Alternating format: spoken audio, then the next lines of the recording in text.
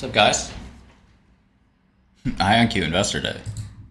The fuck?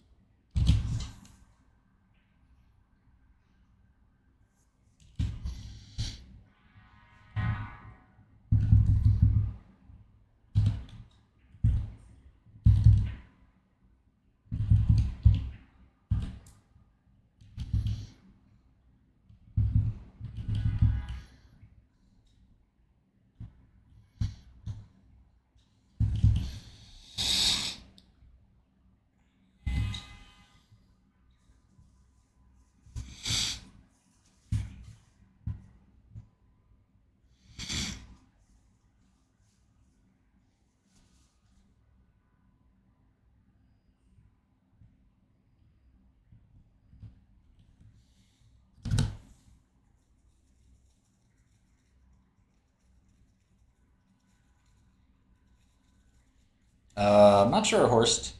I'll probably be halted.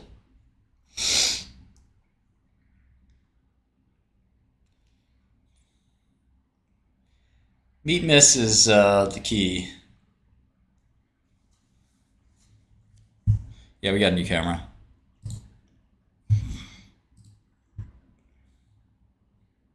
Fruit by the foot. Yeah, it's kind of a bubblicious market. Yeah, I got you, Dusty.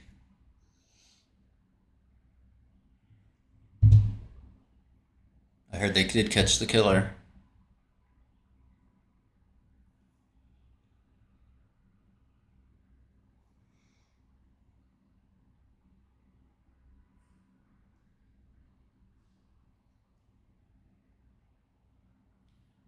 Joby's up.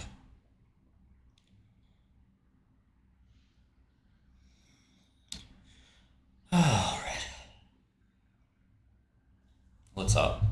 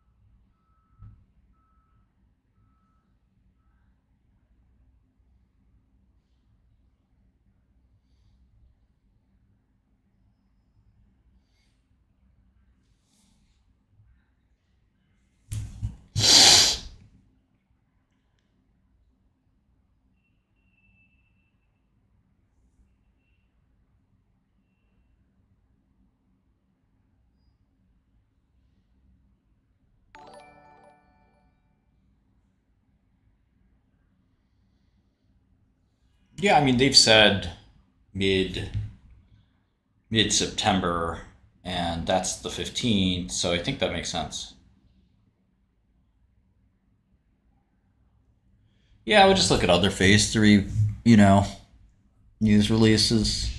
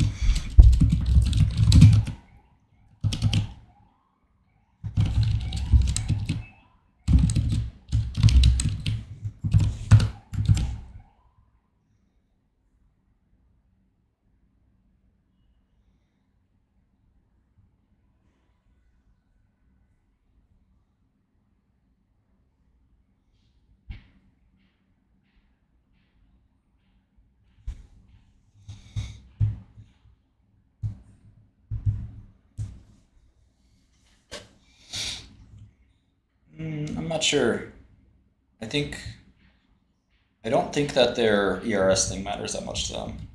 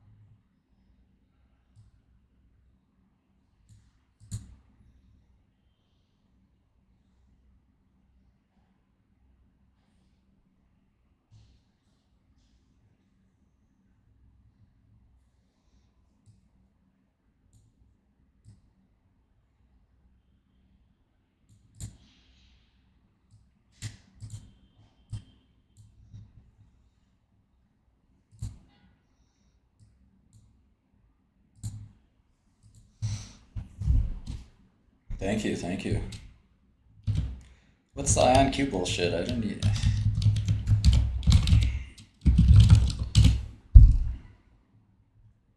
They presenting anything? Analyst tape. Oh my god.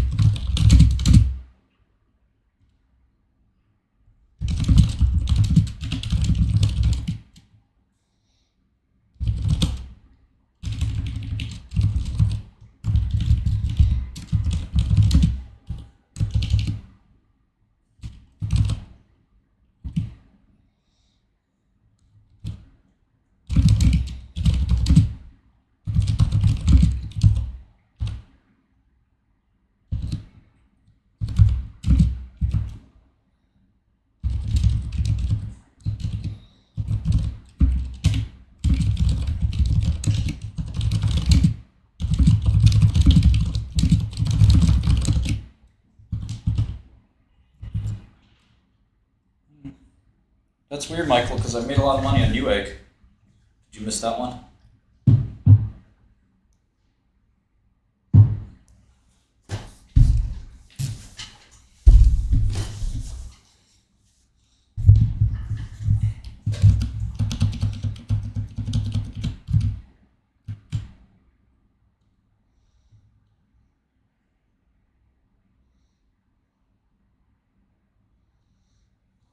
Yeah, we could do commodities. We're just about to add a bunch of data too, so.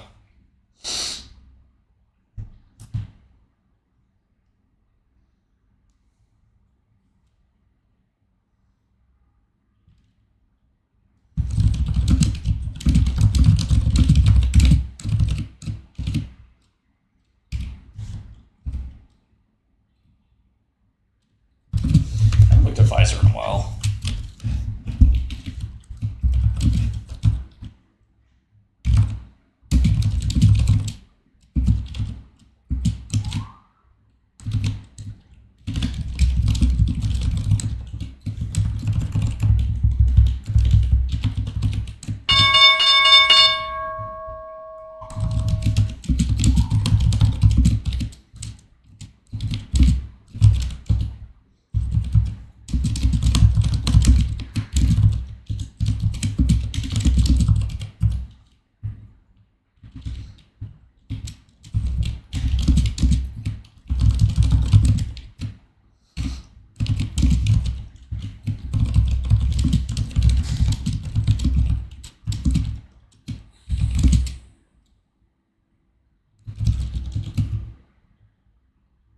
I was very lucky I shorted it at the top.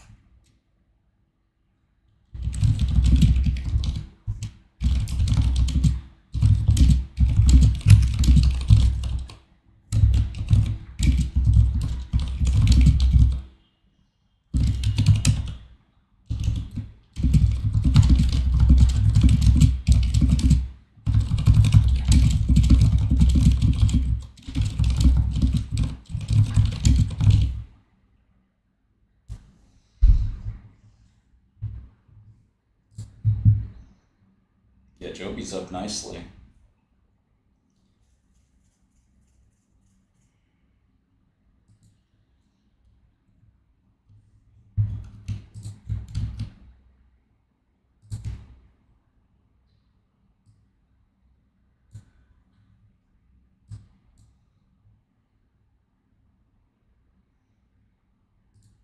Opens down a little.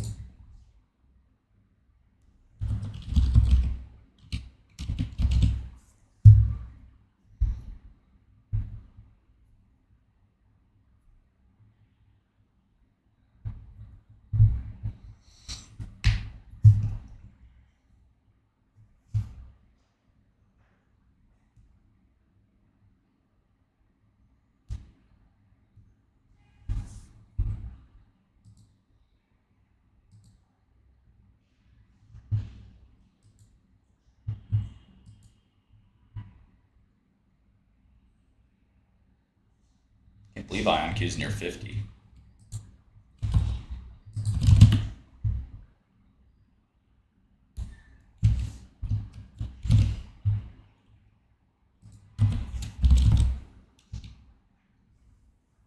Open Doors traded the most. Very odd. Big Bear, Warner Brothers. There's Nvidia. A lot of news on the Rubin chip. Supermicro's up. Morning. Apple.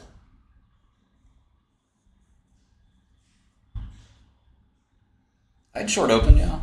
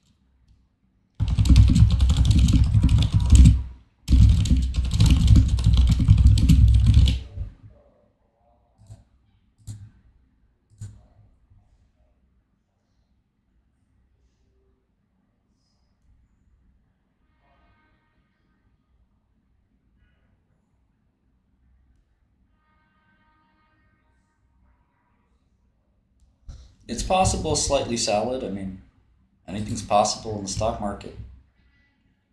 I will say that the vol is changing a little bit. Let's see here. We've got the price dropping a little bit here on the two puts.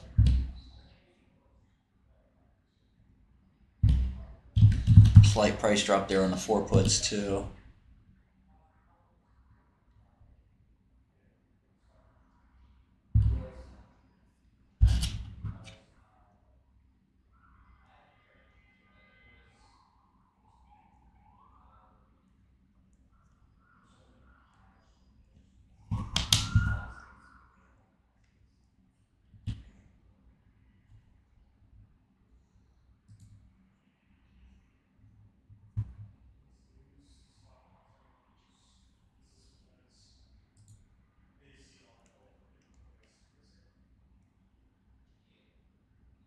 Yeah, we've been shorting this cult stock. It's been very painful. Very painful.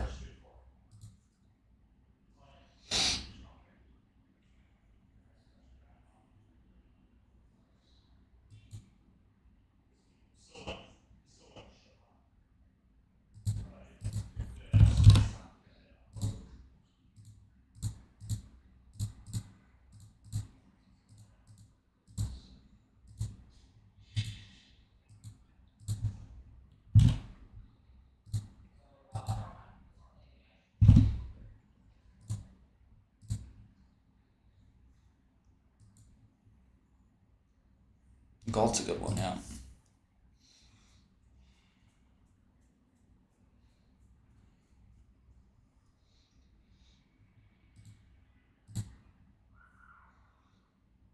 I think Trump's in the city. Traffic is brutal. It's probably Monday just because that's mid. Most of data comes out on Monday. People work on it through the weekend. And what else?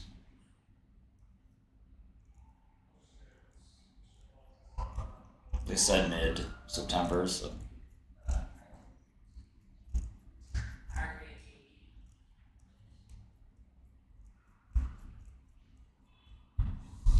isn't IonQ supposed to have some kind of analyst day?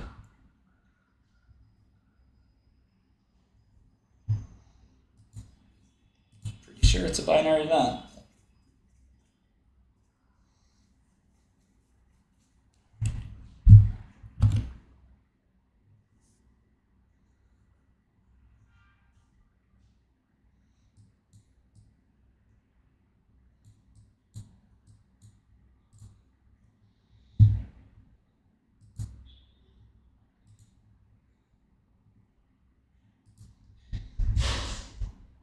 We've been leading this market for the better part of 30 years, and we are poised to lead it for the next 30 years.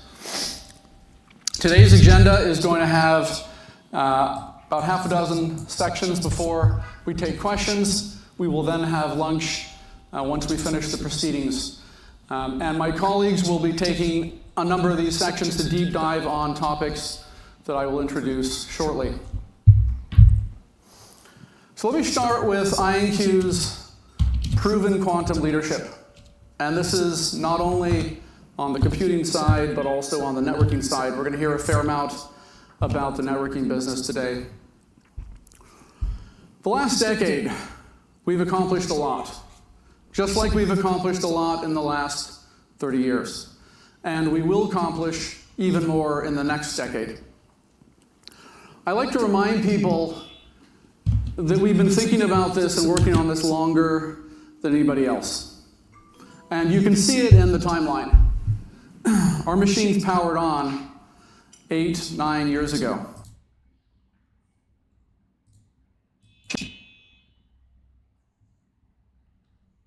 On the public clouds, we were there at our IPO. And as you look forward, in the last 5 years, we've kept up that incredible momentum. We have demonstrated quantum advantage.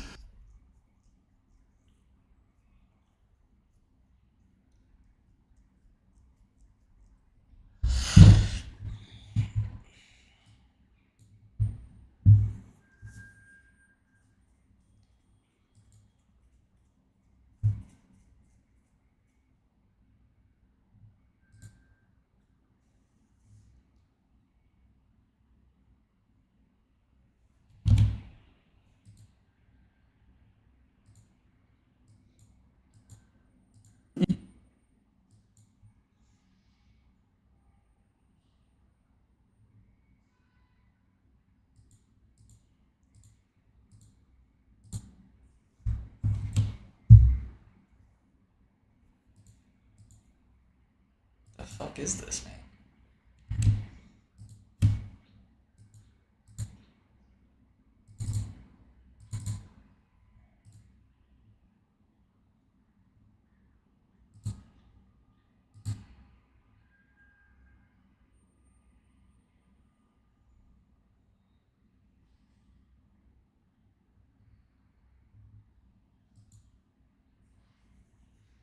Computing side, but also the networking side. Chris Balance is going to talk a little bit later on about the fact that error correction is only something you do when you don't have good hardware. And it's a great phrase of his, and Chris Monroe's for that matter. We hold all the fidelity records, so we haven't had to do a lot of error correction, so we've been able to have machines that work before everybody else.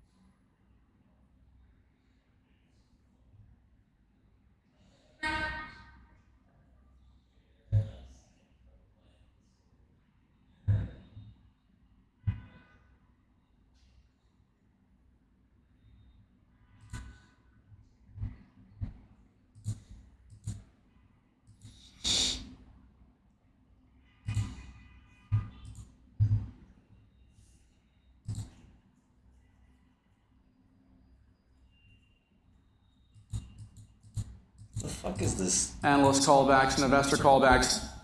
We abbreviate quantum computing and quantum networking as our key business product families, QC and QN.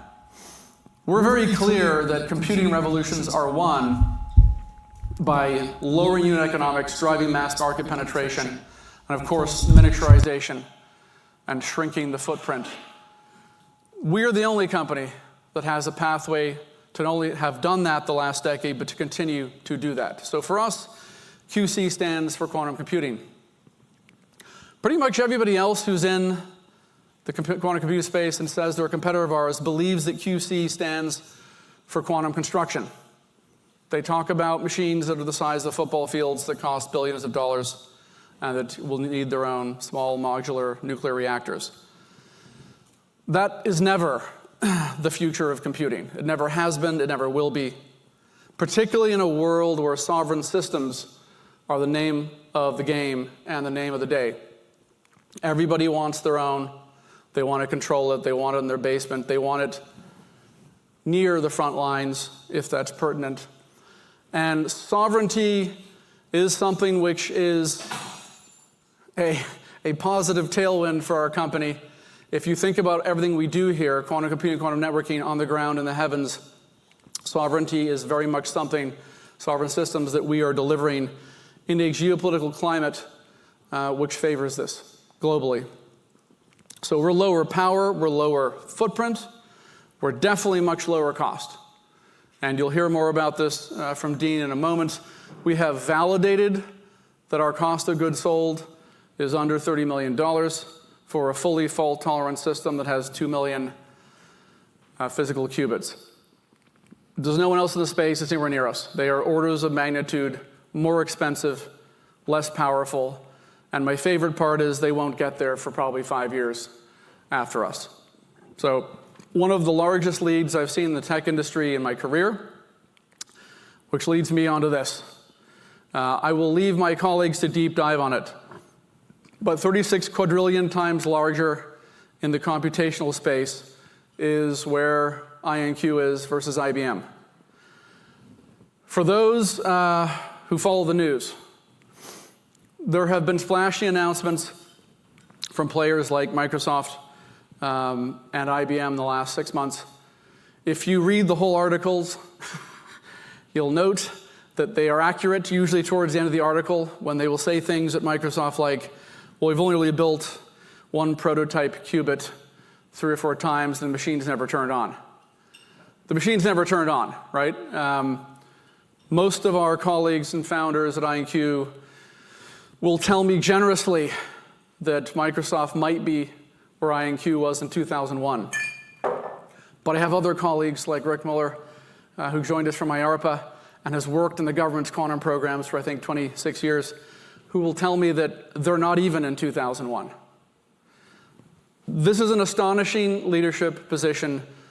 Don't listen to the fake news, as I like to call it, that's out there. Listen to the facts, for sure. It's easy to get a splashy press release when you have a $4 trillion market cap. But when you double click on what people are actually doing in this sector, they are all a long way behind us. And the reason they're a long way behind us is they didn't start anywhere near as early as we did. They didn't pick the right path. And most importantly, they didn't power on early enough. And by the way, most people haven't powered on, really, other than IBM or IonQ for that matter. So here's where we are today, and it's only going to accelerate henceforth. And this is something that I think most analysts and investors don't always get their head fully wrapped around.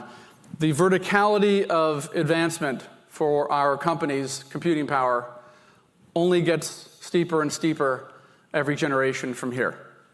So as we add logical qubits, because of the double exponential nature of this, you will see that the quadrillions become quintillions and septillions and beyond until we probably run out of nomenclature for it.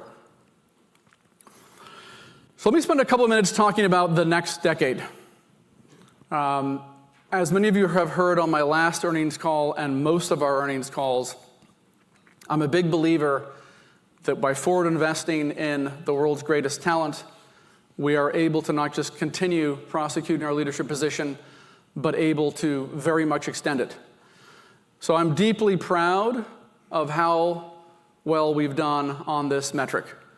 We've not only added people like Dr. Chris Balance and Dr. Mihir Bhaskar, Dr. Chris Monroe is spending lots more time with us, and I hope to get as much of his time as he'll give me. We've got Marco Pistoia, who's joined us from JP Morgan, where he previously ran research for the largest bank in the world. Rick Muller, I mentioned. You'll hear more from him later on today, as you will from Robert Cardillo, who served in multiple presidents' administrations last decade, running the National Geospatial Intelligence Agency. These fine folks are not only driving technical acceleration for us, but also driving commercialization advantages. And you will have seen earlier in the week that we talked about the launch of the new IonQ Federal Board and our ability to assemble fantastic experts, not only in the engineering and physics space, but also commercially, to support driving our nation's national security as well as national economic security. And for that matter, our nation, the Five Eyes, NATO, and so on, radiates outwards.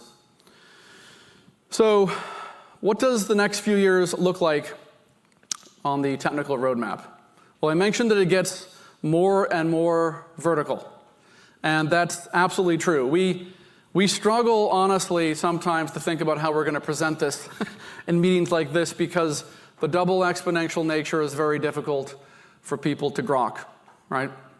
If you think about the compute power as growing effectively related to the exponent of the number of logical qubits, you can see that things get really powerful by 27, if not 28. And they get so powerful that you start to unlock a large number of applications and algorithms that have been postulated in many cases for decades. All of these algorithms have tremendous implications for, of course, national security and national economic security, and of course, quantum machine learning and quantum AI, which we'll talk more about later this afternoon. Our acquisition of LightSync was important for us strategically. And one of the things I am keen to impress upon everyone in the room today is that not only have we won the last decade and will we win the next decade, but we've also already thought about where we're going farther out than that. We're extremely confident that the next 5 years will be owned by IonQ, just like the last 5 years will be. But beyond that, into the 2030s, we already have a plan on how we are going to build data center scale quantum computers and how we'll be able to continue driving growth, not just to 80,000 logical qubits, but beyond. We're not going to stop here. All right? There's another 5 years that come after this where we may end up having as many logical qubits as we have physical qubits, for example, in 2030. So when players like IBM say, the day after we announced this roadmap, that they will have 2,000 logical qubits in 2033, so roughly the same number we have in 2028, you can be darn sure that by 2033 we won't have just 80,000 logical qubits, but a bigger number than that. And we're doing that with LightSync's quantum memories and quantum networking. And you can see when I look at the analog of Mellanox and NVIDIA, how important those data center scale value creation events, of course, are for companies. One of the things that runs around our ecosystem and the news is this notion of quantum advantage and when it is happening. We're here proudly to say that IonQ is the first company in the world delivering quantum advantage and quantum commercial advantage, and we're delivering it already right now. We've delivered it with ANSYS back in March at NVIDIA's GTC event. We delivered it again on June 10th at their GTC event in Paris. And you'll notice the tonal change that Jensen has had in the last 9 months. Right? We've driven almost all of that change because they've been a partner of ours, obviously, in making vast progress on things like computational drug design. When you deliver a 20x speed up, and NVIDIA and AstraZeneca are the partners along with AWS, they can't claim that that's not a real thing, right? And turning a month of work into a day is just getting started for us, right? We ran that on our AQ36 systems, Forte Enterprise, that was really last year's technology. Next year's systems are something like 240 million times more powerful, right?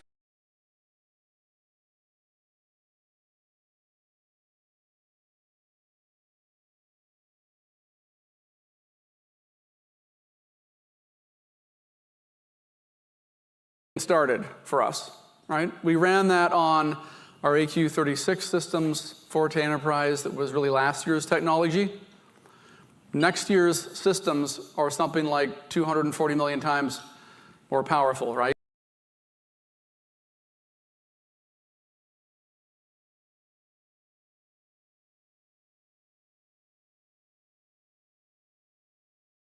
These guys can't get a corporate presentation right, let alone a fucking quantum computer. This is bullshit. Best stab at showing you the extent of IonQ's lead. This is where we are at the moment. This is where we're going in the next year, where we're going in the next year, and where we're going to finish the decade. This is effectively a chart that has been scaled on the y-axis so that you can at least get some sense of how far ahead everybody is. But we're scaling here, obviously, with the number of logical qubits versus our competitors. And you can see that it really isn't even close. The reason logical qubits are so important is I think of the analog between a number of metrics that quantum computing venture-backed startups like to quote, other than logical qubits. And it's really like, how high a skyscraper can you build? We build ours with steel supports, so we know we can go to thousands of stories. Everybody else is playing around with wooden frame structures. And it doesn't matter how quickly you can put up a wooden frame structure. As New York has demonstrated over the last century, you ain't going higher than 12 stories. So logical qubits are what unlocks applications and unlocks value add, right? And so effectively our exclusive advantage here is in our ability to unlock more problems sooner than everyone else, drive that customer ecosystem, and drive that longer-term customer lock-in. We'll hear more about applications from some of my colleagues later today, but goodness, we have a lot in the works. And this is a lot in the works. We'll hear more about applications from some of my colleagues later today, but goodness, we have a lot in the works. And this is a lot in the works that we've already identified where we started working on. As I think everybody knows, most of the value that comes from quantum computing and from computing revolutions in general tends to be emergent, right? So if you think about where NVIDIA was as a business a few years ago, it was just a game company. They made graphics processing units for the PlayStation 2, right? Obviously, they figured out they could do some other stuff with that, right? The same thing is likely to happen here. But because our machines powered on 8 years ago, because they were on the cloud 5 years ago, Dr. Chris Ballance, when we announced our merger, told his team something that also made me smile, which is IonQ's machines have been operating in the public cloud longer than we've been incorporated. And it's a serious point, right?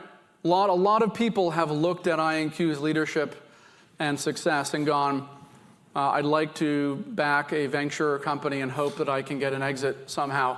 And the reality is, because we powered on first, because we're in the cloud first, because we've delivered early quantum advantage first, we have a software stack and applications that enable us to deliver applications today and last year and the year before and the year before. And we also are able to manufacture our machines and ship them around the world, and we do that all the time.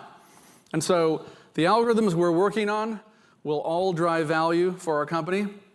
There will be a lot more value, I'm pretty sure, that will come from quantum machine learning and quantum AI. And the sky is the limit on that one because we use about 1/10 the power of classical GPU data center AI setups. I have to believe that due to cost alone, that is going to be extremely compelling, aside from the fact that we probably can't have half the grid going on Microsoft recommissioning 3 Mile Island and all that stuff. That's a practical concern too, but on cost alone, quantum AI is going to be really compelling a few years out.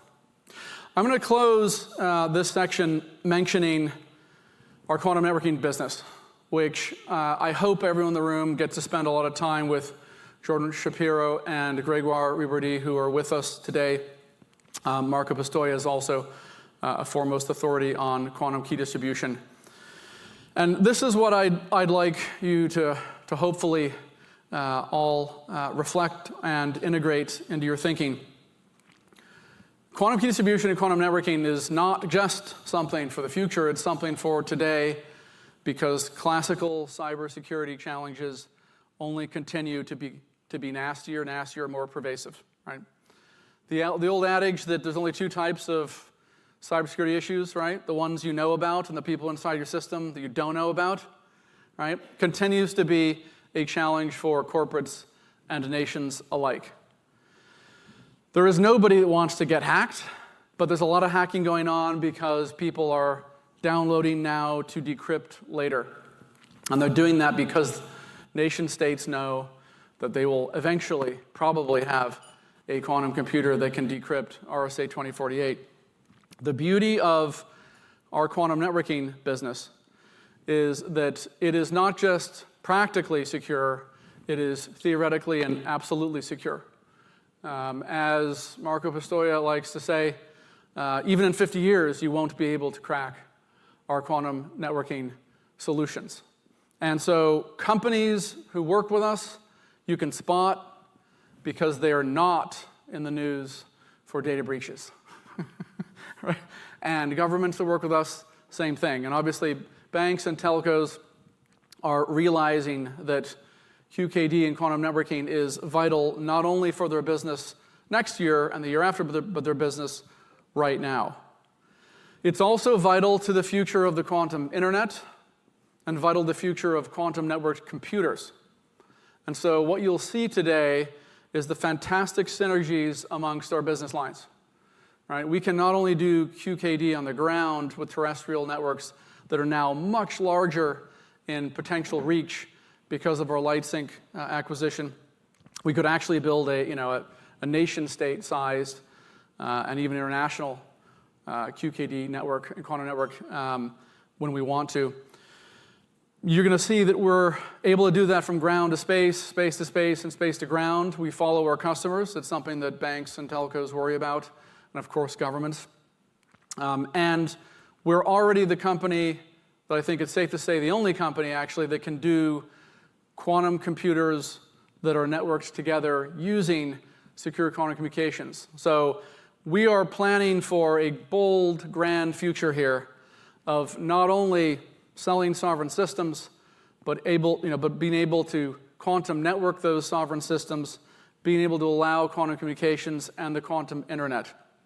And I look forward to taking questions in a few sections here, but very much please store them up. We are building a business which is great in its individual capacities, but even more powerful in its whole. Without further ado, I'm going to pass you over to Dr. Dean Kassmann to talk a little bit more about our quantum computing roadmap.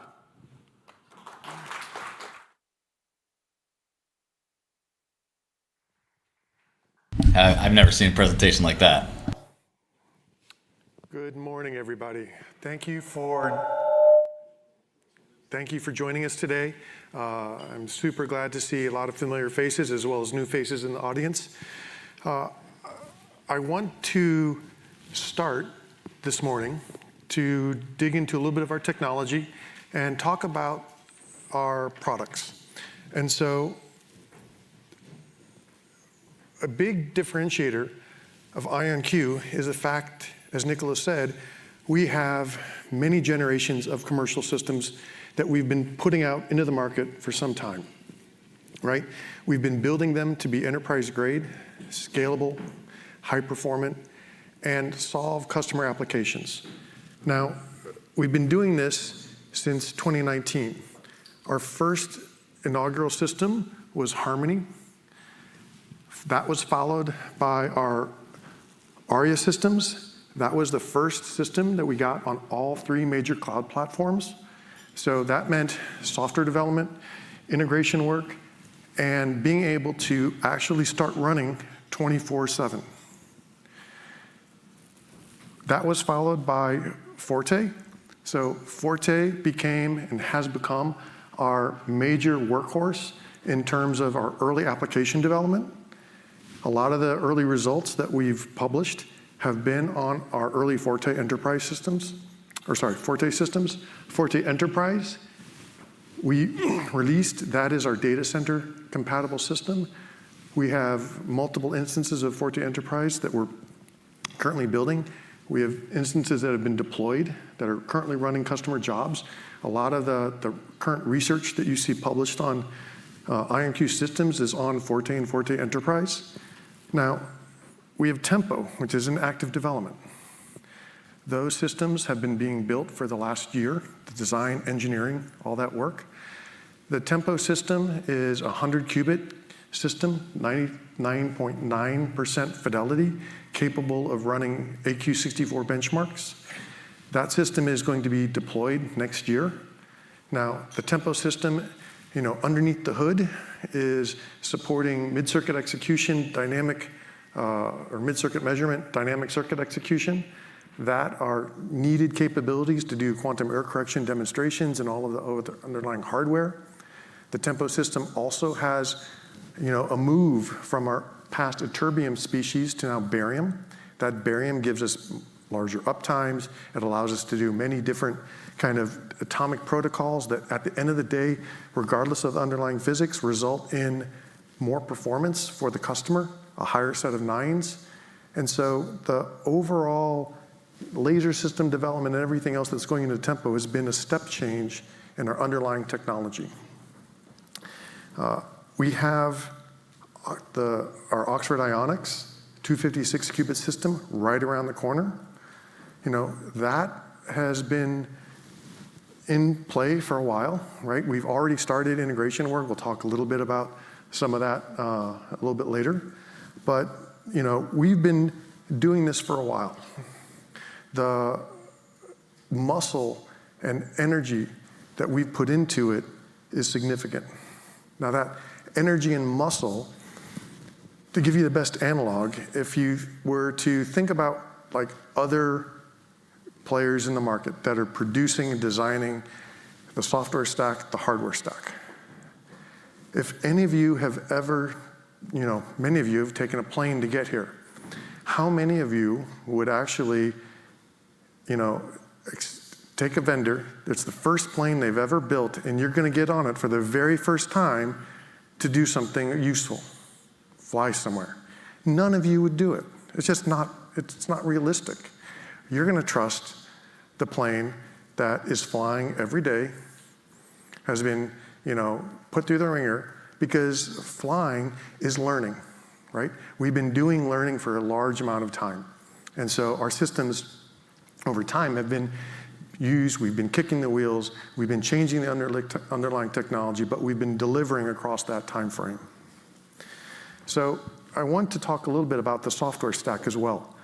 So in addition to the hardware development, we have been driving the software from the ground up to the FPGAs, the system on a chip software, all the way up to our cloud integrations, right? That's the compiler, circuit optimization, our control and scheduling. All of that software stack is built in-house with, you know, amazing capabilities. We have back office capabilities for users, account keys, all of the different infrastructure that's required to be able to run a 24/7 operation.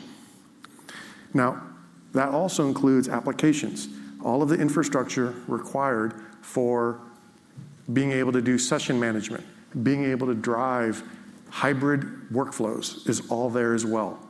Now, that, and my colleagues will a little bit later talk about networking, feeds into our networking capabilities. And so we have been driving the software and the hardware for a significant amount of time, and we're going to be continuing to leverage that as we move into the future. I want to shift for just a second into some of the benchmarking work and kind of give you a quick update. If you remember, we have been anchoring the IonQ roadmap against a benchmark called algorithmic qubits for a while. That benchmark is intended to measure the number of useful qubits that you can use in a system. Now, it is based off of work done by the Quantum Economic Development Consortium, QEDC. It is comprised of 6 different circuits across 3 different large families that include optimization, simulation, and machine learning. And so the measure of the benchmark is intended to be able to kind of measure the width or the number of 2-qubit gates you can execute in applications, as well as the number of qubits that are actually useful. And it's a measure of hardware and software. And so we have prototype results from one of our development systems for Tempo, and we are able to demonstrate AQ64 in that development system. We still have additional work to go to fully check the box, but we have very promising early results. The plot there on the left is an example of those results. Blue dots represent the ability to not only execute the circuit family, but get meaningful results out of it. If there were red dots or orange dots, that means that the outputs from the quantum computer, one, either are not accurate or are close to the equivalent of noise. And so, I want to do a little bit of a comparison. Over time, as we've run comparison benchmarks across the world, IBM right now on their 150 physical qubit system is seeing roughly 8 to 9 usable qubits. This is the 36 quadrillion times more useful computational space to actually do work, right? And this is on development hardware at the moment. It's going to be even more exciting next year as we continue to drive fidelity and drive hardware. Now, we know that AQ is a benchmark. It's been out in the market for a while. We've talked in the Q1 earnings call about being able to replace the benchmark not actually replace, but augment the benchmark with additional items that we're hearing from customers. And so you're going to hear later about the importance of fidelity, the importance of physical qubit count, logical qubit count, error correction rates. And so those physical benchmarks, we're going to start to, I would say, solidify and communicate more broadly. We're also investing in application benchmarks. You'll hear about that as well. The importance of the application benchmarks are really focused on specific vertical industries, chemistry, logistics. And so you'll hear a little bit about that later. And those metrics are going to be things about what customers care about, which is energy usage, cost to solution, accuracy. And so you'll hear about that from our lead of product a little bit later on. Now, I want to quickly, before I end, talk about roadmap. Now, we've published a technical roadmap. It is the most aggressive and forward-looking roadmap that is out there. We have an ability to deliver by the end of the decade 2 million physical qubits. As Nicholas said, it is literally 5 years ahead of everybody else. Next year, we'll have 256, the year after 10,000, right? That physical qubit count, logical qubit counts, and the error correction rates are better than any other competitor that we have out there. So I just want to leave you with the fact that if you compare the numbers published by our competitors and others, we are right now literally 5 years ahead. The early results that we have are showing that we have a system capable of a 36 quadrillion, I would say, more advanced computational space. And we have the best unit economics. I'm going to hand things over to Dr. Chris Balance from Oxford Ionics to kind of double-click and go deeper into the unit economics and some of the technical details that are underpinning our roadmap. So I welcome Chris Balance to the stage.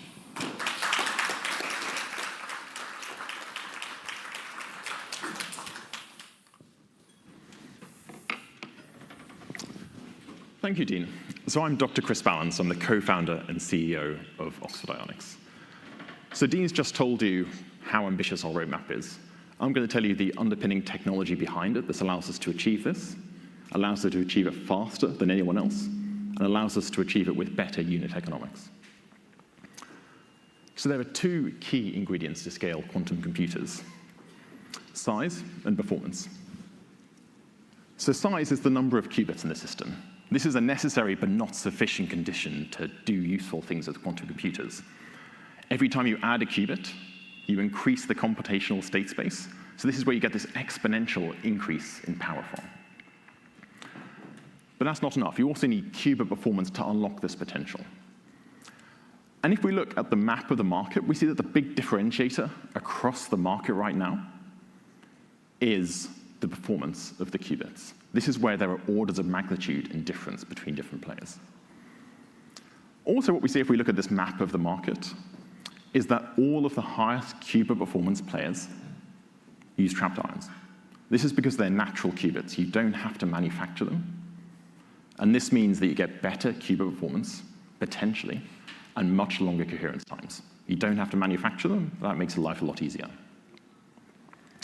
The other thing you can see from this is that Oxford Ionics has qubit performance that's substantially better than anything else out there using our electronic qubit control.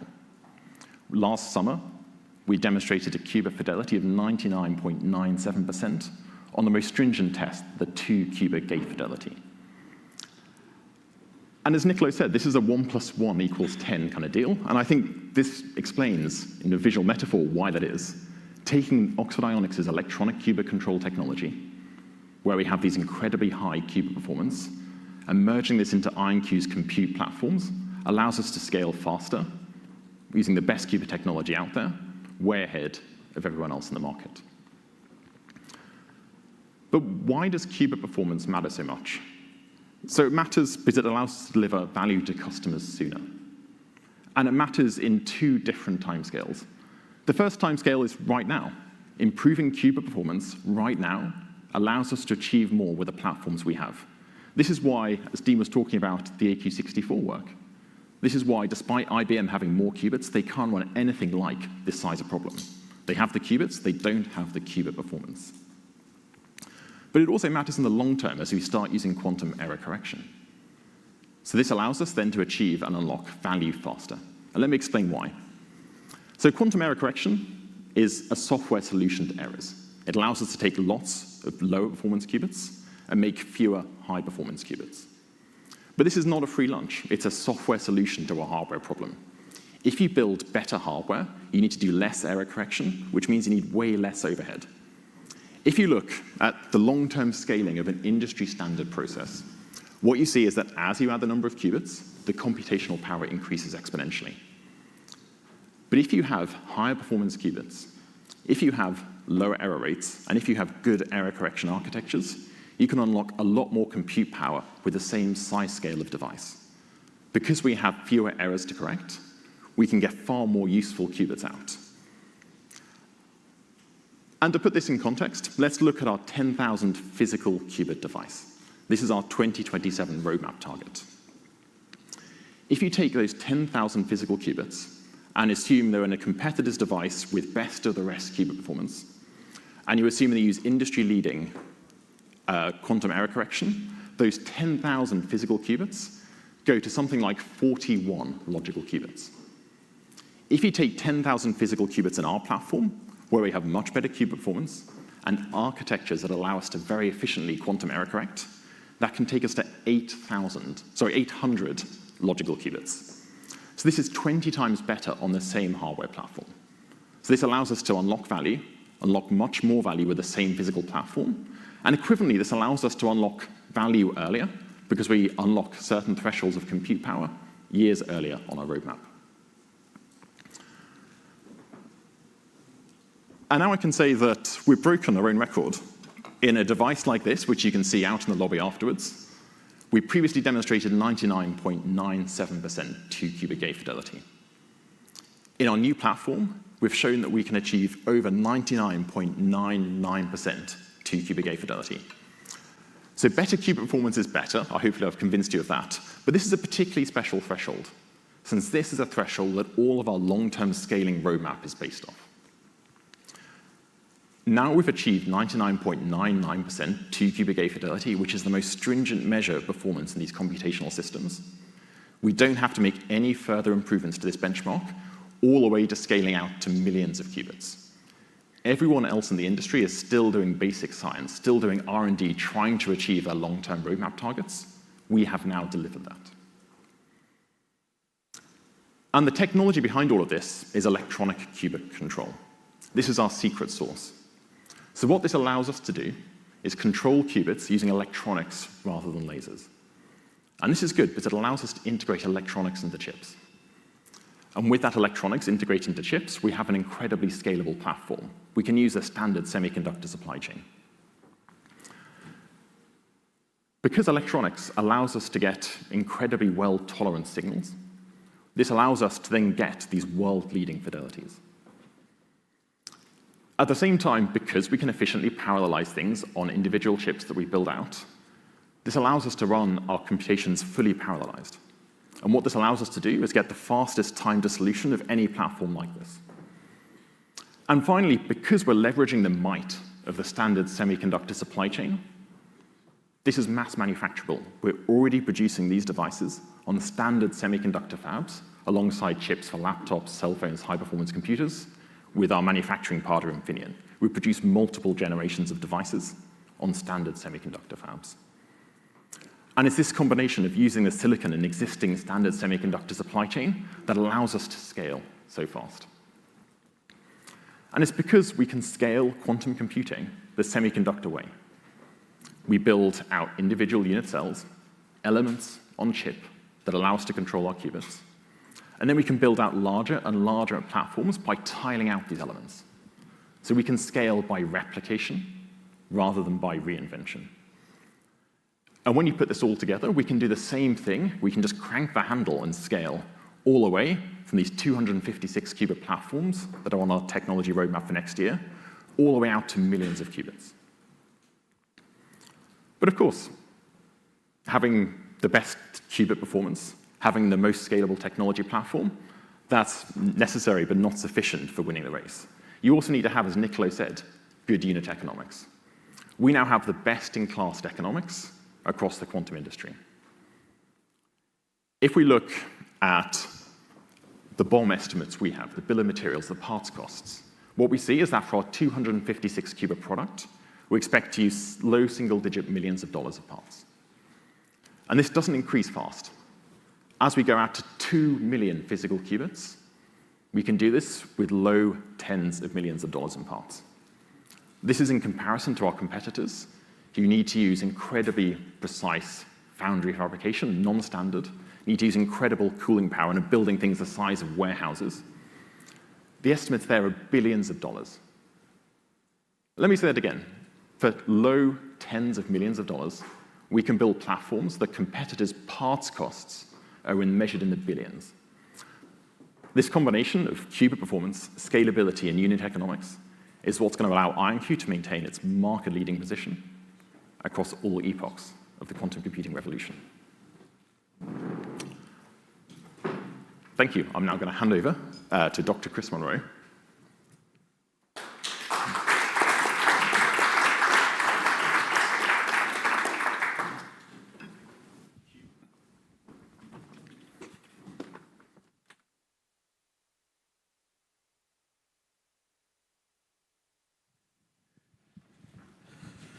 Good morning. I'm Christopher Monroe. I'm a co-founder of IonQ, and I want to spend a few minutes talking about scale, expounding upon what we heard from Dean, Niccolo, and Chris Ballance. I want to talk from a very low level and also a high level. And at the low level, IonQ technology, the transistor, if you will, of our quantum computers, are based on individual atoms. And because an atom of barium-133 is the same in New York as it is in London, the recipes for scale are already at hand. We don't manufacture our qubits. They're given to us by nature. And it comes down to, I don't want to simplify and say it's just engineering, but I've been in this field for 30 years to de-risk the physics of our qubit. We never think about the physics of the qubit. It's there. And it's a question of scale and how you engineer. And I think when we founded IonQ, the physics had been thoroughly de-risked. But I will admit, when IonQ started about 10 years ago, we didn't know exactly the technology that we would bear to allow us to scale. And I think we saw one example of a technology that Chris Ballance presented in Oxford Ionics that will allow us to continue to scale. But I think one thing that's very important, and this we learned in classical non-quantum computing, is that to scale something, it needs to be modular. That's probably true of any complex system. Everything that's complex needs to be modular. We don't make a football field chip and call that a computer. We make a bunch of little chiplets and link them together in, say, a data center. And this backs sort of what cloud computing is today. Now, IonQ would not be a company if we did not have a vision for a modular way to scale our quantum computers. While I've been in the field for 30 years, about 20 years ago, we figured out a way to do this using photons, optical connections between quantum computers, very similar to what you see in modern data centers. And once again, this was very researchy in 2007 or 2006. The research labs at universities were really the state of the art. My lab, and also, incidentally, that of Chris Ballance at Oxford. We sort of knew that this was the vision forward. We didn't know exactly the technology that would come to bear to make optical interconnects fast and high fidelity. And as a wonderful next example of new technology coming to bear, IonQ merged with LightSync in order to hasten the speed of optical interconnects and allow us to scale in a modular fashion. And one of the stars in that field is Mihir Bhaskar, who's I'll introduce next. He'll tell you a little bit of the story on how we hope to and how we will optically scale our quantum computer chiplets. So, Mihir. Thank you, Chris. So by way of introduction, I'm Mihir Bhaskar. I lead IonQ's distributed computing efforts. And before IonQ, I was CEO and co-founder of a startup company called LightSync.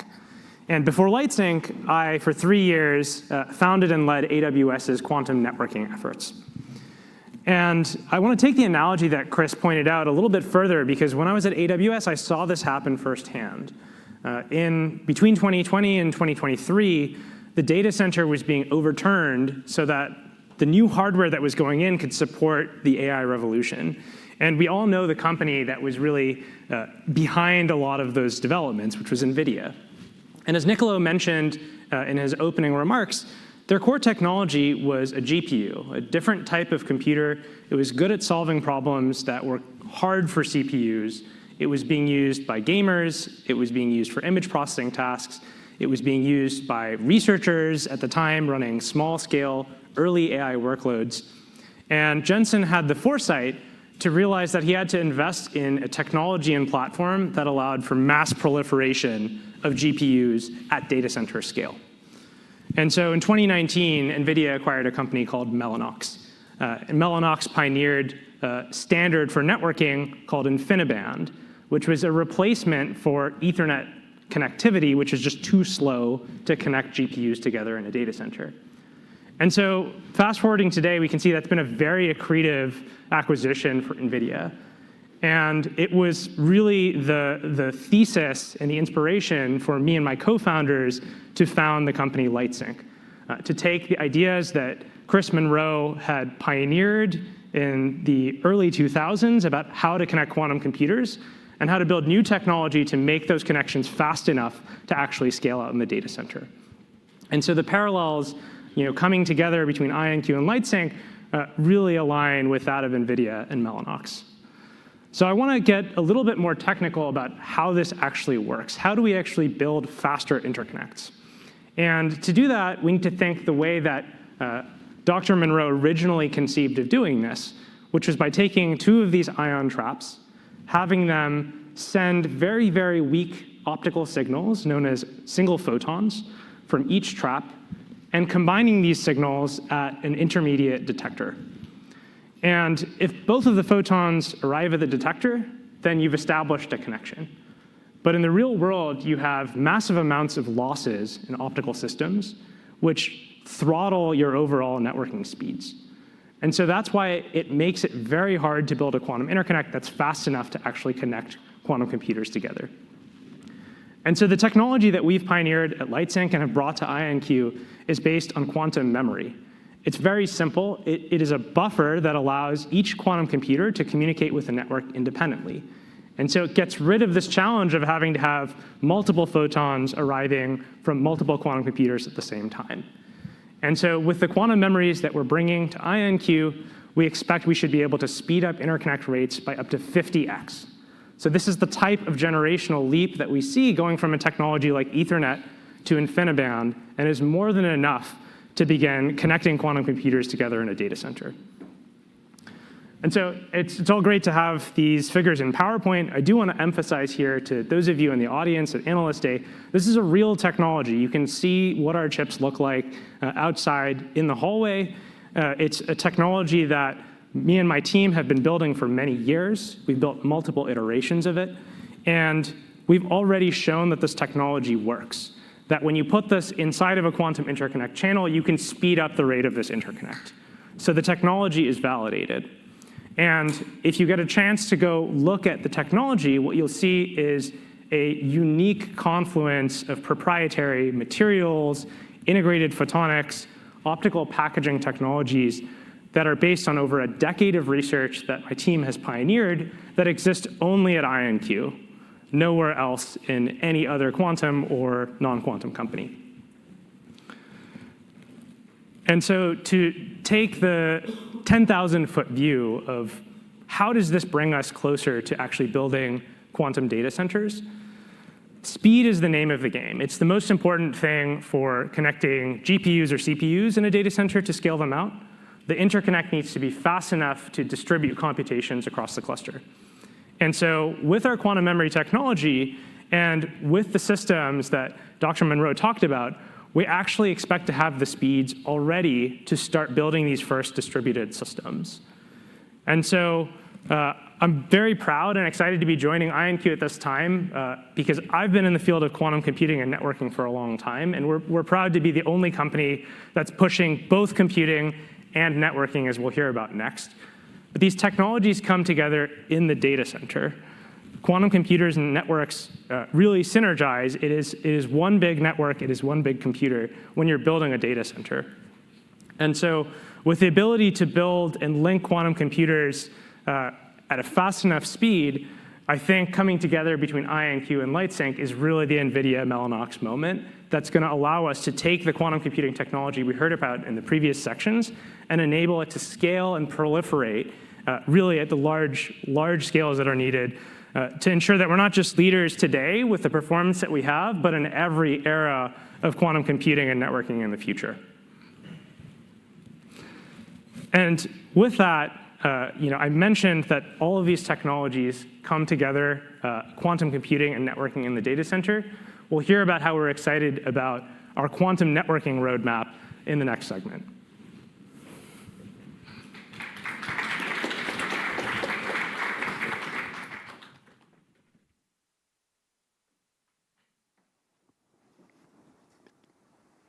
Thank you, Mihir.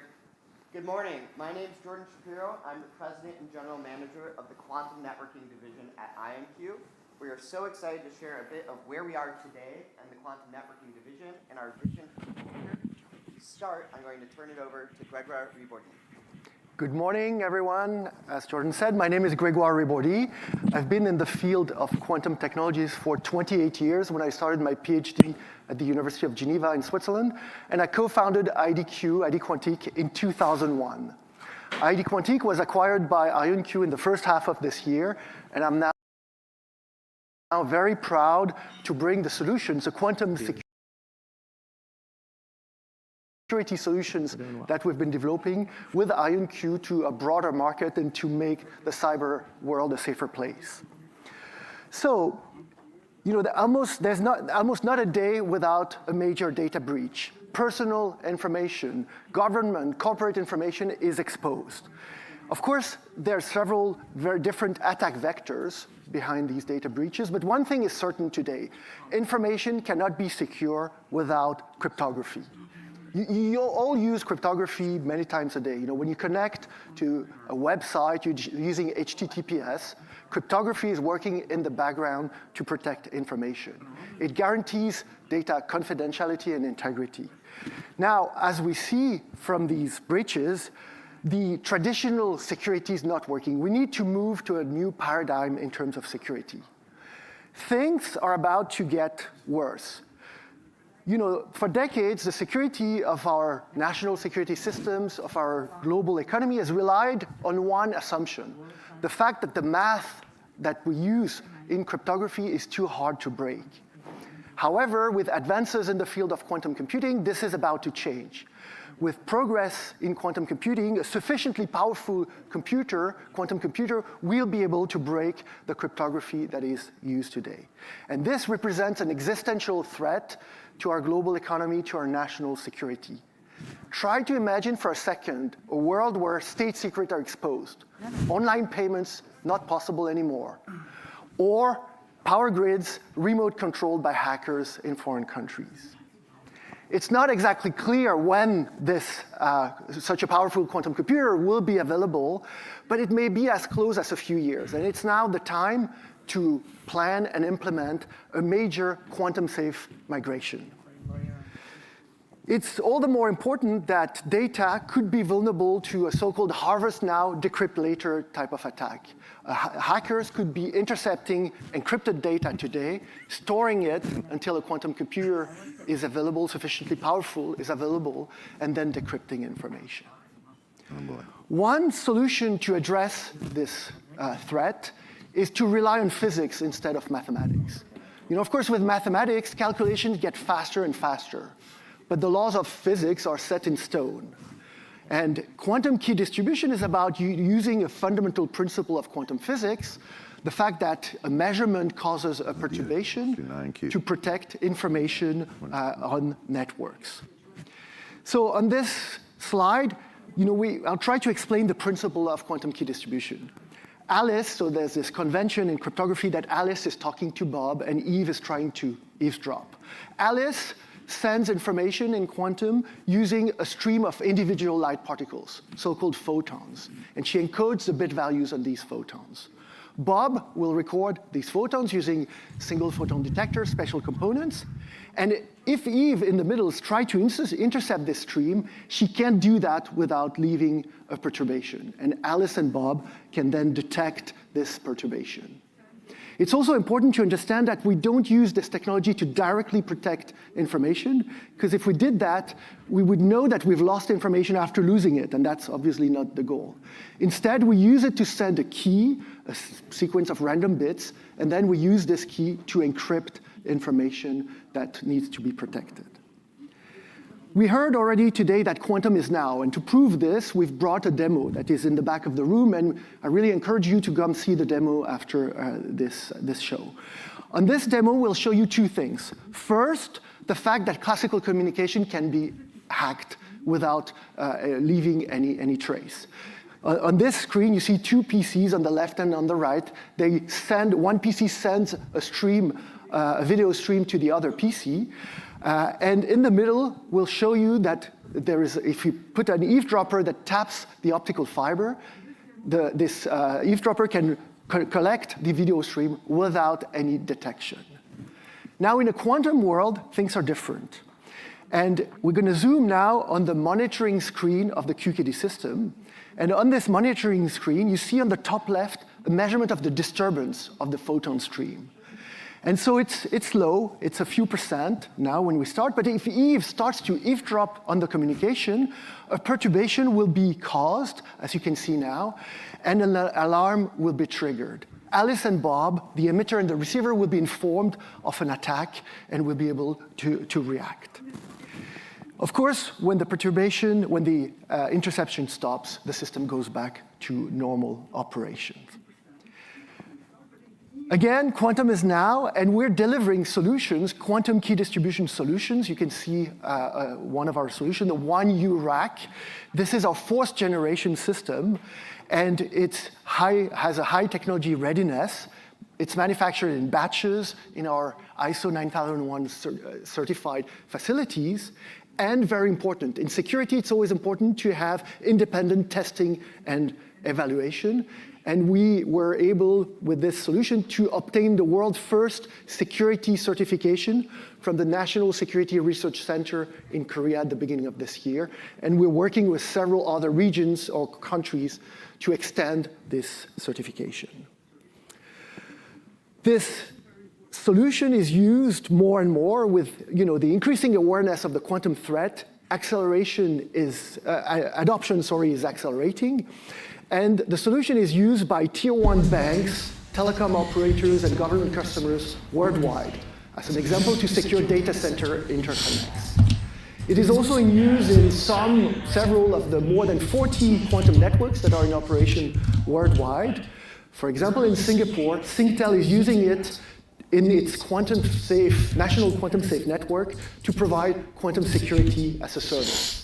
In Korea, SK Telecom has used it to secure its 5G backbone against advanced attacks. It's also important to understand that the solution is easy to integrate. IT engineers don't need a PhD in quantum physics to be able to install this kind of solutions. It's typically deployed as an overlay to a conventional network, and it integrates seamlessly with classical telecom equipment vendors such as Nokia, Ciena, or Cisco. I will stop here. I'll pass the word to Jordan Shapiro now, but I'd like to remind you one more time to come see the demo after the show. Thank you very much for your attention.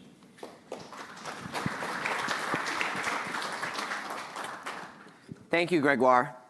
As you've heard from Gregoire and Chris and others today, when IonQ was founded, we had the vision of scaling our compute with modular architecture based on photonic interconnects. What we didn't know at the time, but soon realized, is that customers came to us wanting to purchase not just quantum computers, but also quantum networks.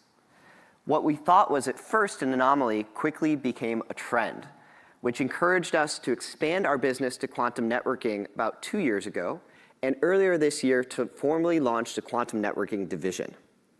So what are we doing at the quantum networking division at IonQ? We deliver commercially ready quantum networks, securing the world's critical infrastructure and setting the groundwork for a vast interoperability between quantum devices. We specifically build production-ready networking hardware and software, which allows IonQ to be uniquely situated to transmit quantum information from point A to point B. We're also compatible with existing telecom fiber, so we can embed ourselves into current data centers for AI and otherwise, and to lay the groundwork for the quantum data centers of the future. So let's talk a little bit about the devices that we build in the quantum networking division and produce today. We have the leading technical, manufacturing, and commercial capabilities in the industry here at IonQ, which has allowed us to become the one-stop shop for enterprise-ready quantum networks worldwide. Here's a quick overview of those products. First, we create photon sources. We're creating the core connection that allows one quantum device to interact with another. We also build quantum frequency converters, allowing different types of devices, any type of quantum device, to interact with the same network using commercial fiber. We build quantum detectors to allow us to know when entanglement's happening and to use that to make decisions for applications ranging from computing to networking and communications. With the addition of the new LightSync technology, the quantum memories, we're able to build quantum repeaters. This is relevant for networks that are on the ground because you can now extend that network further than you would otherwise be able to do. We also provide quantum switches so that our customers can choose which devices they want to interact with on their quantum network. And some of those devices might include quantum computers. So we envision a world in which quantum computers can interact with each other, enabling new use cases, everywhere from clustered to distributed quantum computers. Moreover, we build and offer timing synchronization devices, which are key for building quantum networks. So we make time controllers and time taggers, allowing for precise coordination of different devices that you're connecting. Last but not least, we offer quantum security endpoints. Today, we offer 2 types of endpoints, prepare and measure, and entanglement-based. Prepare and measure is in production today with leading telco and financial institutions, as Grégoire mentioned. Entanglement distribution is also in production today, offering in some ways an even higher level of trusted security because you are able to take the same entangled information and distribute that across multiple cores in your network. Both of these approaches leverage the core principles of quantum mechanics and physics to make data information theoretically secure, meaning that it can't be eavesdropped on without you knowing about it and being able to fix it. So in whole, we are building the full suite of quantum networking products, which is why we're the one-stop shop. That brings all of these devices together to supercharge data centers today and lay the groundwork for quantum data centers of the future. IonQ is building the infrastructure for how all quantum devices will connect. But our ambitions lie beyond that. While we're pioneer quantum computing on the ground, we have customers coming to us asking to take quantum networking to the next level, space.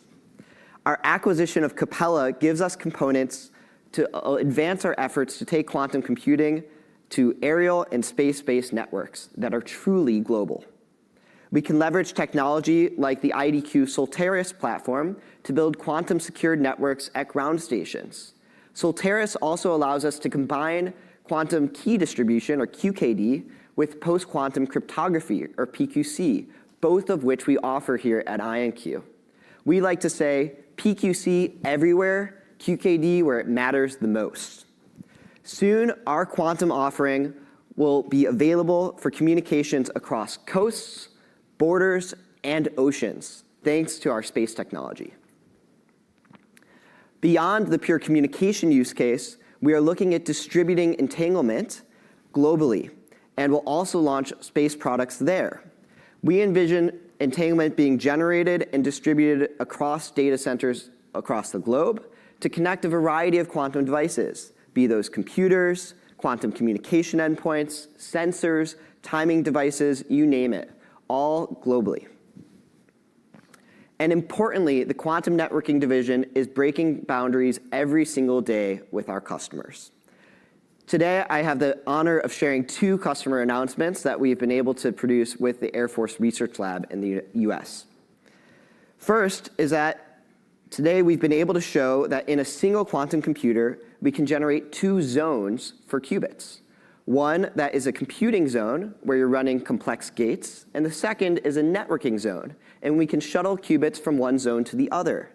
That computing zone allows us, like I said, to run complex algorithms. The networking zone allows us to take that information and transmit it to another quantum computer, core to what we're trying to do in the networking division. The second announcement with the Air Force Research Lab is that we've achieved a major milestone to connect our quantum telecom wavelengths to classical telecom fiber. So we've been able to demonstrate frequency conversion from 493 nanometers, which is the wavelength for trapped ion, into telecom. This is a major accomplishment. It allows us to put quantum computers onto the network and allows IonQ to be the first to do so. Impressively, we're also taking all this technology and using it in production today with customers. Customers can go work with EPB in Chattanooga, the electric power board there, and use today an IonQ-powered commercial quantum entanglement distribution network. So today, customers can get onto this platform and use our technology live for entanglement distribution. World first. Meanwhile, in South Korea, SK Telecom, as Gregor mentioned, is securing the nation's data through quantum key distribution. So this is sensitive AI and customer data, securing their 5G traffic with IonQ. The important takeaways from today on the quantum networking division are as follows. Quantum networks are here. They're already here. They're securing the world's most sensitive data, and IonQ is building the foundation for the world's connected data in the future. Thank you very much.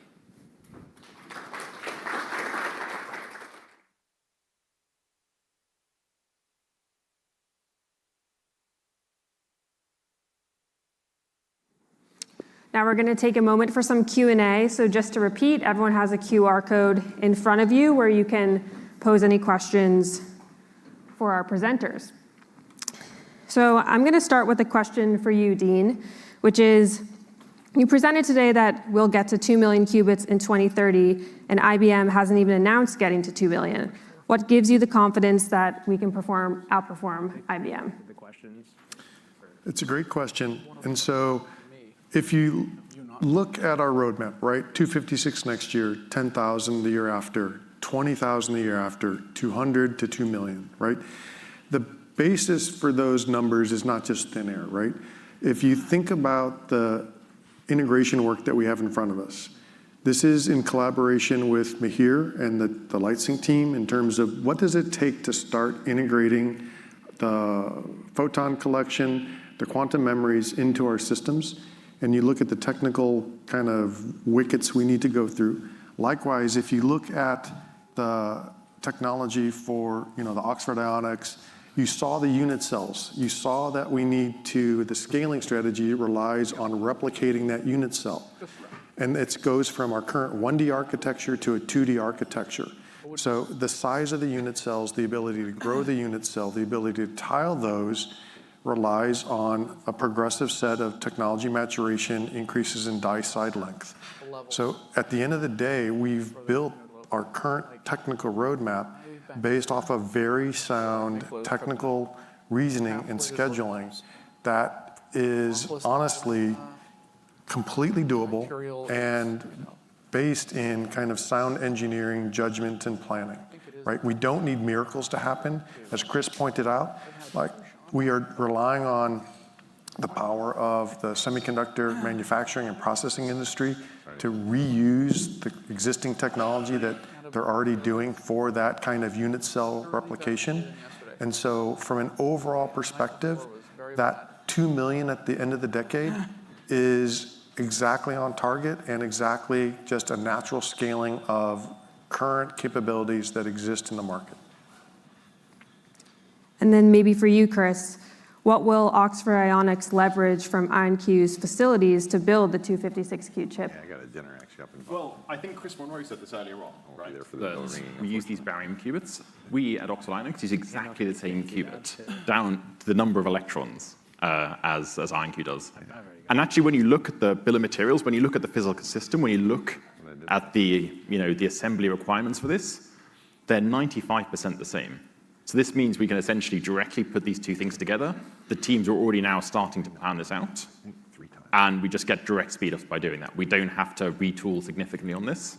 We essentially, glibly put these electronic integrated qubit control chips into the same kind of systems that we already have, and then it's just an integration challenge.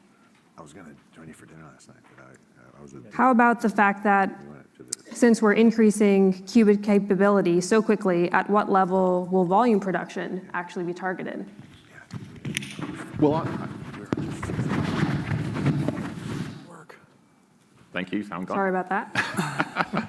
That's a great question. Ultimately, what we don't want to be doing is having to drive our own volume demand. What we can do is rely on things like the standard semiconductor supply chain, where we already have volume drivers that aren't us. Other people have already paid to solve the pain, and we can just use their learnings. And I can't say enough just how much the semiconductor supply chain is like magic. There's trillions of dollars of investment gone in to solve miserably hard problems, which we don't have to solve since other people already have. So, for example, the semiconductor processes we use have been developed and matured for decades. We're not having to do anything new there. We're having to do designs, but the fabrication from those, there's already massive economies of scale. Awesome. Maybe we'll turn to the networking side a little bit. We have a question that asks, could you please discuss how your quantum internet product secures information aside from eavesdropper detection? Yes, so the quantum internet is a network that allows to distribute remotely entanglement across a network. And if you distribute entanglement, you are able to, you have strong correlations between two photons. You can measure these photons. You locally get a random number, but it'll be the same random number at the other end of the network. And random numbers are a very important resource in cryptography because they are used to form keys. And so by using the quantum internet, you can establish keys in two locations, a sequence of random bits, and then use these keys to encrypt valuable information. There's really this two-step process: quantum communication first, and then encryption using keys of valuable data. Awesome. Another question for you, Dean, to take it back. To what extent is the software vision more middleware versus an application layer-centric idea, and how will we monetize it, via system sales or discretely? So say the question one more time. To what extent is the software vision more middleware versus application layer-centric, and how will we monetize it, system sales or discretely? So we've had to invest in the software stack, literally the full stack. It's not just the middleware that we've been investing in to date. We've talked about the need for qubit control at a very low level. That has been a software investment since day one, right? The capabilities that we have in terms of our qubit control differentiate us definitely in the market.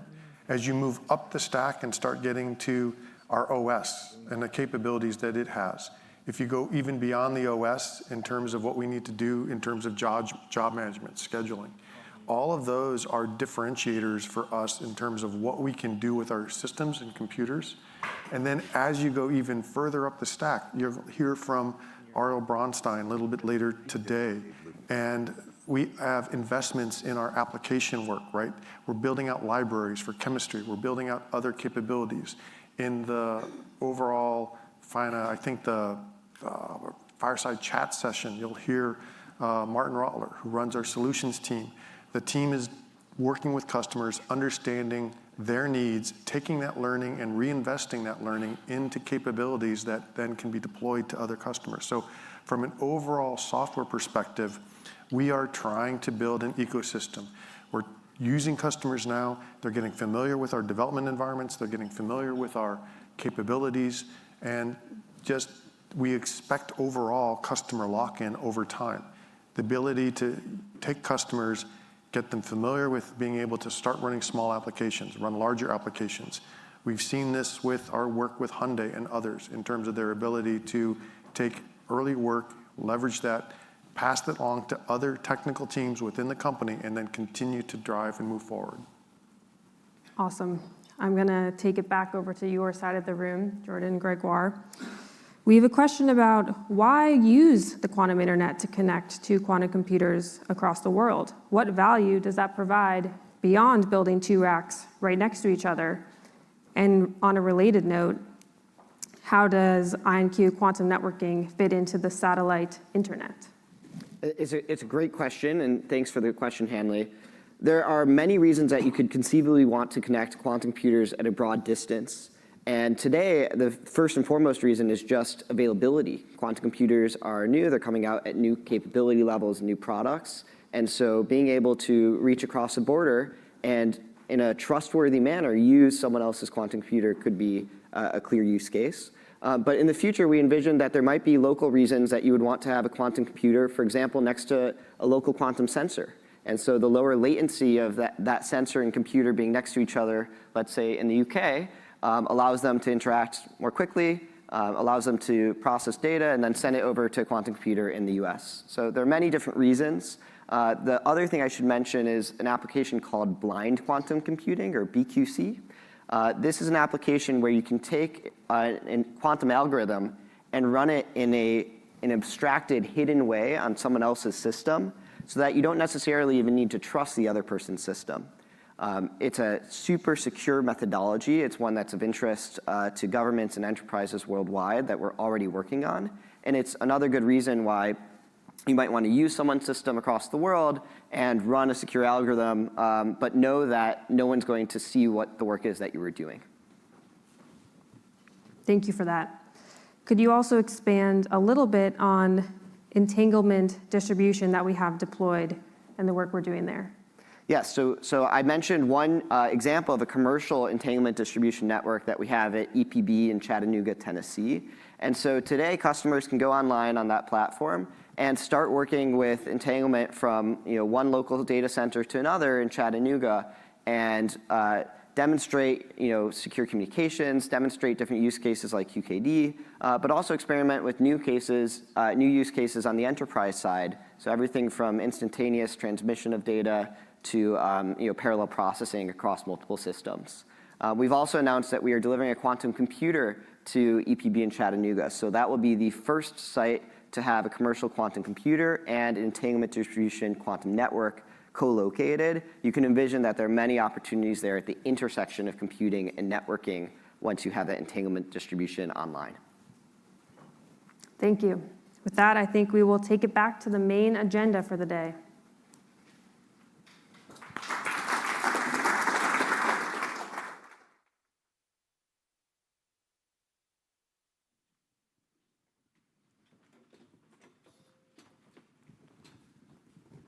Hello, everyone.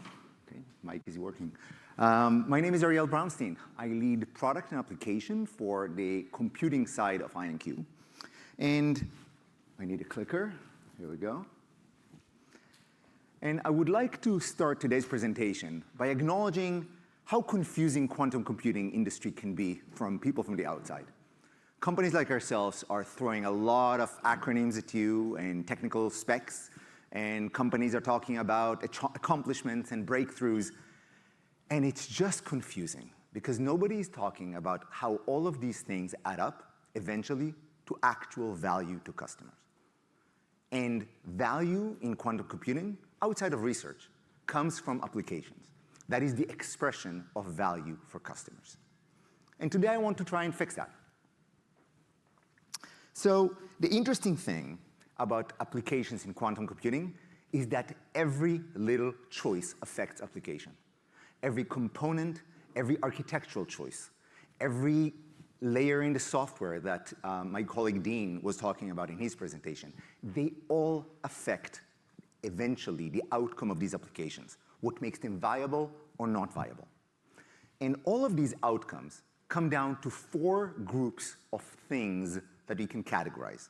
One of them is what we call time to solution. How long does it take for an application to get to a solution? The next one is the accuracy of the solution. And then there is the cost to solution, or the energy consumed in getting to a solution. And usually it's a mix of all four, right?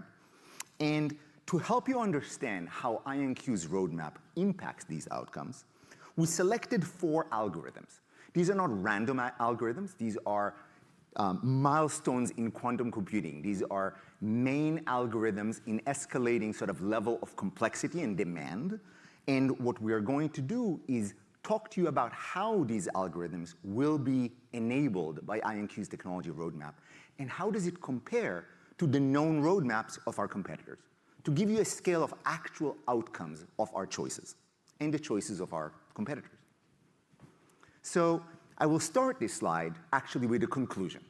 And the conclusion is that it doesn't matter how you look at it, with every algorithm that you test, we end up having IonQ technology enabling a more accurate result that consumes less energy, get to the result faster and cost less.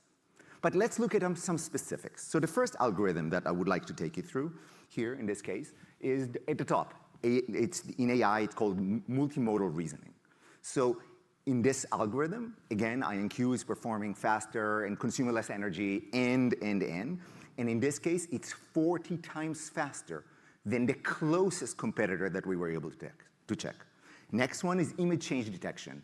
It's used for satellite imaging, so think about intelligence or insurance industry. In this case, IonQ technology enables 20 times less energy. And again, still, cost less, energy consumption is lower, more accurate, and so on. Third, portfolio rebalancing in financial services. Again, IonQ technology, 170 times less energy consumed. And last, in this example, Shor's algorithm, which you might have heard the name. It's sort of the measuring stick in quantum computing. It's like the ultimate evidence that quantum computing delivers on the vision that it was always conceived. In this case, we predict in the next few years RSA 2048, and that is used for secure web transactions, and the ECC 256 used for cryptocurrency like Bitcoin and Ethereum. They will be compromised. And our technology for this type of work will already, so again, it will be faster, it will be cheaper, and 2.5 times lower cost, right? It is worth noting that if you see the X's, the red X's, not every system out there will even be able to run these applications, simply based on their stated roadmaps. These are their public roadmaps. But we still went through the exercise of evaluating to give them the benefit of the doubt. What if they could get to that scale? How will it perform? And what you can see here, it's simply, even if they get there, the disadvantage because of their starting point is very significant, because we simply built better foundation, which is everything you heard here and from Nicolo in the beginning. So let's talk about this foundation, and let's talk about today. How do you compare across these foundations? So the industry, and IonQ started like in the beginning, the earliest days of the industry, spent the last decade building this foundation that we're talking about today. So how do you compare between these foundations across companies? How do you know that our projections for the future are actually going to be there? Well, the best way is to look at some benchmarks. So let's look at some benchmarks. The first benchmarks, and this is actually running today against the top line of our competitors. So the first one is an algorithm called QAOA. It's a very powerful optimization algorithm that we ran with our partners like Airbus and Oak Ridge National Lab and ANSYS and others. As you can see here in this graph, the top line is IonQ. IonQ Forte is outperforming IBM's latest system 34.7% higher quality to solution. And what's interesting in this example is that the more qubit we give the system, the bigger that advantage becomes. Next benchmark. The next one is it's called QFT. It's the workhorse of quantum computing. It's already one of the most useful tools in signal processing. And as you can see here, again, at the top line is the orange line is IonQ. IonQ Forte is able to produce here 181% higher quality to solution.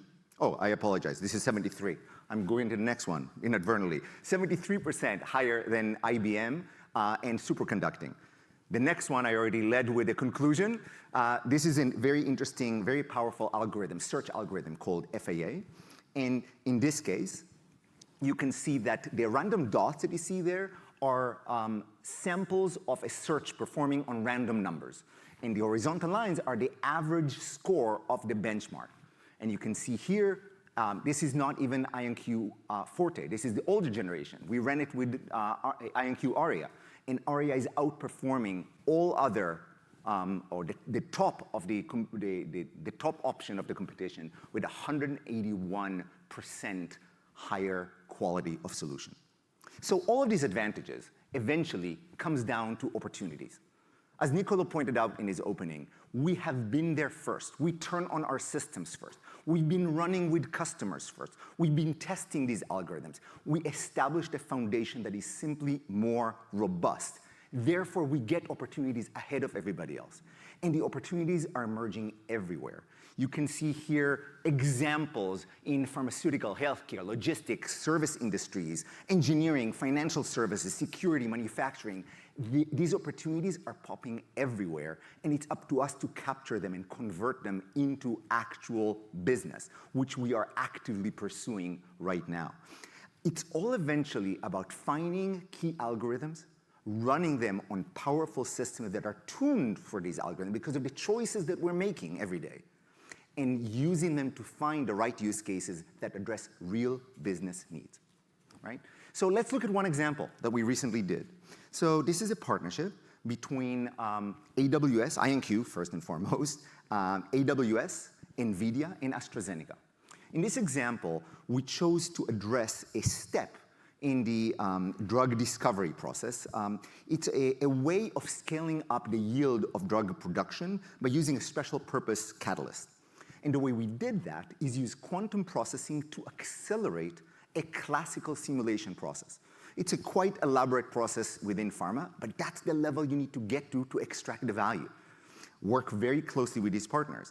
And the result of it was a 20 times improvement of end-to-end time to solution in this. And as Nicolo said in the beginning, if you actually follow the QR code and look at the publication, the claims are actually much greater. The improvement in the steps that we are actually accelerating is more than 600 times faster. But the end-to-end, we wanted to be conservative, so we're showing you the 20x improvement there. But please, I encourage you to look at the publication around that. And that's a clear evidence of advantage right now.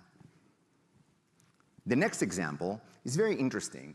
It's a new approach to allow for improving the performance and the cost of large AI models. Things like LLM, but not limited just to LLM.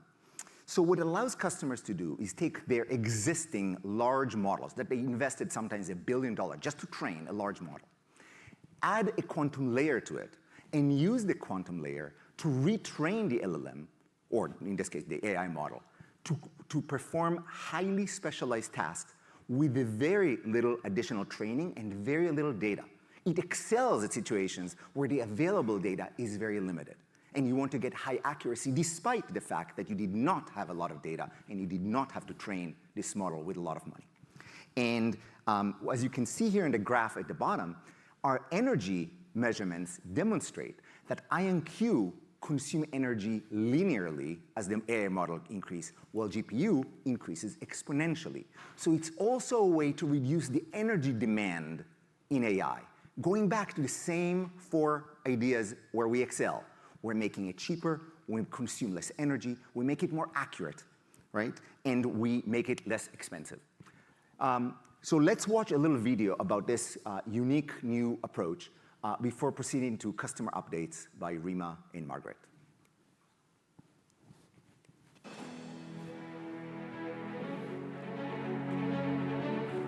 Quantum fine-tuning is IonQ's hybrid approach that makes large language models, or LLMs, smarter, more energy efficient, and less resource intensive. By adding a quantum layer to any foundational AI model, like ChatGPT, Gemini, or DeepMind, we can unlock measurable accuracy gains in data-constrained environments, using fewer training cycles and less energy. Today's LLMs, like GPT, are powerful, but they're generalists. Out of the box, they work well on broad tasks, but struggle with specialized high-stakes accuracy, like detecting subtle fraud, classifying rare medical cases, or parsing nuanced human language. Prompt engineering alone won't bridge that gap. You wouldn't run your most critical workflows on the same tools a student uses to write an essay. So why rely on an untuned model when accuracy is everything? The fine-tuning process retrains models for domain specificity.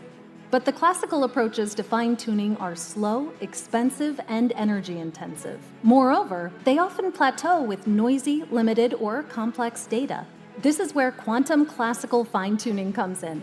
Rather than just improving the base LLM, quantum essentially customizes or repurposes the model for a specific business-critical task. By adding a quantum layer that captures richer, higher-dimensional patterns, we augment classical AI to unlock capabilities that were previously out of reach.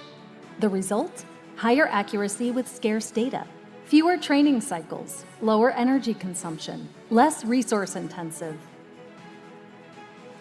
In sentiment analysis, simple cases are easy for both systems. But when there is nuanced human expression, like short or mixed tone examples, classical models often misfire, while quantum gets it right. Across our tests, quantum delivered over a 70% win rate over classical in nuanced cases, exactly where accuracy matters most. Overall, we saw a greater than 3% accuracy lift, cutting total errors by 8%. At enterprise scale, reasoning AI models like DeepSeek R1 don't just run a single step, but tens of thousands of iterative inference steps before surfacing an answer. So every 1% of accuracy compounds. A 97% accurate foundation model maintains signal across depth, while a 94% model erodes into unusable results. The difference isn't trivial. It defines whether an enterprise can deploy these systems in business-critical scenarios. IonQ's quantum fine-tuning model can enable high accuracy even at enterprise scale. And the smaller training footprint means faster cycles and lower energy costs. The future of fine-tuning isn't just smaller, it's smarter. And it's here today with IonQ.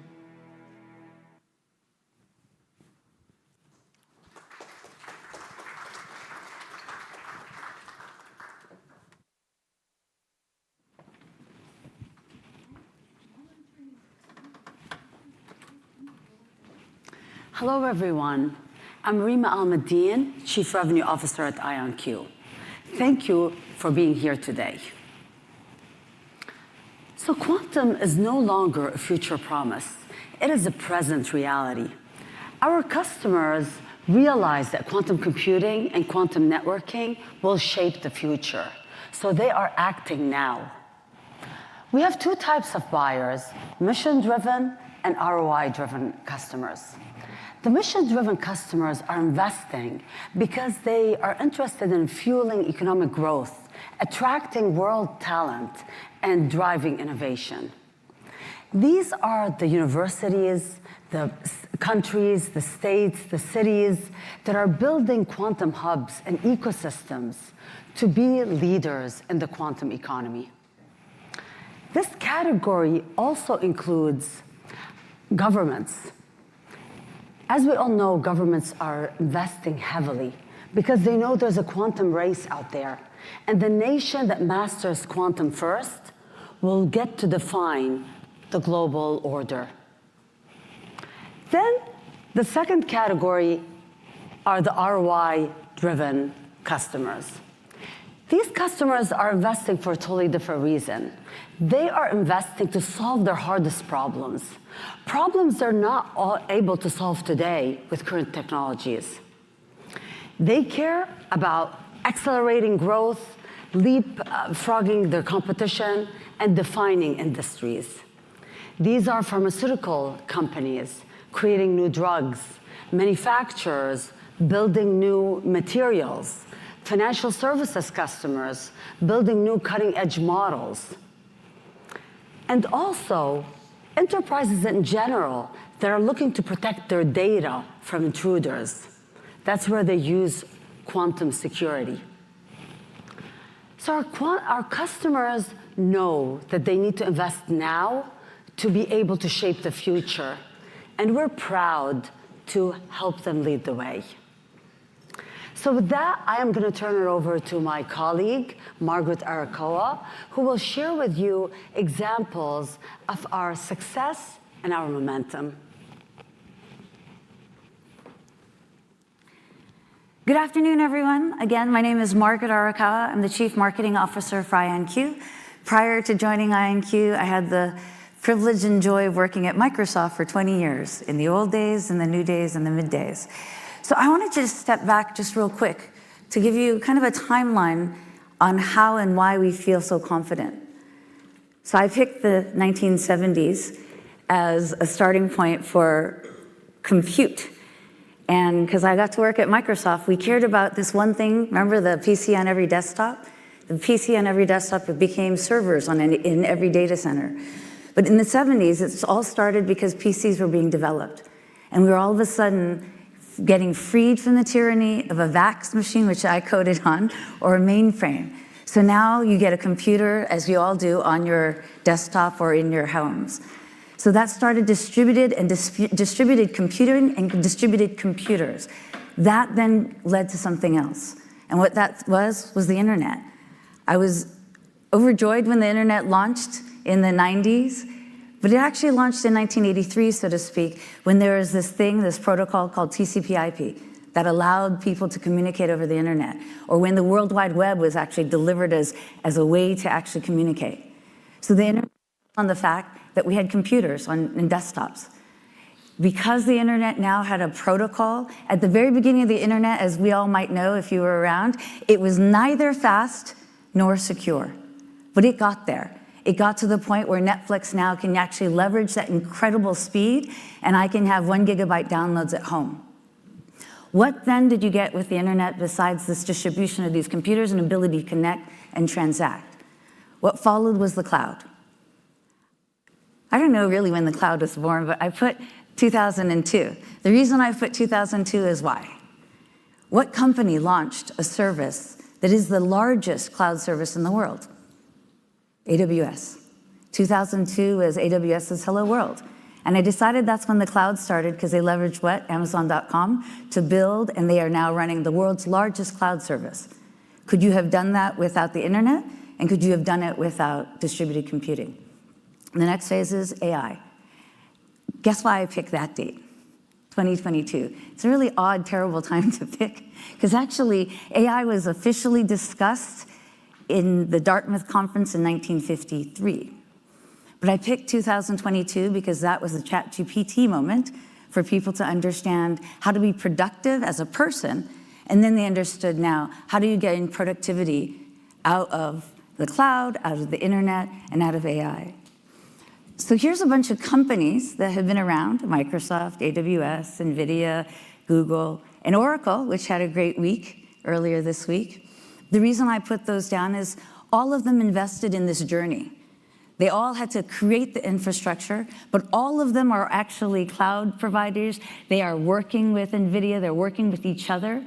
Oracle's cloud actually runs on everybody else's cloud. So do we.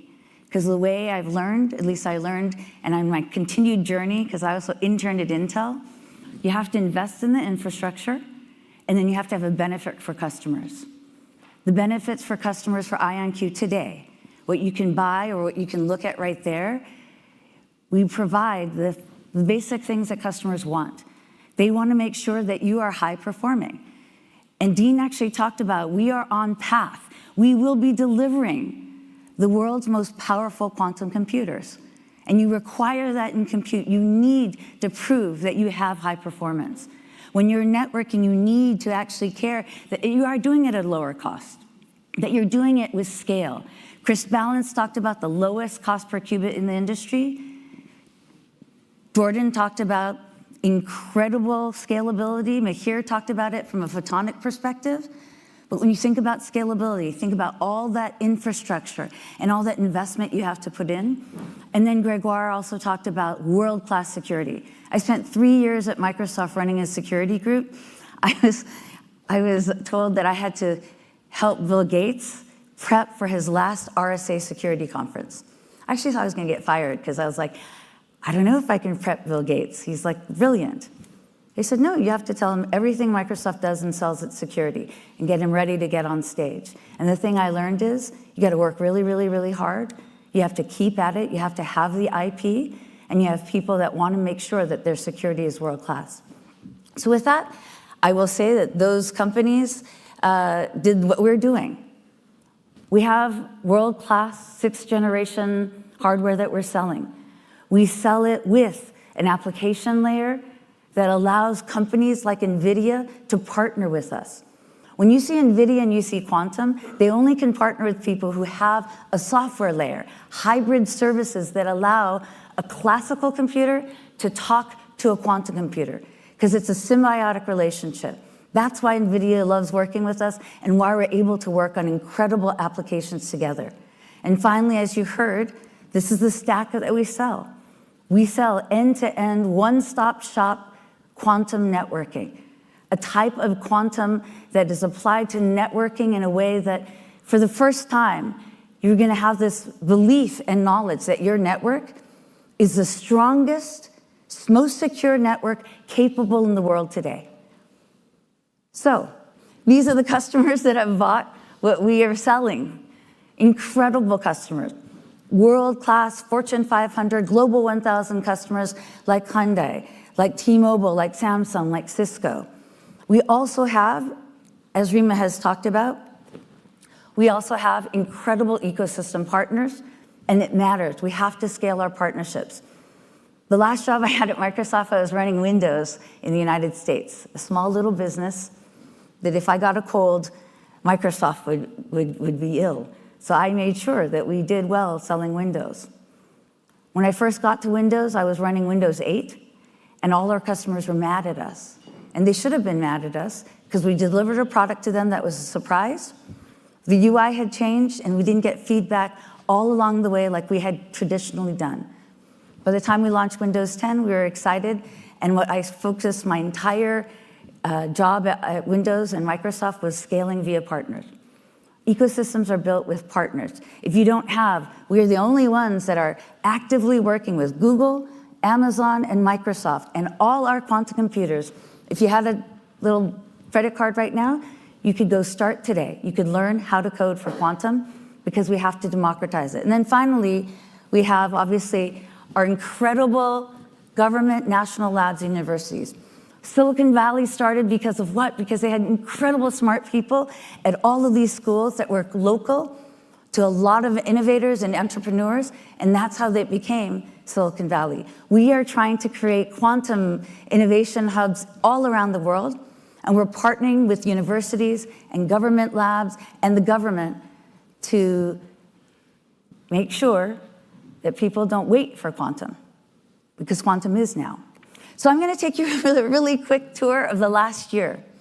The last year for IonQ was a tremendous year, but I wanted to just highlight in 1 year alone who were these customers, partners, and universities, and what was the news that we actually delivered. Oops, sorry, here we go. The first one is the University of Maryland. We signed a $9 million partnership with them to help them continue to build their quantum capabilities. And again, we have to democratize quantum, and we have to make sure that students learn quantum. If they're working on a CS degree, they should also look at whether or not they should learn how to code for quantum. One of our largest deals, one of the largest in the United States of America last year, in September 2024, was the United States Air Force Research Lab. It was a $4.5 million contract. This is an incredible contract, and in fact, we've actually added to that contract and are now over $100 million in our government contracts. NVIDIA, like I said, we worked on a new chemistry application. We did it with CUDA-Q, which is their next platform for co-working, collaborating with the quantum companies. But you must look at quantum companies that invest in that, because it's the only way we're going to scale. In December, we shipped a quantum computer to Europe. A lot of quantum companies have quantum computers in their labs, so that's something that most people don't realize. Amazon, Microsoft, and Google, they all have quantum computers. They are not commercially available. So they put our quantum computer on their clouds, because we need to be commercially available, because quantum is now. We also have landed as part of an anchor partner to the state of Maryland. You'll notice, search state investment in the United States, country investment in quantum. You'll see that the state of Maryland put a big stake in the ground to say they are building a $1 billion capital of quantum. And they chose us as their anchor partner. We're showcasing quantum applications with ANSYS. Who's ANSYS? ANSYS, which was just recently bought by Synopsys, they're one of the largest companies on earth that work with high-performance computing companies that need high-performance computing, and they do computer-aided engineering or computer-aided design. So you need to work with the companies and the partners that have the most complex problems. AWS, as I said, great partners with them. They were excited when we announced global availability of our latest and greatest quantum computer, Forte Enterprise, at an remarkable AQ36. DARPA, I know that there's questions about what DARPA means and who they are. Obviously, they were pretty much the inventors of the internet. They are investing because they know quantum is now, and they'd like to get the leaders in quantum to help them standardize and figure out the future of quantum. We were selected as one of the partners that are going to help DARPA and the government do that. In April, again, we landed a $22 million partnership with an electric power company, the EPB company that's in Chattanooga. They, who have often been incredibly world-class and leading, they actually have the first gig fiber to all of their citizens. They are now the first utility in the United States to have a quantum computer and a quantum network, both developed by IonQ. We, in April, were lucky to be selected as somebody that the Japanese National Institute for Industrial Science, and it matters, right? Because where is the most high-performance computing and compute in the world? It's in the US. I mean, there's other foreign entities that we shall not name, but the largest ones that we allied nations, it's the US, the UK, Germany, France, Japan, Korea, all of those places. Japan selected us because they want to advance quantum and AI in Japan. Sweden, there's this incredible company, Enride. I don't know if you've heard of them, but they actually were creating autonomous vehicles that were electric. So they took two trends and put it together, and these interesting looking trucks are actually autonomous and electric, and they're working with us because logistics and optimization is very difficult. We also partnered with AstraZeneca. That was something that Niccolo talked about. Why do we partner with a pharmaceutical company? Because they have brilliant scientists that know how to discover and accelerate drugs using classical, and they partner with us because quantum will be able to discover and accelerate the next drugs that could cure cancer. That's what we all want. We want the cure for cancer. The longest development time is actually in testing and drug development. We have to accelerate that, and we're working with AstraZeneca to do so. In July, we partnered with KISTI, the Korean National Quantum Center of Excellence. Very excited. We are their primary partner for them to develop their quantum center in Korea. And then finally, an R&D breakthrough that we just announced. You've heard of De Beers, the diamond company. Turns out they also sell diamonds, synthetic diamonds, for materials that can be used to accelerate quantum computers. Mihir talked about photonic interconnects and talked about all of the things he's doing to make sure that the speed between quantum computers and chips is actually fast. Diamond materials is the next generation that's going to help that. So I did want to leave you with quantum is now. All of those companies have invested in quantum with us, and we're partnering because it's the time. Like I said in that evolution, we didn't just appear. I've been doing this I've been in compute for 30 years. It's time now to invest in quantum and partner with those companies. So with that, I will let my next esteemed speaker come up. He is the Chief Operating Officer of IonQ, Inder Singh. Welcome. Here you go. Thank you. Well done. It's hard to top that, so thank you for putting me right after you. It's great to be here with all of you. I get the easier part because you get no forward-looking statements from me today. But I do want to make sure that you appreciate what you heard from my lens, right? I've joined IonQ formally. I was on the board of directors, I was lead independent director, head of audit committee. I became many of those things when I was CFO of ARM. Some of you may have heard of ARM. It's a semiconductor design company in the UK. I was helping it get it ready for an IPO. They wanted me to then sell it to NVIDIA and then back to IPO again. Exciting journey. To me, it was sort of like the present and past of computing, and maybe, look, I'm not going to diminish it, maybe the future as well. So classical computing is on a track. You heard all of the Jensen Huang statements, you heard of the GPU successes, et cetera, et cetera. That marches on. But if you think about kind of how these things are coming together over time, what's happening in semiconductor space? You're actually going to smaller and smaller and smaller nodes. Do some of you follow like semiconductors? I'm guessing some of you do. You don't have to admit if you don't want to. If you look at 5 nanometers, going to 3 nanometers, going to 18 angstroms, going to 14 angstroms, they're heading down the path where quantum mechanics is. And quantum computing follows a different set of laws and logic, wave theory versus particle theory, and leverages immense more, exponentially more power if you can start to manipulate things at that level. And I remember when the company approached me to join their board, first they wanted me to join as CFO when I had sold it to ARM. I was like, I can't do that.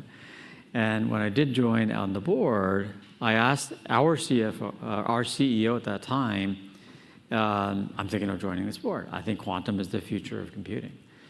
And I won't name the individual. He's not there now, so it's not Renee. When he said to me, like, it'll never happen. It'll never happen. Quantum's never going to happen. He could have been right. He had been doing it for 27 years. Could have been right. At that time, most quantum companies that I was looking at to compare IonQ to had like no revenue. There were R&D shops, pre-revenue companies wanting to go public. This was one of them. And when I looked at what this one had, and I looked at the leadership team, and I looked at the capitalization of the company, I looked at the comfort that this one had the funding, over $500 million of cash, to invest, then okay, you increase the chances of success. You have to have the right scientists and engineers and researchers and marketing people and everything else.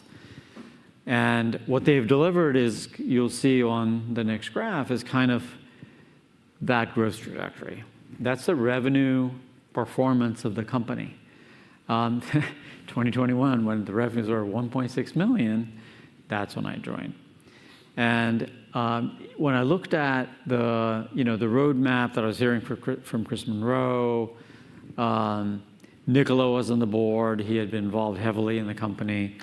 I got comfort that we have the money to invest, and now the question was, can we actually build? These revenues are by selling machines.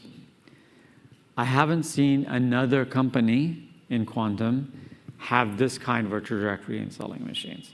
I'm not trying to brag on this. I'm just saying these are just facts. Also, they're not forward-looking comments, so I'm not saying, past is prologue. But our goal is to make sure we do the things on the right-hand side of the page going forward, which is grow our customer adoption.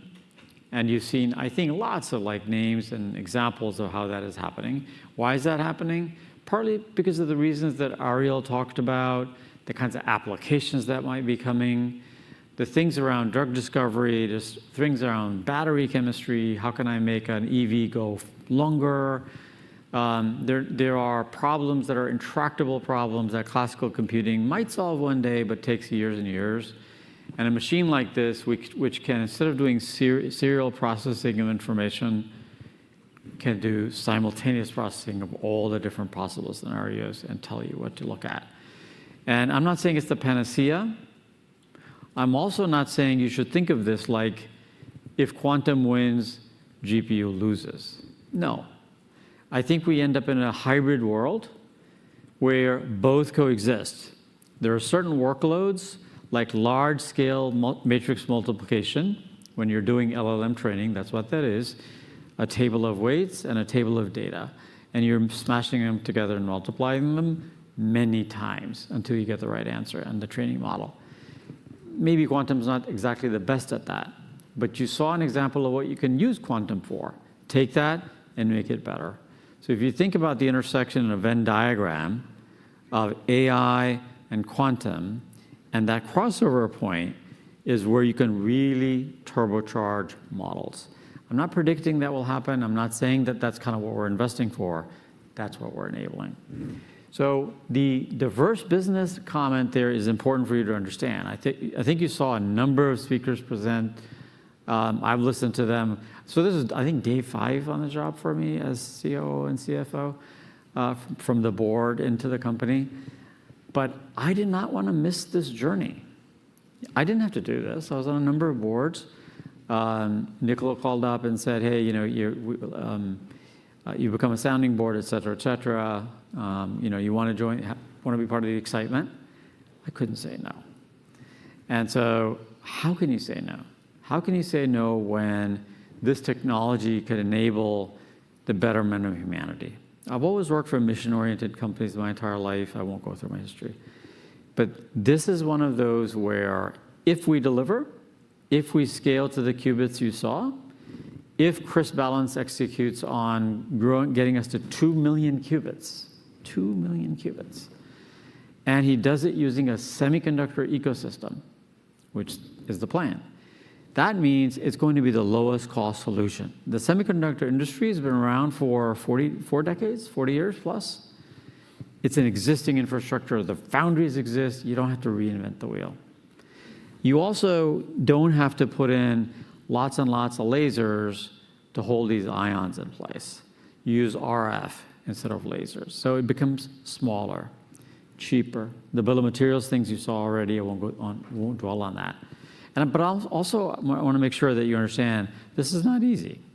Quantum is the mixture of science, research, engineering, productization, sale, deployment. And in my first few days, what I asked the team was, if you have now been able to create a 64-qubit, AQ 64-qubit machine, and you can scale it, and then you can go to 2 million eventually, what are the things that will hold you back? And the answer I got was not what I thought I would get, which was like, well, we need to do more research. We don't know if it'll work. No, it was just, we need more people. We need more people to do deployment. We can sell more if we deploy more. So I said, how many people? I won't tell you how many people they wanted. It was a small number. And so the head of manufacturing reports to me in supply chain, and then Dean, who you saw presenting, I said, go hire him. And this is a no regrets move. So we have the ability to now start turbocharging things. Again, not a forward-looking comment on guidance. But my hope is that we continue this trajectory. I think our opportunity is, if we continue this trajectory, to deliver. You can talk to a lot of companies. I have tons of respect for IBM. My first job offer out of engineering at Columbia was at East Fishkill, New York, with IBM in a semiconductor factory. I didn't join. Maybe I regret it. Maybe I don't. I have immense respect for the brand and that icon. I will never put a company down. And God bless them. We have D-Wave. We have other companies that are in this industry, which is a nascent industry. It only becomes a real industry when a number of companies win. So every time I say like a breakthrough from Microsoft, great. A breakthrough from Google, great. It's validating the fact that this works. Customers see those. We build a machine. We'll keep outpacing the other competitors, frankly. We have about a 2-year lead, in my view, at least, on actually commercializing a product and delivering it and having to do something. And I think that the ones who are 2 years behind will try to catch up. By then, we'll be another 2 years forward or more. And you'll see that we have the resources to do that. And Niccolo and I got to work on, the cost story here is basically telling you by leveraging the semiconductor supply chain, we have the lowest cost of build. I'm not saying we're going to sell it at lowest prices necessarily all the time, but we can build it for a 20th of the cost of anything else. Like our cost is measured in millions of dollars, and you saw a slide on it earlier. The other costs are measured on billions of dollars. So we still need to do a lot of development work, and to do that, we need to have a balance sheet that supports it. So again, Niccolo and I and the board and the team decided we needed to ensure we had enough cash on hand so that that's not an issue. And earlier this year, we made sure that we raised enough to get us to about almost $1.7 billion of cash. If we need more, we will raise more. The interest in this space is there. The proof points of delivery we have shown. People have deployed our machines in Switzerland. Germany's interested. There are countries in the Middle East that are calling Niccolo. I speak Arabic. He's saying, can you go there? These are things that didn't happen. So AI is still very hot, will remain hot. I hope it does. But the intersection of AI and quantum, but also quantum alone, is incredible. I'll show you sort of like a hot, topic slide later on. But when I look at kind of what we have that no one has, no one in quantum has the computing, the networking, and the security. And people always think about security and they say, well, we need it. People think about security in current terms. I worked at Cisco Systems, ran corporate finance. We had a security business. It was great. We thought it was terrific. There's Palo Alto, CrowdStrike, you can name them all. None of them work. None of them work, right? I mean, look, I've been at companies. You layer on firewalls, VPNs, no matter what you do. Intrusion detection, endpoint protection, it's not working anymore. People are finding their way around it. The bad guys are getting in. Nation states in particular are getting in. So then what do you do? Do you wait for quantum to happen and then put in quantum security? It's too late. They've already taken your data, which is encrypted by RSA 2048, which is the highest level of RSA encryption, and there are different flavors. There's much is like far less than 2048. So you can start working your way up and decrypting if an adversary actually gets their handle on a quantum machine. They're working on it. Our goal is to be the first country and the first, frankly, company in this country to achieve that. I'd rather not have an adversary get there first. I'd rather have us get there first. We think we can. And so people think about quantum security and they say, well, I'll put it in when I need it. No. You need it now. Encrypt it with quantum. You heard Gregoire. Gregoire wrote the research paper that started his company 2 decades ago. Where are you, Gregoire? There you are. And he has now, he's too humble. He's too humble. He won't tell you that there are 2 companies in the world that are doing this. His, that we now own, thank you, and Toshiba. And I'm not saying it's a duopoly, there's a couple of startups too.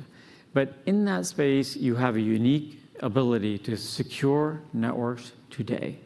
So as a management team, we talk about this and say, what do we focus on? That's what we're going to focus on. This is opportunity for us now, while we wait for qubits to grow and the compute. And then the fact that we have Capella allows us to take that same quantum security from terrestrial networks up to a satellite, satellite to satellite, and then down again. There are programs we're working on, the US government is working on, others are working on, that want us to sort of build this capability now that is resilient from jamming. You've heard of GPS spoofing. Satellites can be interfered with. Quantum secured satellites, not so much, very hard. So this hardening, the Chinese are actually 10 years ahead in some areas. You know that. I mean, I'm not telling you any state secret. You can search it and Google it and you'll see it. And so they launched Mycius, which was a satellite, the first one in 2016, and then they've been just going. Nothing wrong with it. I'm not aiming at China. I'm saying our infrastructure has to also withstand the onslaught of jamming, interference, all of those things in the same time frame as anyone else. And I think we have space to make up on, time to make up on, and now the assets to actually develop those products, demonstrate them, deploy them. The fact that we are global, partly through our acquisitions, partly because our customers have pulled us there, gives us locations where you see all over the world here, and growing. The demand is, I think, more than how much we can actually manufacture in our factory today. We have a factory in Seattle. We will be looking at expanding our ability to put more into that factory for building. You know, the product has moved from the Bunsen burner and beaker stage to the let's try something stage to the we're making it stage. So, you know, I joined because I was like, wow, okay, I want to be a part of this. It is turning out to be the future of computing. I hope other quantum computing companies win also. I have no objection to having like other players in there. But I've seen through working in many industries, AT&T, Cisco, others over time, you always sort of end up with 2 or 3 leaders. And 3 to 5 years from now, I'm thinking even sooner than that, you'll see these leaders emerge. And then the others will sort of become niche players with one product. We don't intend to do that. The one-stop shop that you heard earlier, we're not trying to become a supermarket for everything. But we're trying to be the place to go. If you want to secure your network, if you want to actually make sure that your communications are encrypted today so that if an adversary builds a computer tomorrow, they cannot decrypt it in the future. They can decrypt all the other communications that are RSA. I'm not trying to scare you, but I am saying be scared.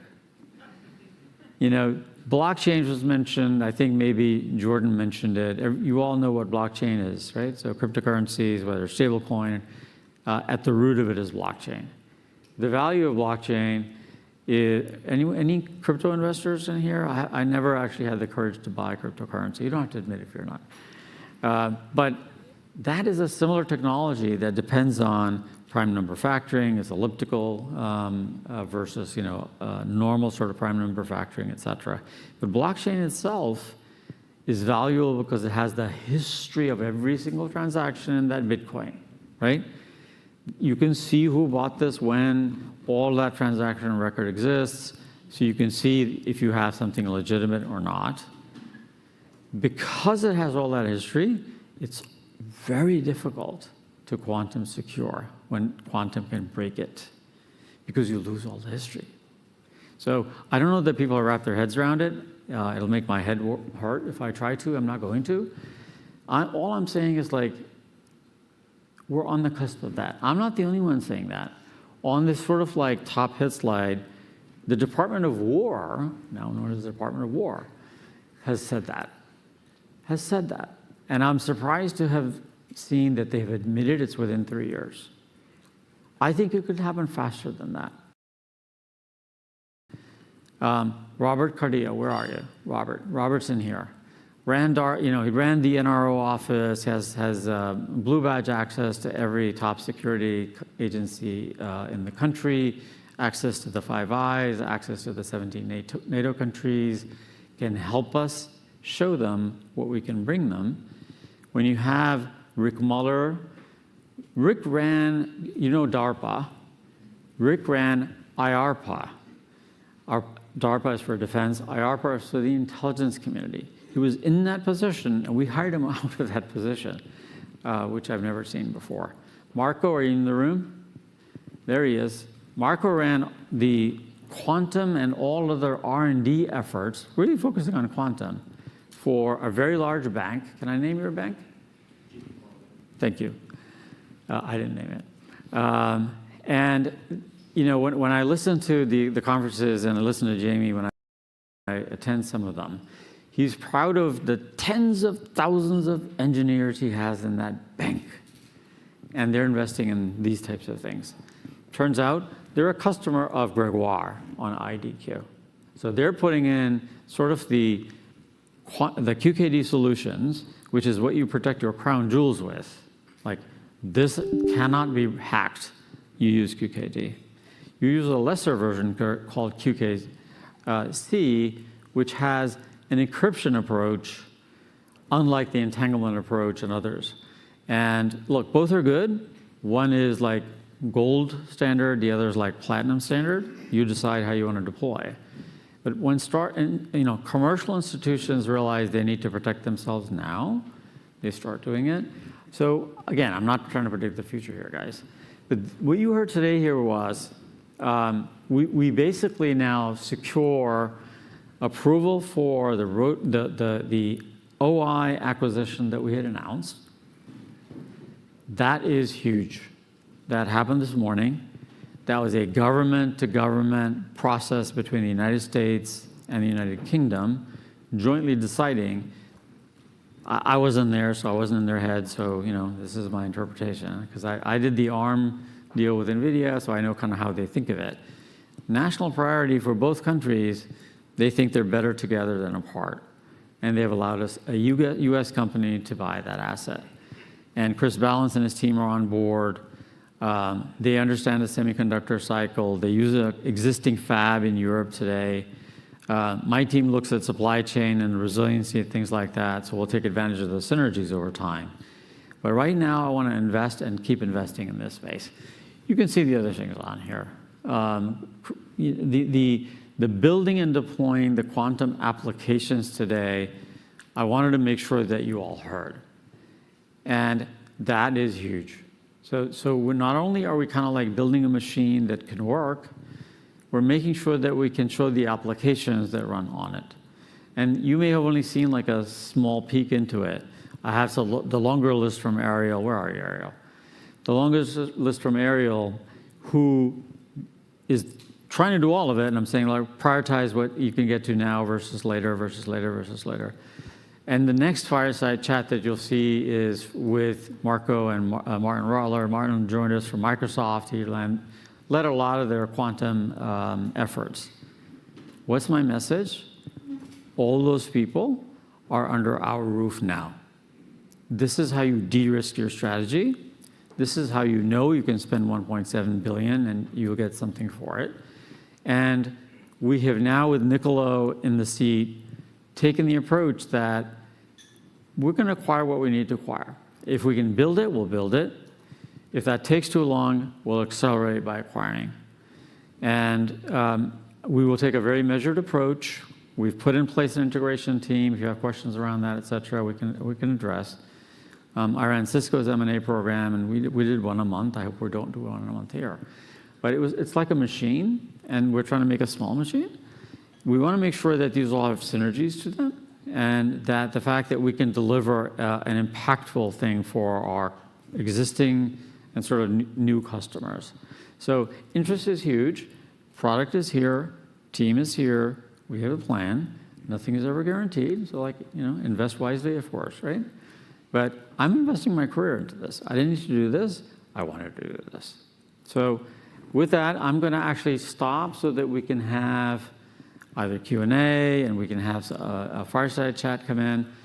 But I'm thrilled to be here. The CFO role, yes, I got $1.7 billion to spend. So I'm just going to try to do the capital allocation part of it correctly.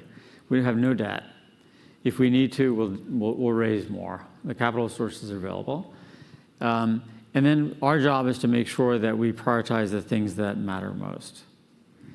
And if cryptography can be broken in 3 years, it has to be on our roadmap. If drug discovery can be accelerated, it has to be on our roadmap. And the applications are enormous. Each of them takes effort.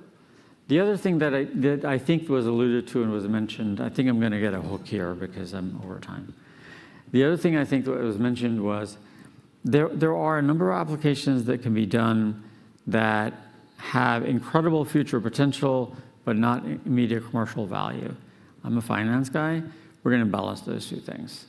So if we can build applications that we can monetize now on the machines we're building, take that customer and upgrade them to our next generation machine that can do even more applications and so on.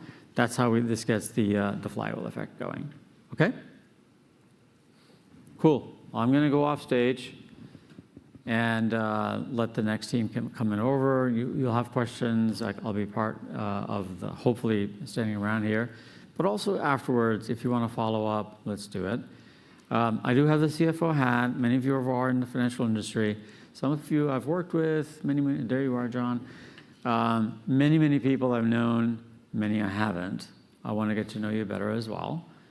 And yeah, I hope you get as excited about this as we are. If you don't understand quantum mechanics, I get it. It's hard. Einstein called it spooky science. He couldn't understand it. You're in good company. I'm on the board of John Wiley. They published a book called Quantum for Dummies. I'm not trying to sell. But like, I bought it. It has pictures in it. It doesn't have the calculus. And you start to understand that, oh, wow, entanglement is real. Superposition is real. Schrodinger's cat can be dead and alive at the same time. I don't care how, but it can. And what Gregar said is important, which is the security aspect is with this, the minute that somebody tries to hack into your network, they disturb that, and you know. And somebody asked a question, which I think was handled well, that, okay, what do you do then? Well, you reroute traffic. Those of you who have followed telecom and Cisco and networking and so on realize that there's a concept called self-healing networks. So if the network is quantum secured, the nodes decide where to send it if this one got hacked. So I hope we get the industry to that level. But this is a level of security that has never existed before. I thought it would take a while, but it's happening now. Okay? Take care.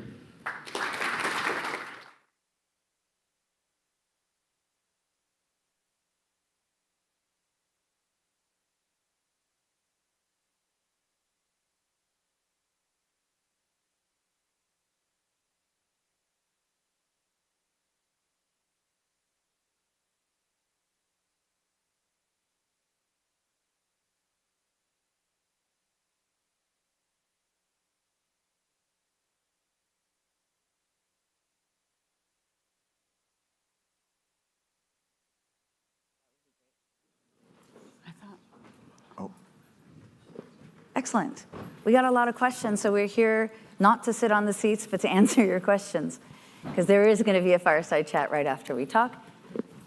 But let's have, Nicola, if you want to come here so that all of us are here, and Hanley has some questions that you guys have been kindly asking us. We appreciate that. And as a reminder, you can submit questions in the Q&A QR codes. So the first question. Wait, one moment, just so they can put the table. How do you want? All right.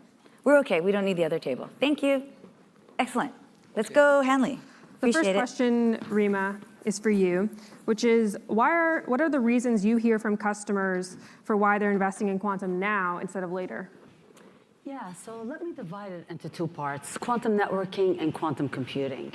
So with quantum networking, you just heard a little bit earlier that Q-Day is near. Q-Day is when quantum computers will be able to break RSA 2048, which is what the internet runs on.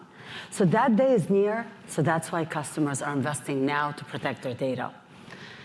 Now, let me move to quantum computing. With quantum computing, there are a number of reasons customers are investing now. One, as you heard this morning, you can't simulate applications that run on quantum computers anymore. Our 100-qubit machine cannot be simulated. So to run those applications, you have to run them on our quantum computer. That's one reason. Another reason is customers have to figure out what problems they can solve on a quantum computer. As we know from the days of when GPUs were introduced, you had to know what you run on a CPU, what you run on a GPU, and now what you run on a QPU. Once you understand your workflow and understand what you run on each one of those processors, that's how you can really improve your workflow. So customers are investing now to build a workflow that's optimized and ready to really accelerate their problems and solve their hardest hardest problems. So that's the second reason. Third is we're showing value today. We're showing value today that can improve their business, and they all know that we're going very soon to broad advantage and then superiority. So now is the time to invest. You can get value today from hybrid applications. Maybe taking it into the future for Margaret, how do you envision the longer-term quantum application TAM, and how do you view the split between augmenting versus replacing classical computing approaches? Okay, I have a quick analogy for you. If you go in your kitchen and you have a stove, an oven, and you have a toaster, then this magical thing came into your kitchen, and it's called a microwave. Most people have no idea how microwaves work. There's a magnet, it excites the molecules, and something that's cold becomes incredibly hot. But a microwave right now doesn't solve all of my cooking problems. I don't use it for toast, but I use it for very quick, very powerful need of hot food. So quantum computing and classical computing are always going to be symbiotic. The TAM for quantum computing is every data center in the world. Every complex problem in the world that cannot be solved today, like weather, like RSA encryption, like pharmaceutical speed, none of those can be solved now. So the TAM is every data center in the world and every complex problem that is not being solved today with supercomputers. Awesome. Well, when we think about, maybe for you, Niccolo, our customers and our TAM, what's stopping us from actually selling access to technology giants like Microsoft and Google through an IP segment or something like that, since we're so far ahead in the R&D side? Yeah, so I get questions like that frequently, as well as, will we get acquired as the other related one by a hyperscaler? Our job at IonQ is to run the company as well as we can and make both of those sorts of conversations, honestly, as expensive as possible. We are focused on being an independent company for forever, and we obviously see ourselves as having a fantastic future. When people like Inder Singh join us, formerly the CFO of ARM, and people like Paul Dacier join us, formerly the General Counsel of EMC, these are individuals that I obviously enjoy working with and are betting that we are the next $100 billion market cap company, if not next $1 trillion market cap company. We're also students of history, honestly, and you've heard a lot about our investments in software so far today. We are very clear about the value in the full stack, and we want to make sure that we preserve our ability to capture that value all the way up the stack. So we're careful is the long and short of it. There's a price for everything, as they say, but right now we believe we're leading the pack, not just in the hardware layer, the compiler layer, but also into the application layer as well. And building on that application layer, Ariel, we've talked about NVIDIA today in a few different contexts, but we have a question about, could you expand on our partnership with NVIDIA and the work we're doing there? Sure. So NVIDIA is a critical player. Remember that everything in quantum is hybrid. Quantum doesn't exist in isolation outside of research. So a leader in AI and a leader in computing is clearly a partner of ours.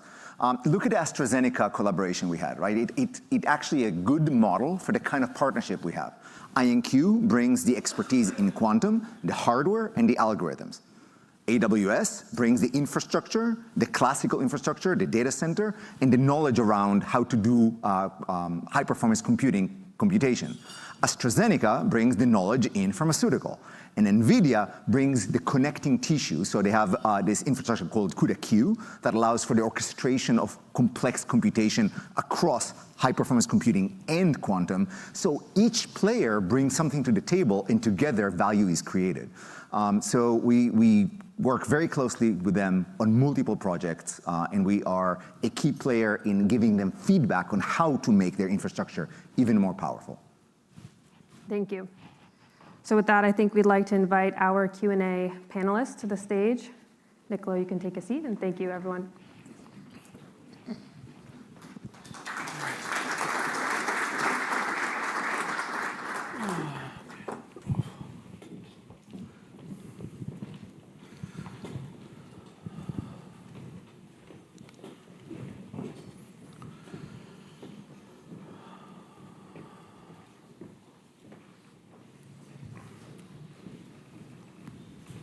He's right behind us.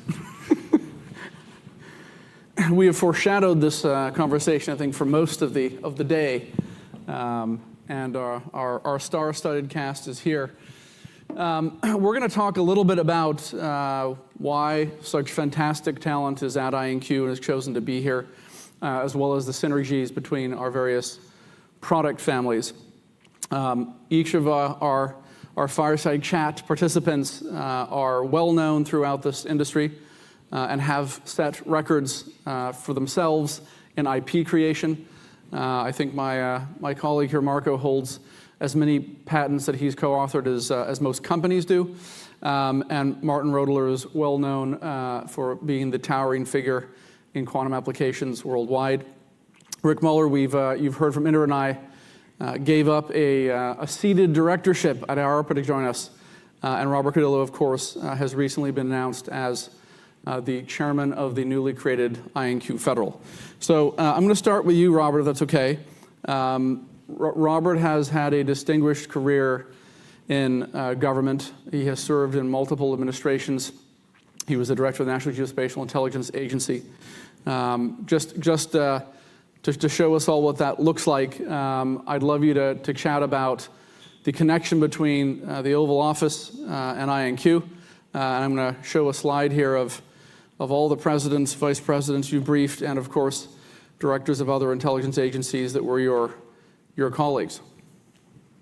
Well, thanks, Niccolo. And by the way, I'm glad you pointed out the patents and the world records that everyone else holds. My record is, I think, well, there's no way to prove or disprove it, so you guys are just going to have to take my word for it. Over 400 oval briefs, meaning 400 mornings with President, most of that with President Obama. I also served for 3 years under President Trump's first term. And what I learned through that experience is you're about as good as your last 5 minutes, and perhaps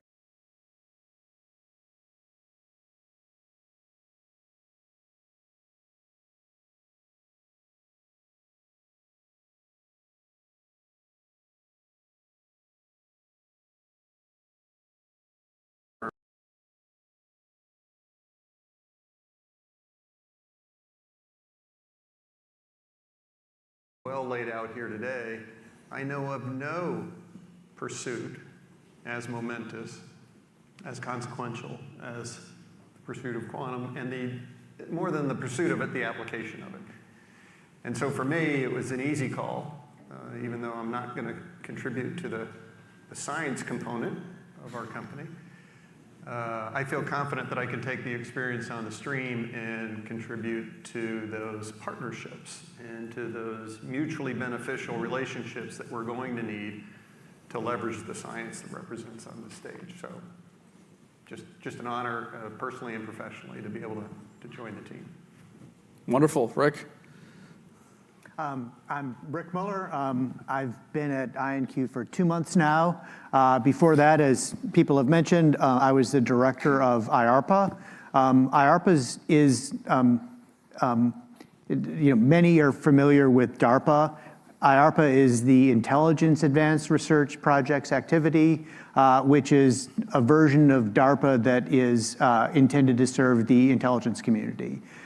So it was stood up after 9/11 to have the same type of high-risk, high-payoff research that DARPA delivers for the DoD to the intelligence community.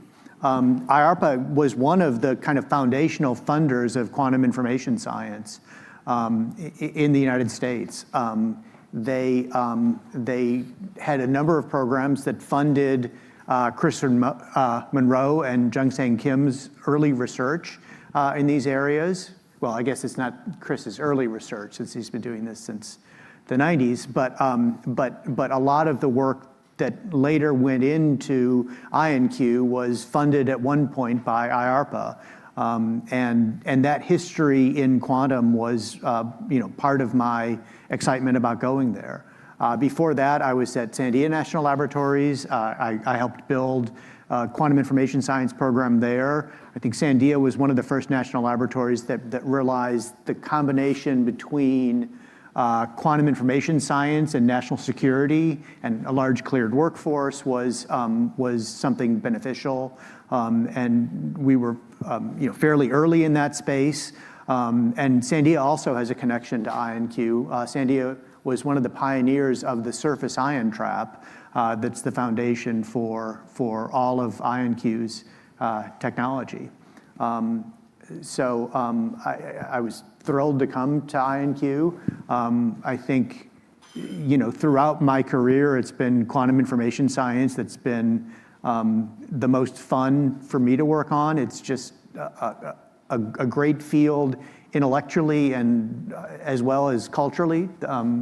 And so when I left government, I wanted to kind of pursue what I think is a unique opportunity to scaling quantum information science. And IonQ had the right team in place, it had the right technology, and it had the right vision and leadership, I think, to be the main player in that field. So I'm transitioning from the fully political to the fully technical, and Rick is a unique addition to the team, which I'm honored and proud with, as I am with everyone on the stage. Rick, is a modest man, but he has had a front row seat, I think it's safe to say, with everything that's gone on in this country from a quantum hardware perspective, certainly the last 26 years. And if you don't mind me sharing this, Rick, you told me after you joined that when you thought about whether you might want to be in the commercial sector, there was only one company that you applied to. Yeah. And that to me speaks volumes and volumes and volumes, given the vantage point that Rick is coming from, as a scientist with a political connection, if you will. So thank you, Rick, for being here. Marco, tell us about your vantage point. Thank you.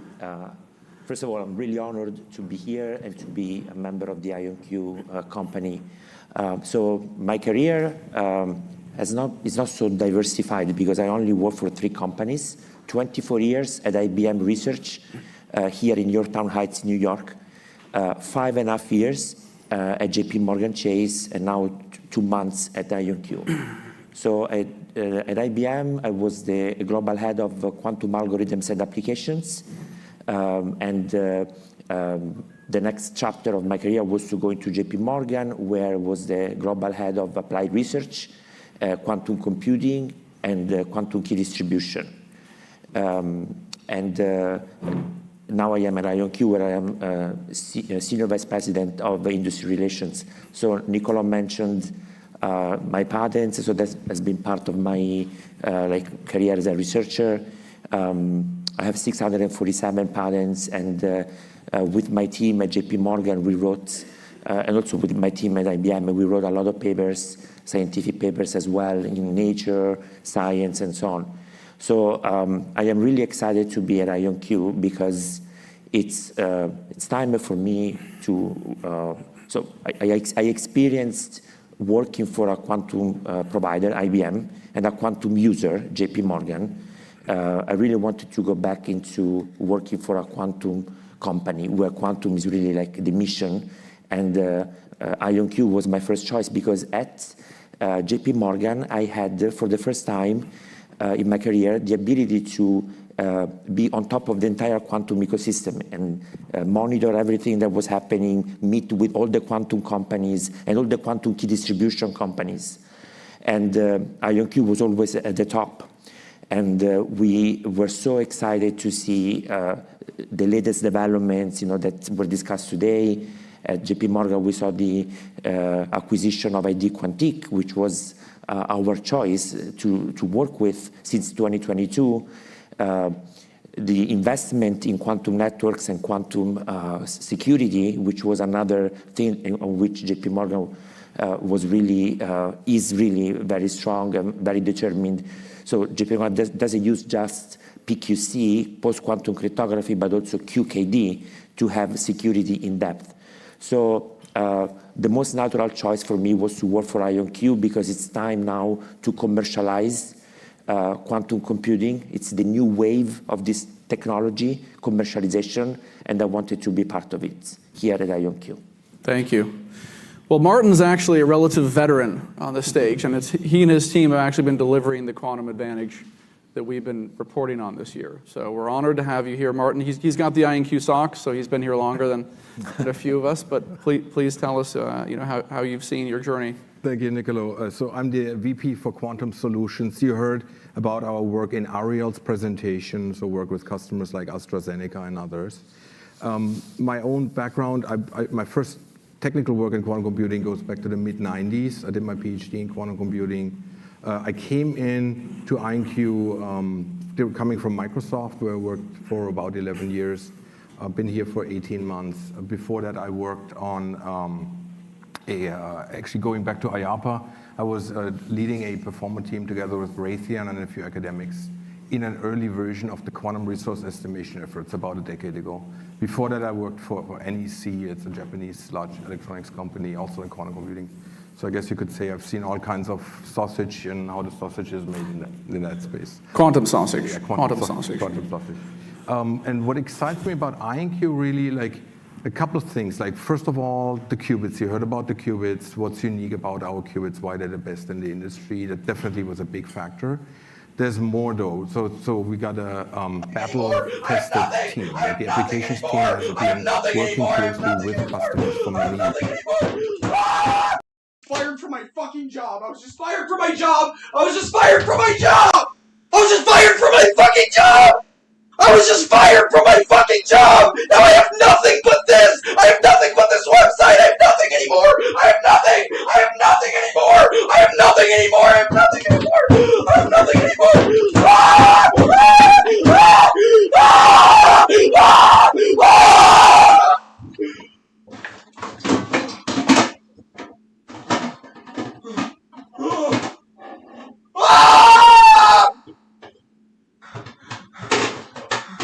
Ah!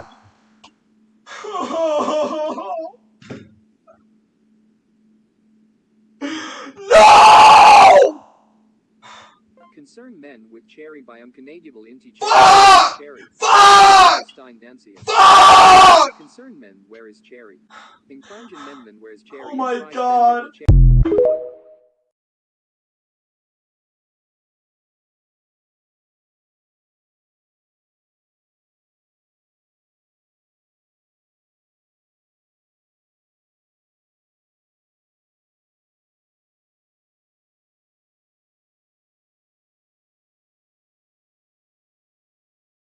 You have been selected to receive the Resident Presidential Scholarship from Utah State University. Okay. Congratulations. You have been selected to receive the Resident Presidential Scholarship from Utah State University. The value of this scholarship is approximately $32,000. This scholarship is available for 4 years or 8 semesters. Okay. Congratulations.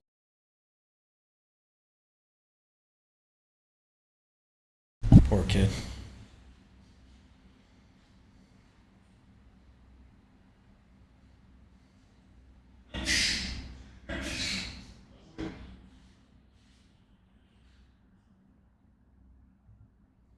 Dressed in dark clothing.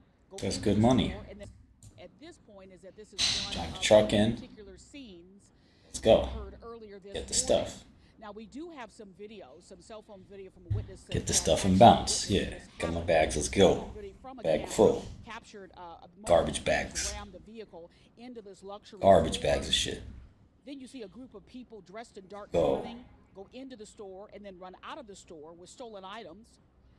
That's when you also notice that there are people that have driven up in other vehicles or those that were already parked. The folks that ran out of the store then Yeah, jumped getaway into the car. store Let's and jump. speed away. Let's go. Let's go. Let's go. As I mentioned before, it Oh is shit! He got a whole trunk. these particular scenes, this one here in Walton and Chicago. the one in Ohio and Michigan, Jumping in the and front another seat. scene down on southbound Lakeshore Drive. I'm jumping in the front seat. Are in any way all connected. Police have not. It's fucking Grand Theft Auto.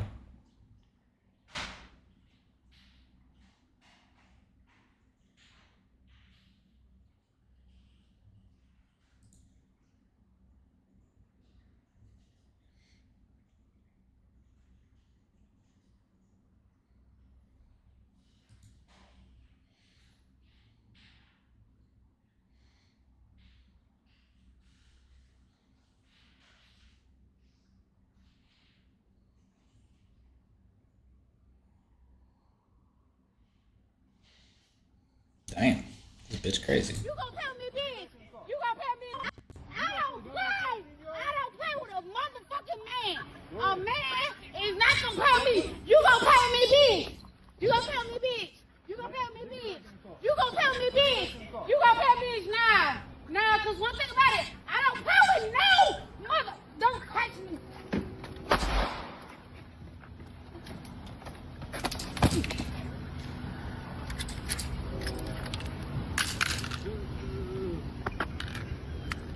Tell police get here.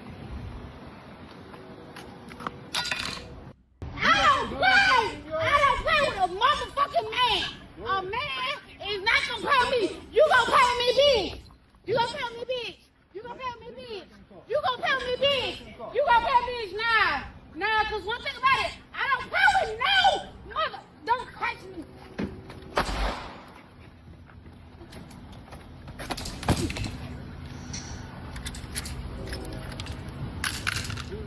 She wasn't playing.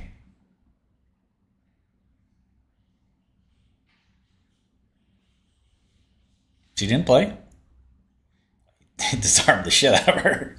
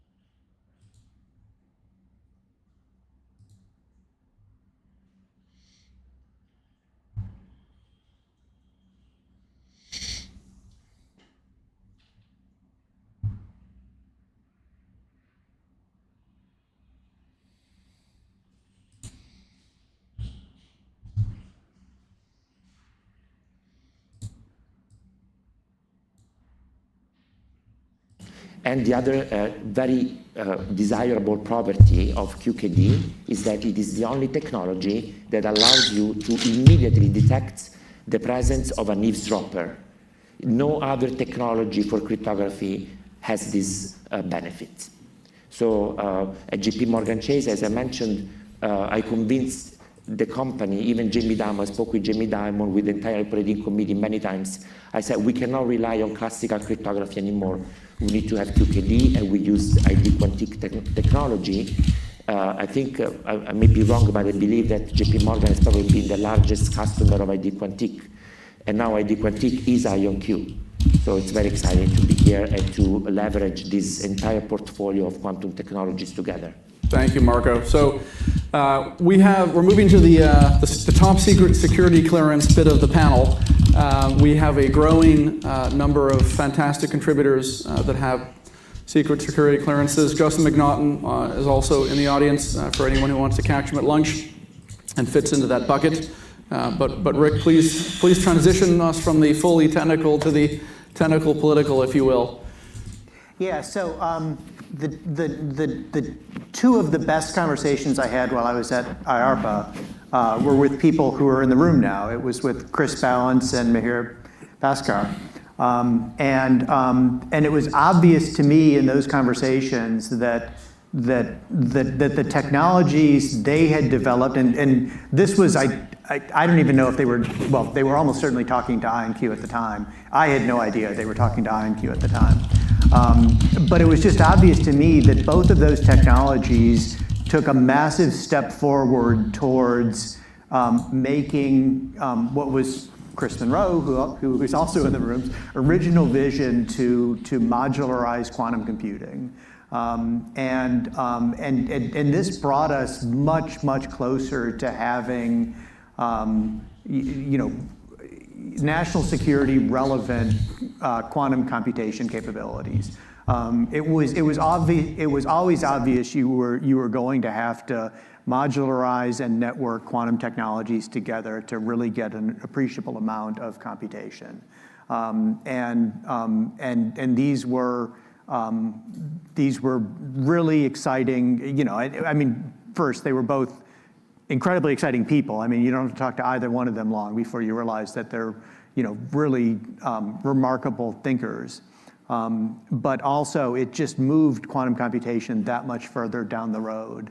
And in the past, we used to say vaguely, well, it's probably going to come out in 10 years. But we were kind of vague about the steps required. And really, very recently, and I think the IonQ roadmap reflects this, we're now seeing, Q-Day on the horizon, and we start to understand the technical steps that are required to get us there. And that's incredibly exciting, a little bit scary, but it was certainly something I wanted to be a part of. And the reason I say that, in addition to the team and the technology, I was excited by IonQ's vision is that I didn't have to tell anyone that those two technologies were critical to the future. IonQ figured it out. By the time I started talking to them, I think they had announced the LightSync acquisition. But I was hinting broadly in some of my interviews about these electronically controlled gates, and boy, they sure look great. And how are you going to get all those lasers together for 2 million qubits? And little did I know that they were already deep into talks with that technology. So it was just it was a remarkable convergence of the technology, the people, and I think really pressing national security issues that I think IonQ is well addressed to, or well posed to address. Thank you, Rick. All right, our second former agency director, I think Robert's agency has something like 15 times the number of employees that IonQ has. So we appreciate the scale and the talent that is at our firm. And Robert, I'll ask you to take us home. Thanks, Niccolo. I mentioned my time in the Oval. I also testified more than 100 times in front of Congress, and the most important skill I learned there is listen intently, right, to the question, thank them for the question, and then answer the question you'd like to answer, right? So if you don't mind, Niccolo, I'm gonna do that now. On a more serious note, I am old enough, okay, to be involved in the, let's call it the midpoint of our space race in the Cold War. This is the 1980s, and we needed to win that race, we as a country.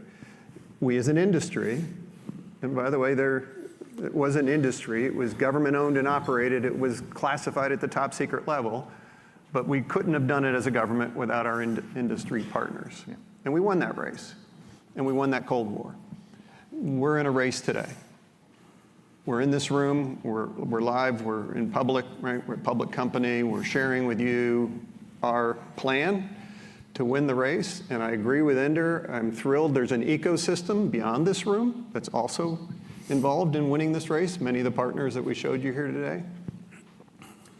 But unlike the Olympics, where if you come in second in the race and they give you a silver medal, there's no silver for second here. We must win this race, and that we, yes, as IonQ, I'm here for a reason to help win that race, but we as a country, we as an economy, we as a way of life have to win this race. It's that critical, it's that consequential. And so a blessing for me, I've had a life of service. I feel this role here is just a continuation of that service to a mission above self. Yes, we're a company. Yes, we want to impress you with our earnings and our growth, which we are confident we will. But what really generates my passion here is that focus on winning that race for the country, for our way of life. And so very, very proud to be part of the team, Niccolo. Thank you for pulling this team together. Thank you for joining us, Robert, and thank you all for being on stage with me. And I'm going to move on to close our session here.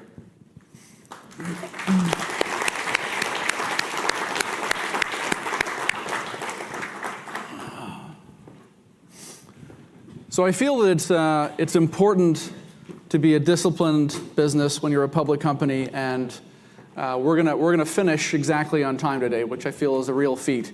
I wanna thank our team for organizing a fantastic morning.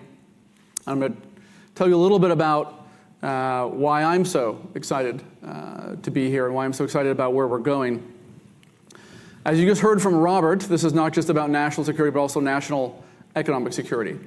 There is no aspect of applied science that we don't positively impact. This is an amazing company. Our employees love getting up to work in the morning. Our whole team does, because no matter what your thing is, whether it's pharmaceuticals, through to logistics, through to cryptography, through to defense, through to material science, through to sustainability, you make a bigger impact here than you will or can anywhere else. We are absolutely in it to win it, as I think you've seen this morning. We have shown this year that we will absolutely spend money to make sure that happens and to move things to the left on our roadmap, because time is everything. It's not time, we're actually not that worried about competitors, as you've heard. A 5-year lead is an astonishing one. Steve Jobs, 2007 launched this thing called the iPhone. Some of you in the room might have it. And he said at the time, I think I have a 2-year lead over Nokia and RIM. And that 2-year lead converged and converted into a $4 trillion market cap difference, right? I think we have a 5-year lead. And we're going to continue to press our advantage by investing appropriately.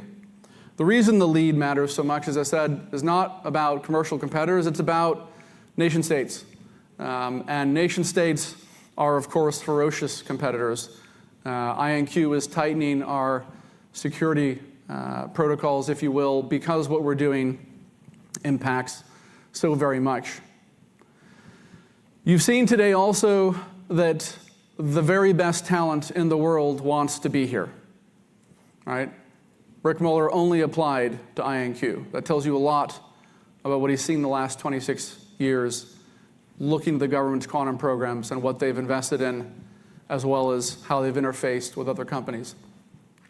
You've seen that A-pluses want to work with A-pluses. And so the Chris Monroes and Chris Balances and Mihir Bhaskars and many, many more that we have in our applications team, Martin, Marco, Rick, et cetera.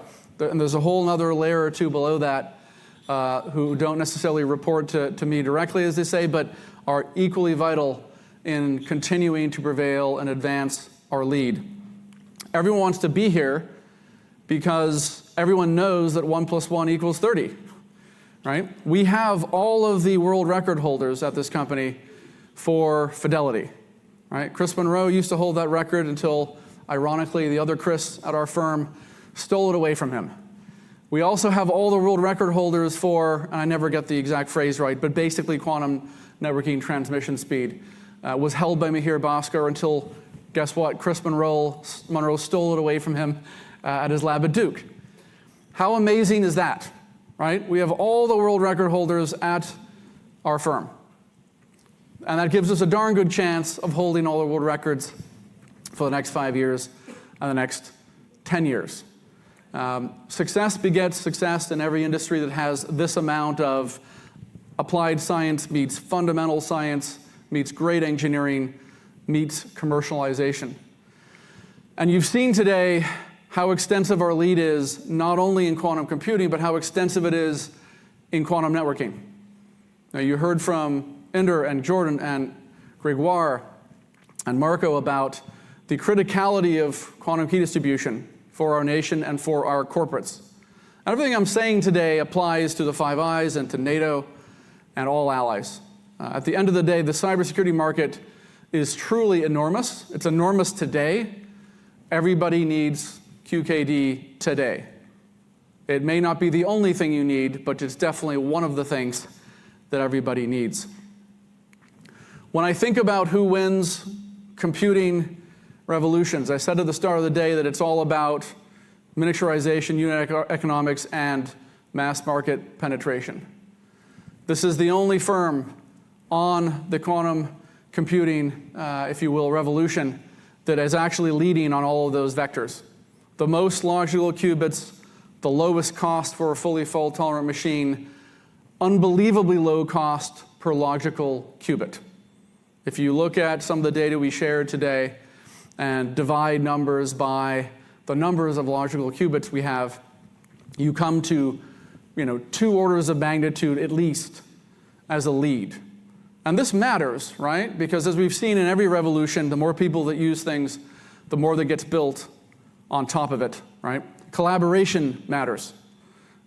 Chris Balance and I will be in the UK together next week, just as we have been here together, because what the US and UK do together matters a lot, and what the Five Eyes do together matters a lot. And setting IonQ with Oxford Ionics, LightSync, and our friends at Capella as the opportunity to drive advancements in collaboration, cooperation between nations and between agencies is a dramatic accelerant as well as differentiation.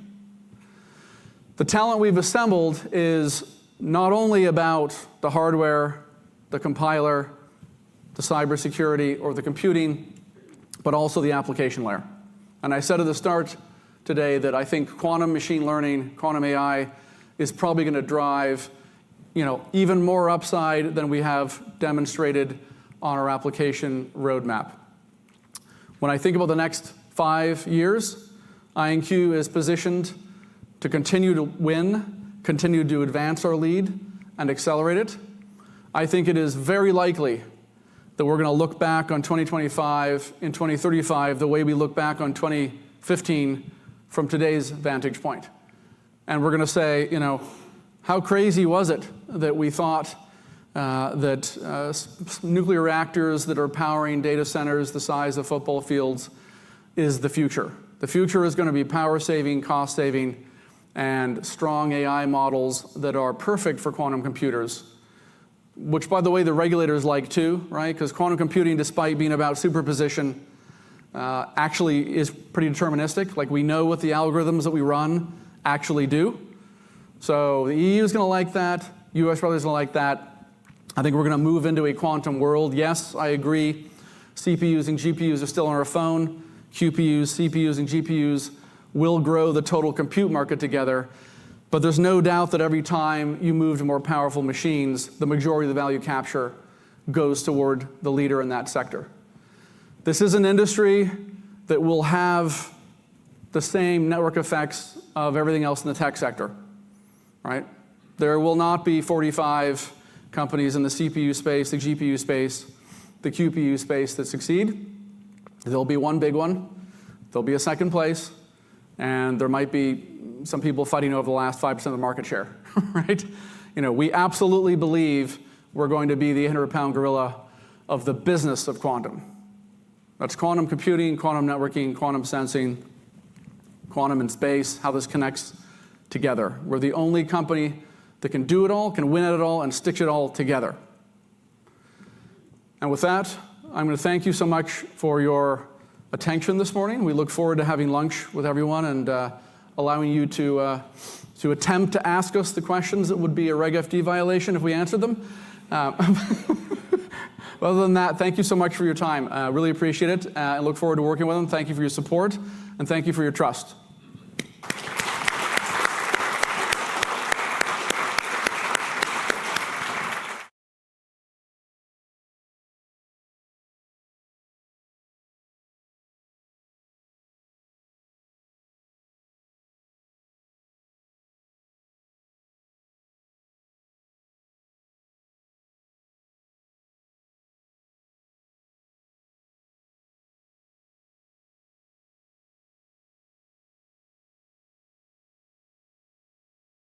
I'm sure some people might be fooled by that. Christ.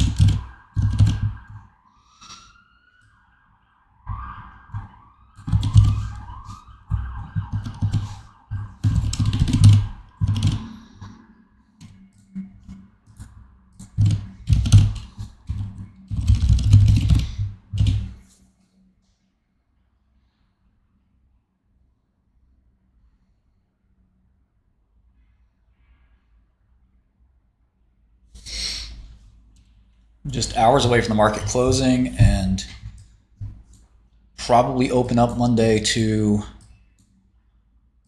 ATYR's binary event data we've been working on for, what is it, Chad, a month or two? Wow, look at that, $6. But the puts are pumping as well.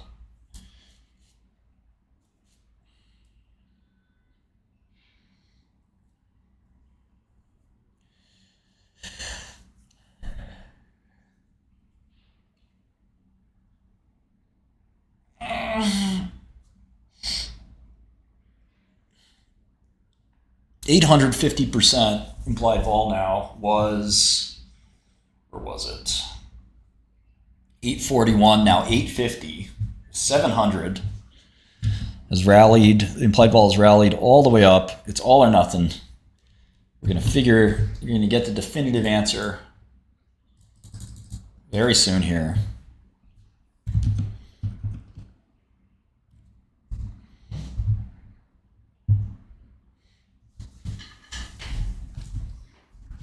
True binary event.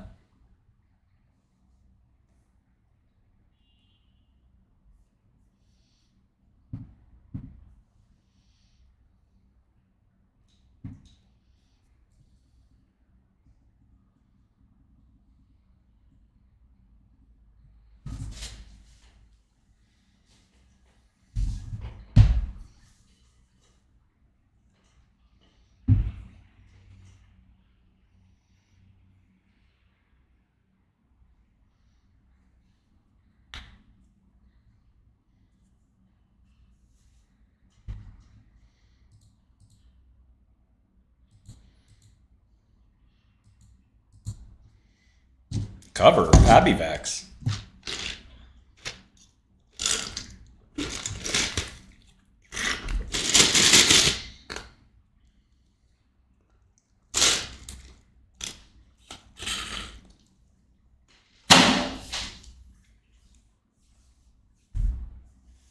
Clench your buns.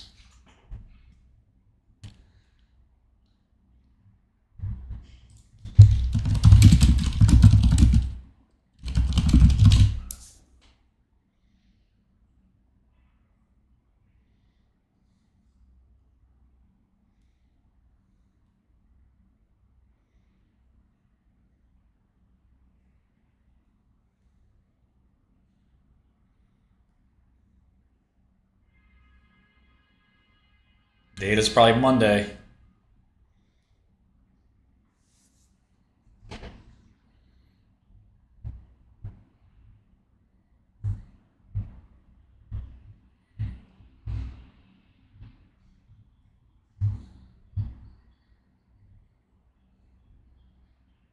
Country Dumb's got the answers. Country Dumb checking in. Buy before Monday.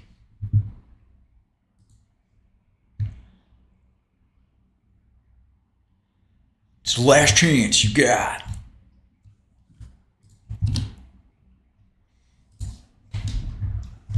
Country fucking Dumb.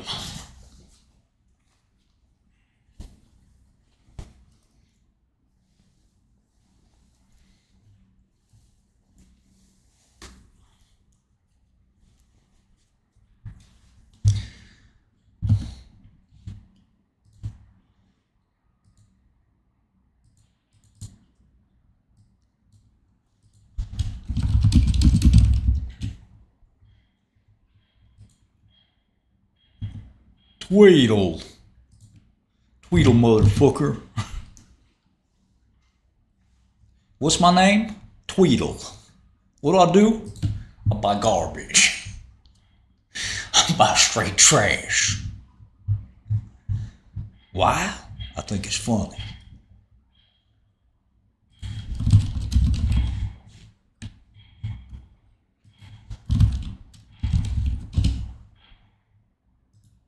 Yeah, the puts are not getting cheaper, so that tells you something. If anything, somebody's taking the one puts for 15 cents. You know.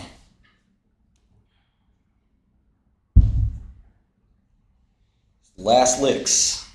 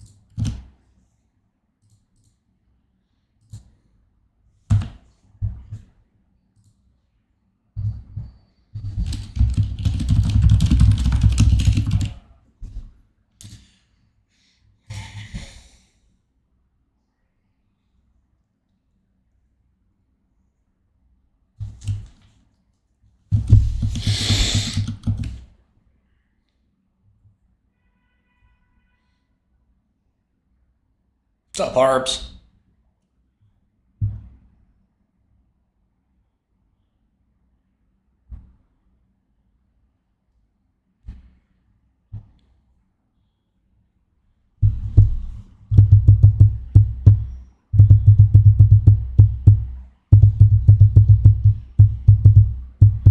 Yeah, I mean, yeah, I don't get worried when some dumb stock goes up for no reason. It's perfectly fine by me. You can throw a stupid party. I'm not going to show up, no matter what the price is.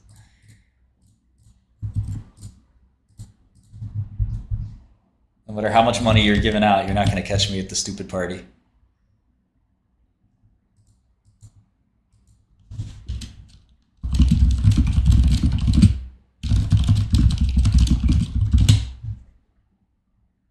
Yeah, we probably got Monday.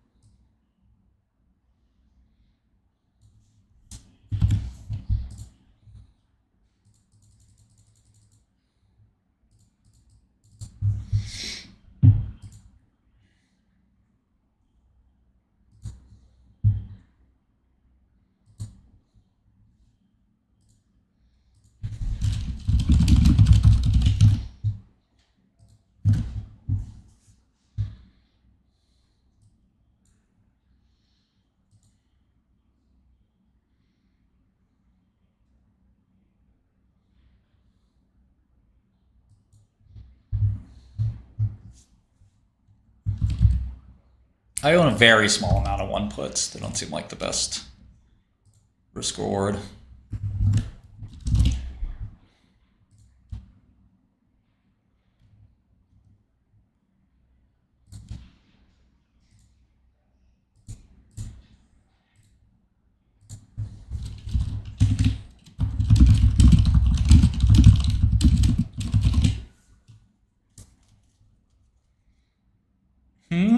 Bro has no medical or scientific knowledge. RFK Jr.? Yeah, I guess. I don't disagree with that.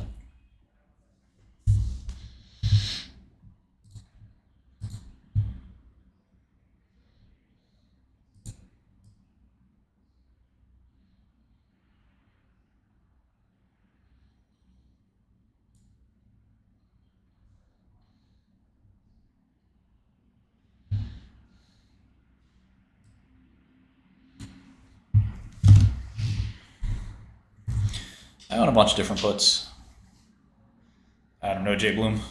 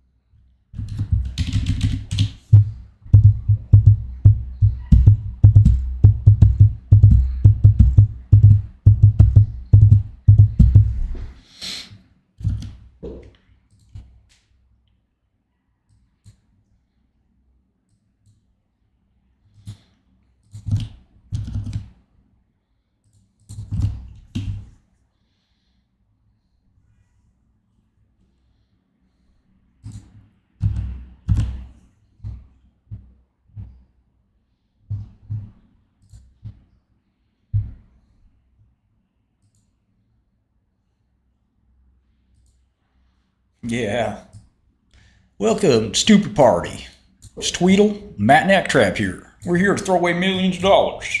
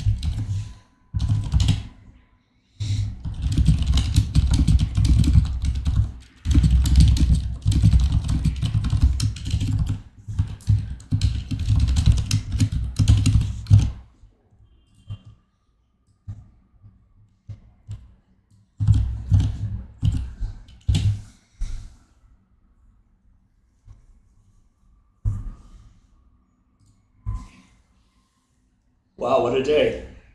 ATYR up 18%. IonQ up 18%.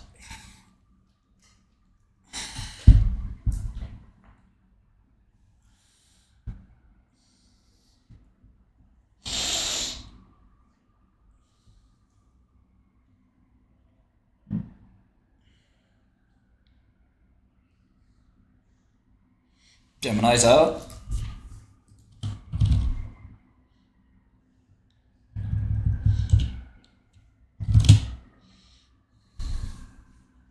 Gemini Space Station.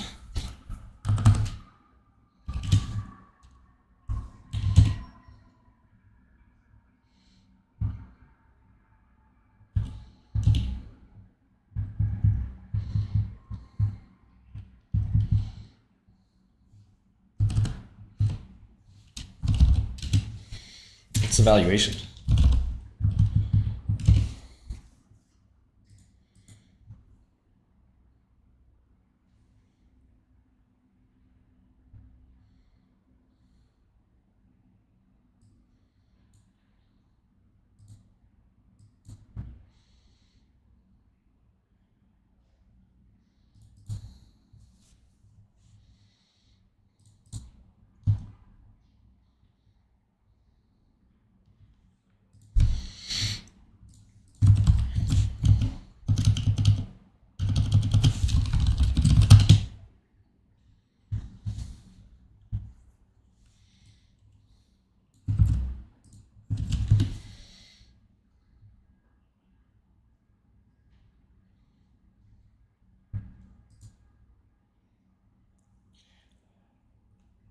This is like, what does they call it? Dead Man's Row?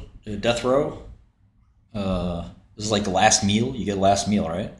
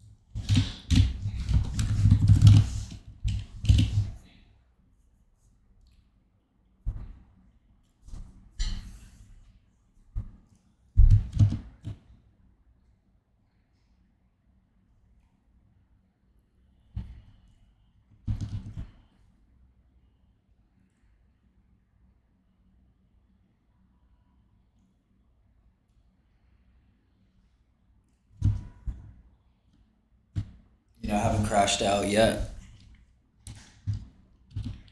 But if this drug somehow works, I'm crashing the fuck out.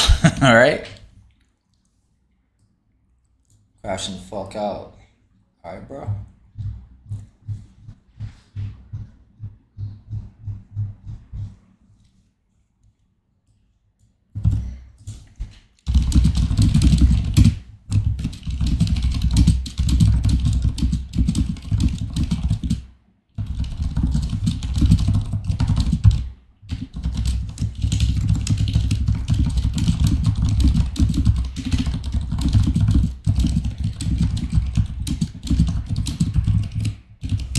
Nah, I'm gonna crash out.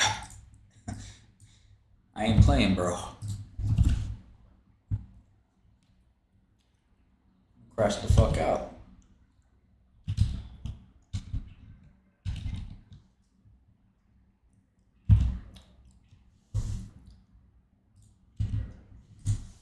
There ain't no if. There ain't no if. Ain't no if. Ain't no if. Ain't no if.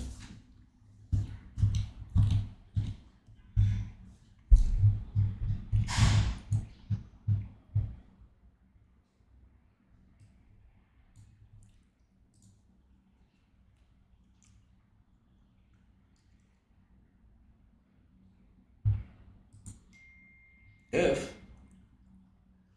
What the fuck is the if?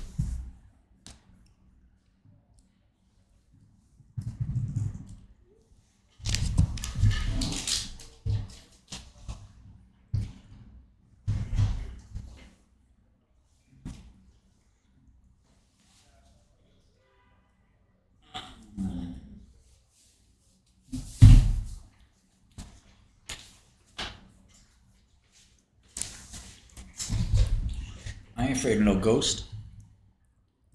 Easy Money Stacks Records presents Easy Money Stacks.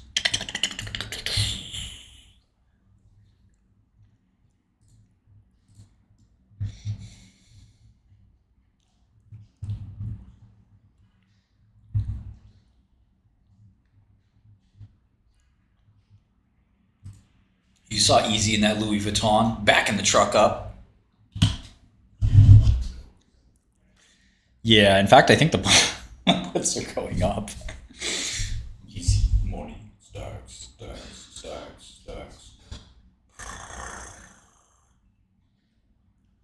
Oh, that'd be a sick producer tag, where he's like, it's a money counter, it's like...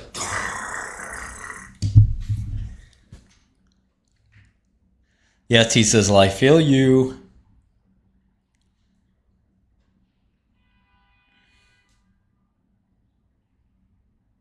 Tony from Newark. Yeah, damn.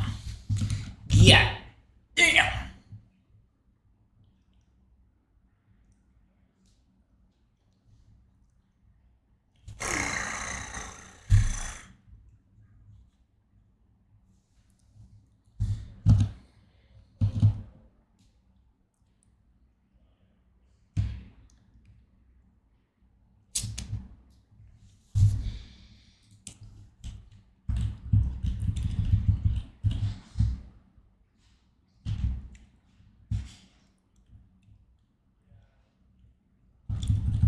You did a cancer trial for that, homie.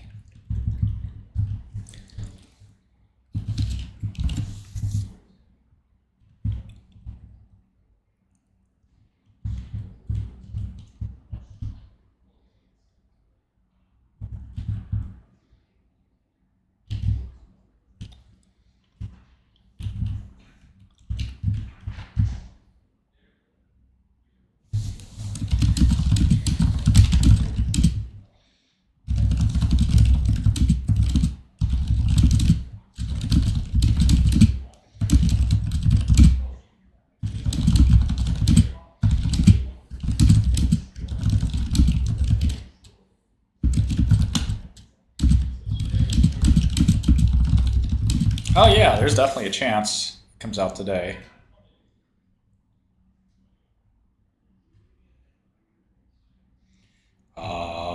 average is like 5 something.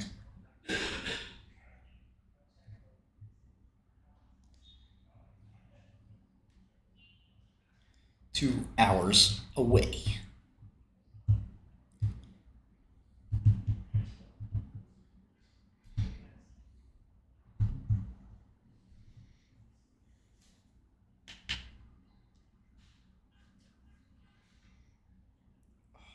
I gotta go to the dentist at 4.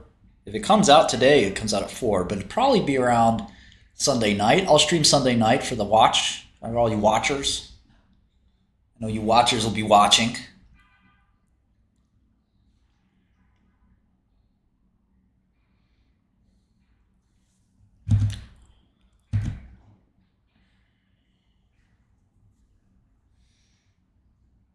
I have to take a phone call shortly. Sarcoidosis is a multi-system granulomatous disorder that most commonly affects the lungs.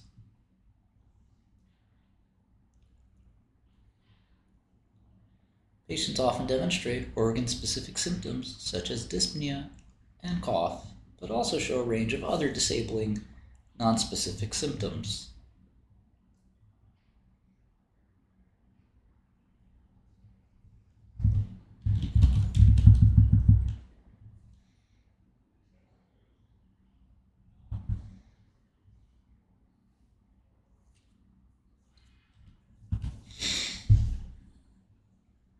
Yeah, the results are not going to be good. My God. Yeah, the puts keep going up.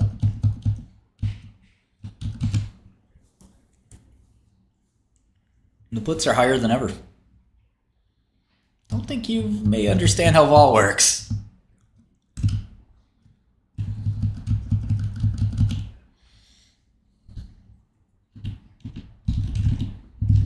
Wow, the 5 puts have rallied quite a bit. And the 6 puts. God damn. The rest of it's actually flattening. That's a bear sign.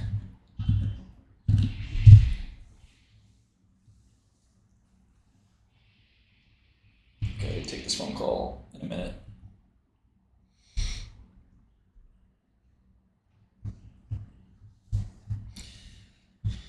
You try, I think you saw.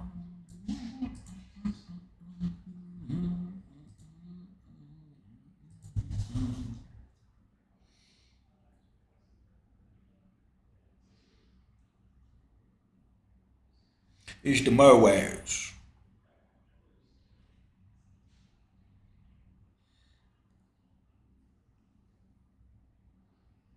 Yeah, Rajiv makes mistakes too.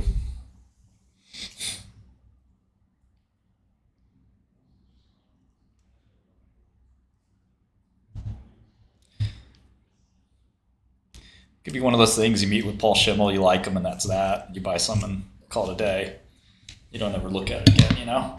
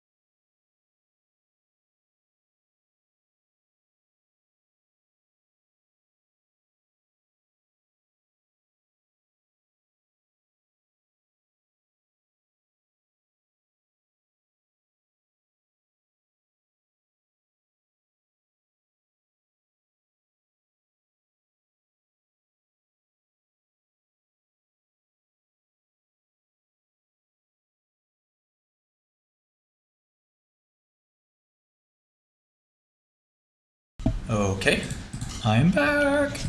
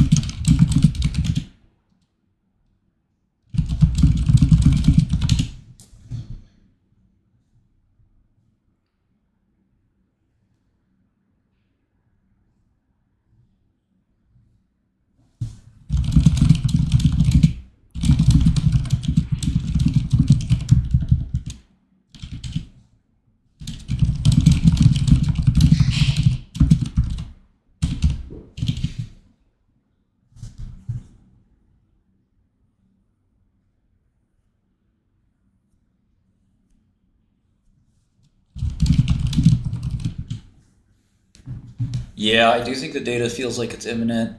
I looked at the website, I don't see anything changing. I might have to cancel my dentist appointment or push it out.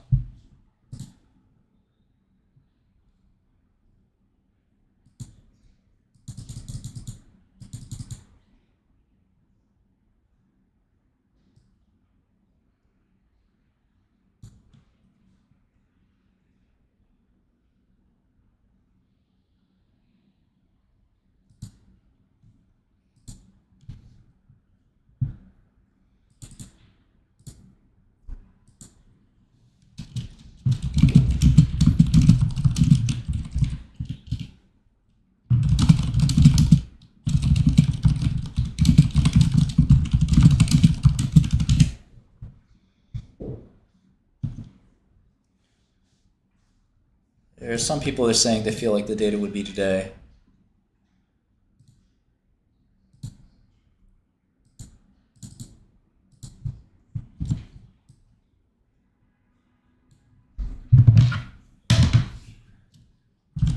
I don't have veneers now.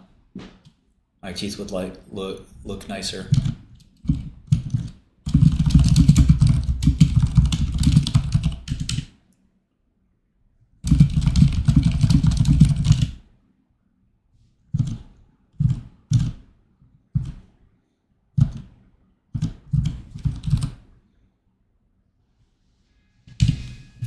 Could be today.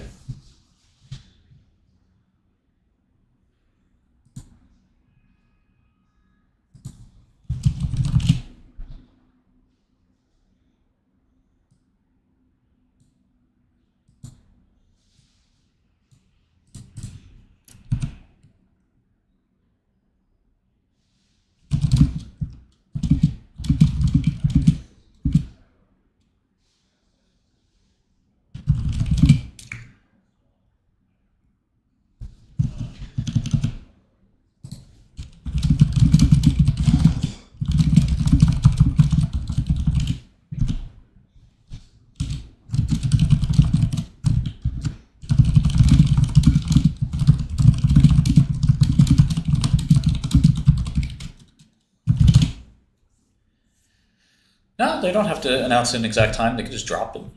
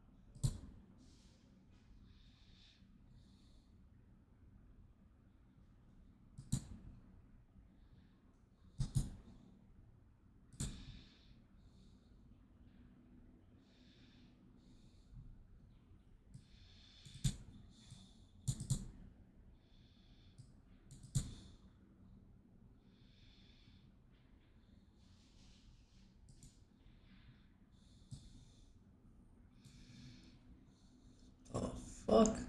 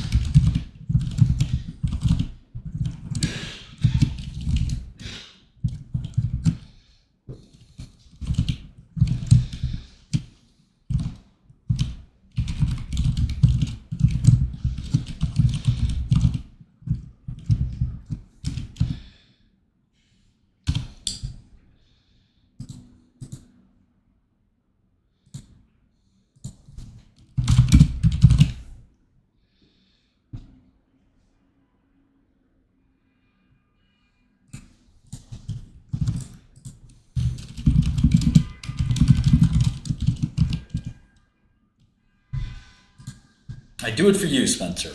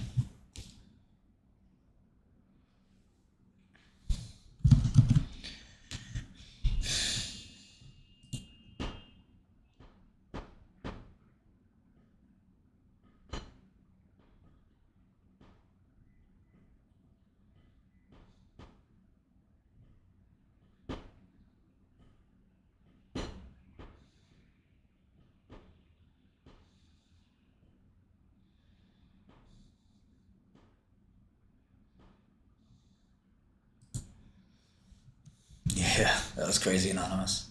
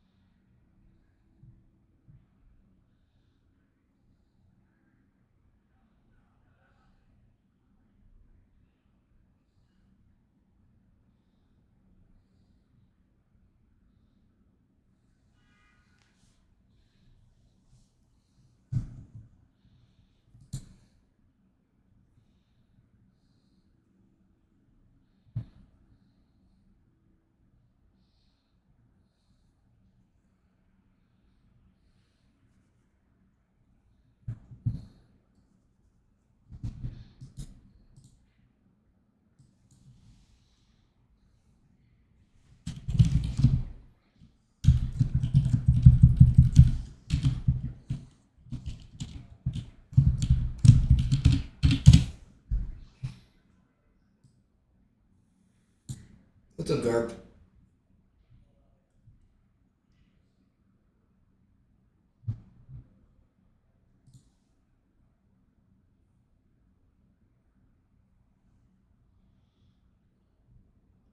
It's about to get real.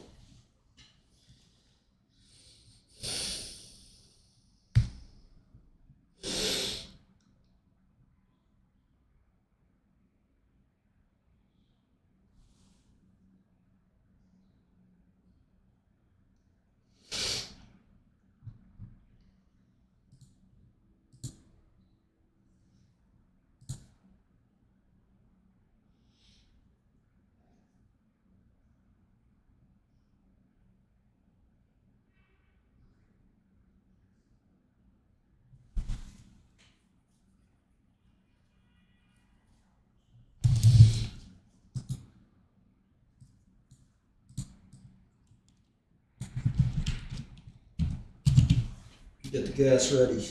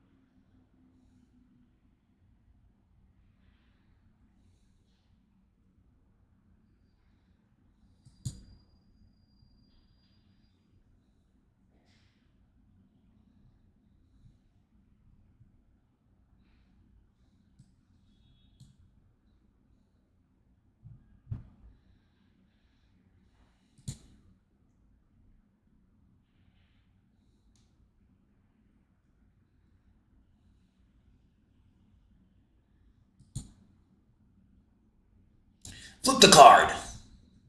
Flip the fucking card. I want to see it. Flip this shit.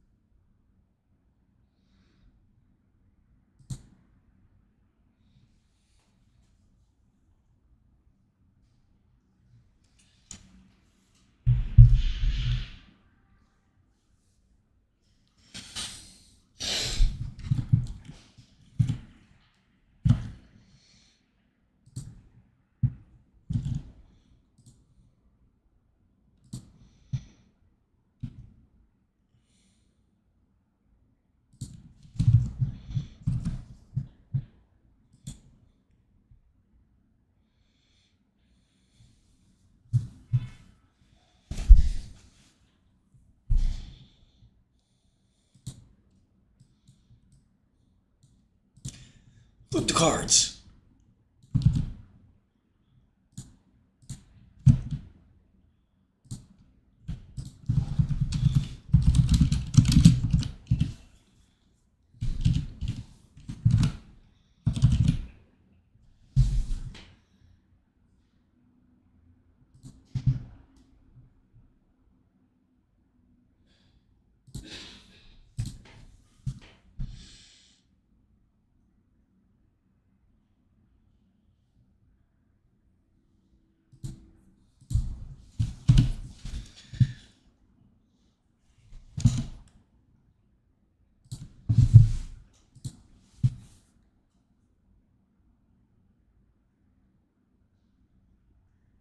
And I fucked this up. I'm about to not have a live stream no more.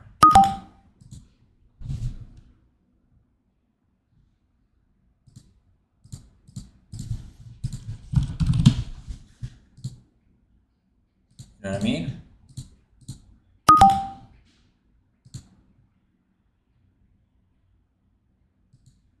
fuck this up. Turn it off the live stream. What do you guys think? Turning that shit off.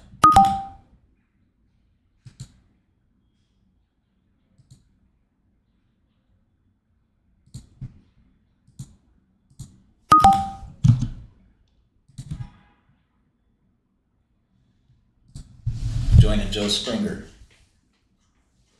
Open this fucking window, bro.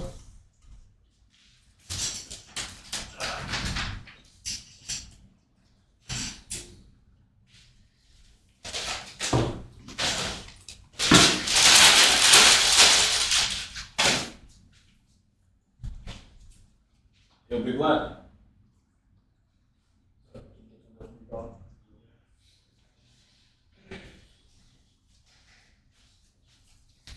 I want you to raise it up enough so it's not suicide height, but I can get out if necessary.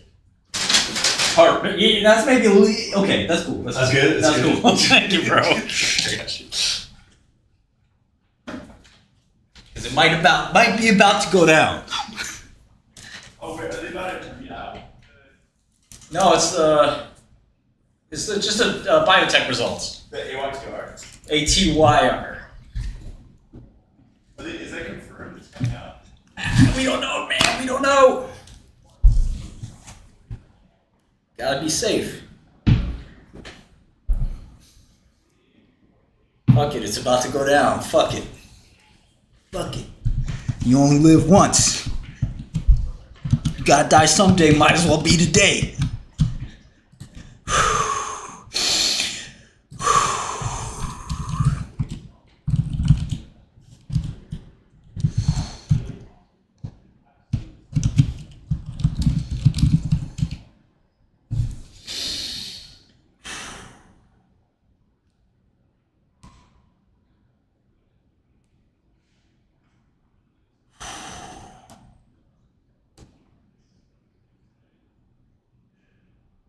Might as well fucking be today.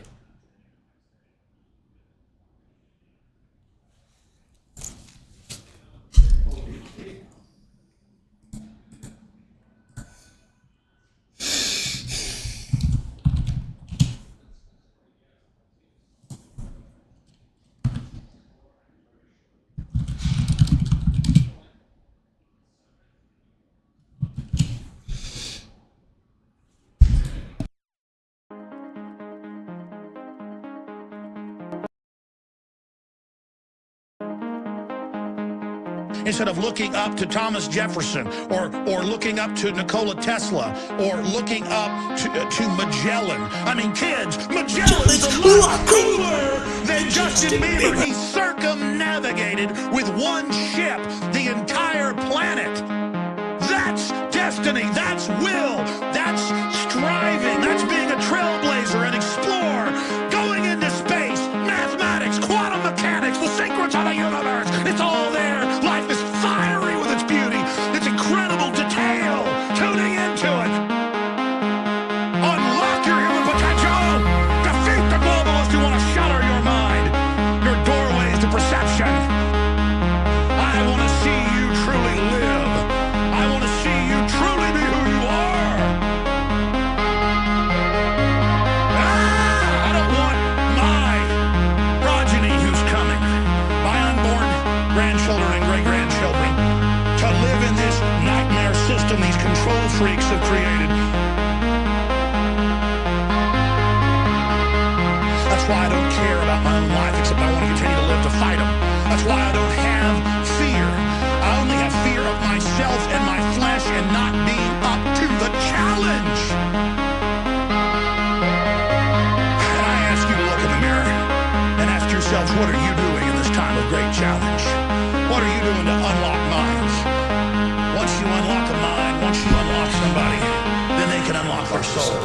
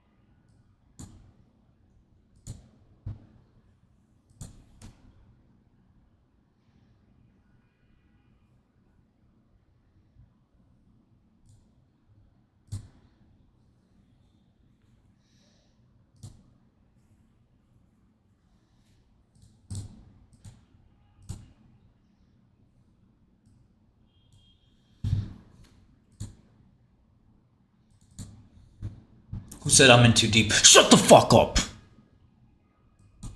Who the fuck are you telling me I'm in too deep?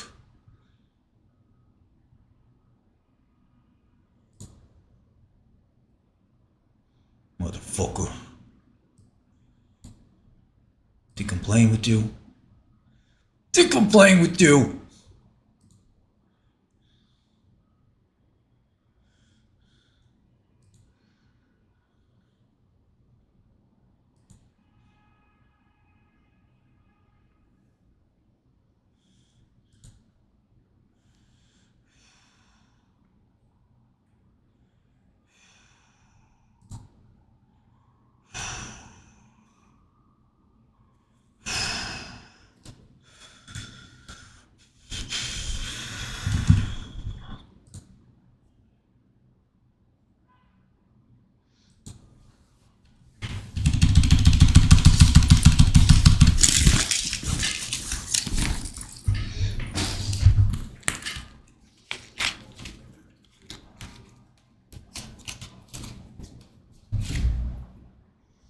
People think I'm fucking playing.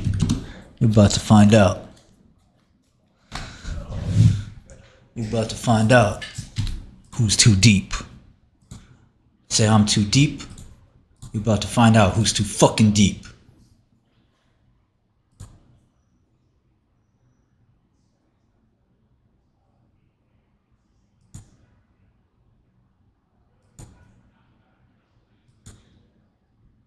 Fuck is a cache buffer? What the fuck is a cache buffer, bro?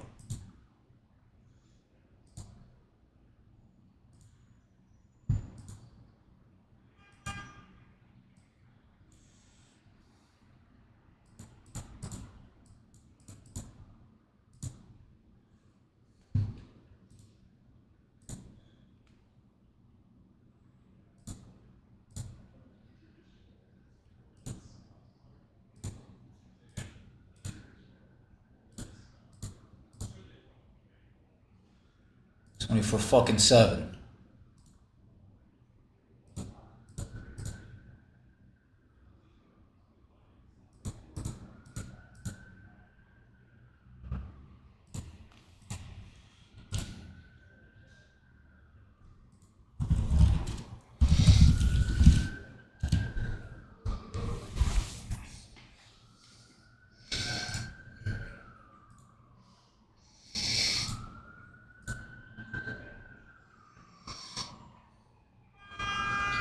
Make sure it's doing every page.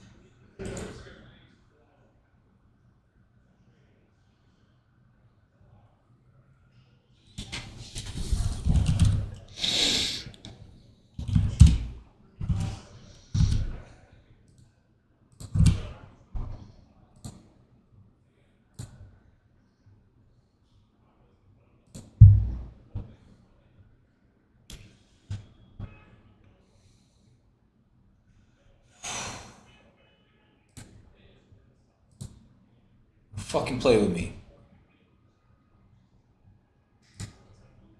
I'm playing with you, so don't fucking play with me.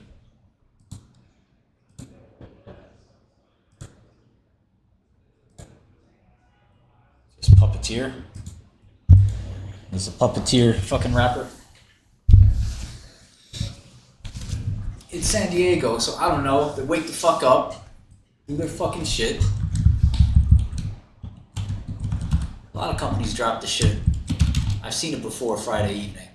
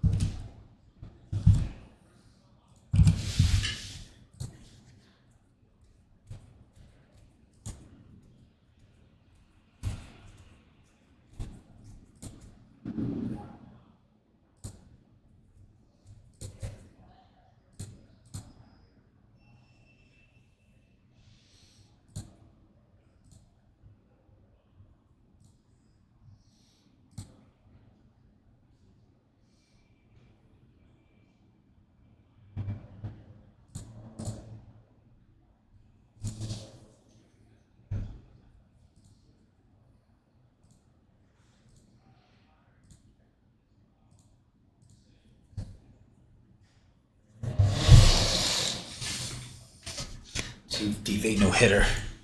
Shut the fuck up.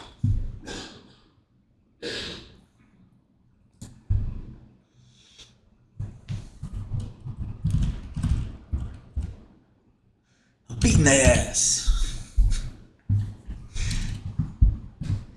Yeah, let's get a little hot in here.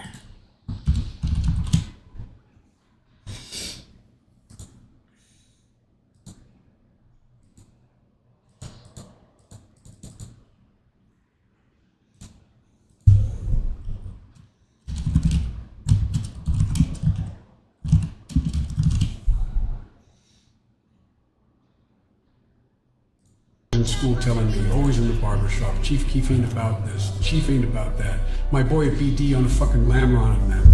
They say that nigga don't be putting in no work. Shut the fuck up. Y'all niggas ain't no shit. And all y'all fuckers talking about Chief Keef ain't no hitter, Chief Keef ain't this, Chief Keef a fake. Shut the fuck up. Y'all don't live with that nigga. Y'all know that nigga got caught with a ratchet shooting at the police and shit. Nigga been on probation since fucking I don't know when. Motherfucker, stop fucking playing him like that. Them niggas all savages out there. If I catch another motherfucker talking sweet about Chief Keef, I'm fucking beating their ass. And so I'm not playing no more.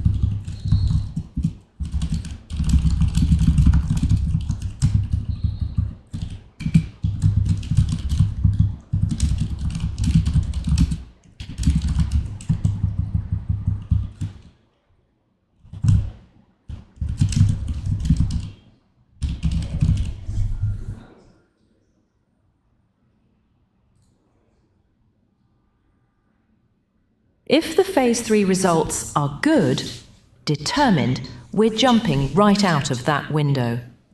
Right fucking out. Allah Akbar. The fuck? Hey, yo, what?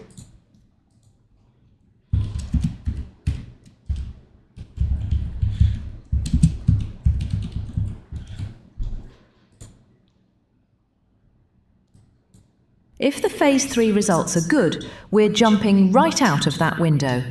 Right fucking out. Allah Akbar. The fuck?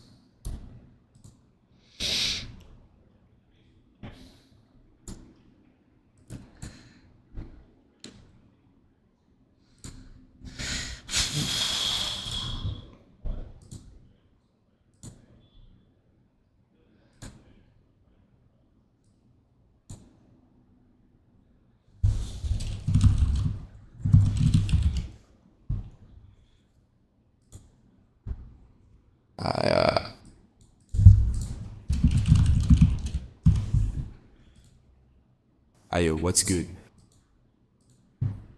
Ayo, what's good?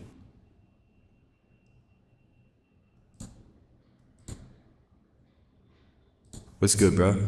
This is the only young black accent, so you can use it however you want. Denzel stood at the hospital window.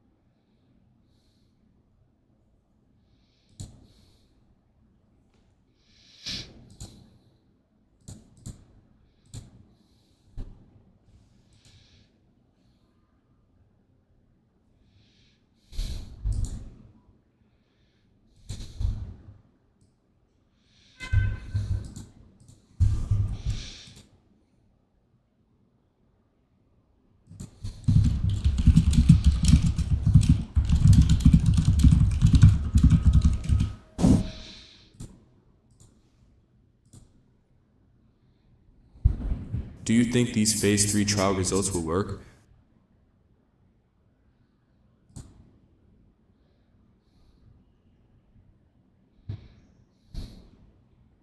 Pros for Martin Shkreli. Them can't deny see him a real hustler in a pharma world.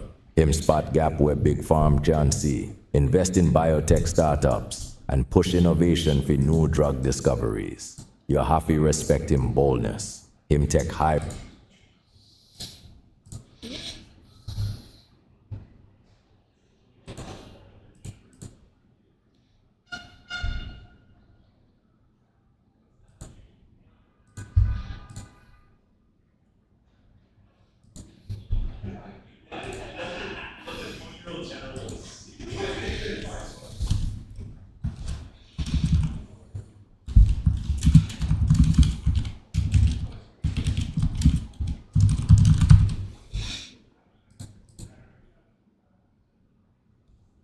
Why not? It's a 50-50 sarcastic.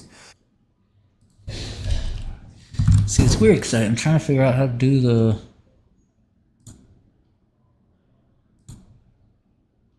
System's a little confusing.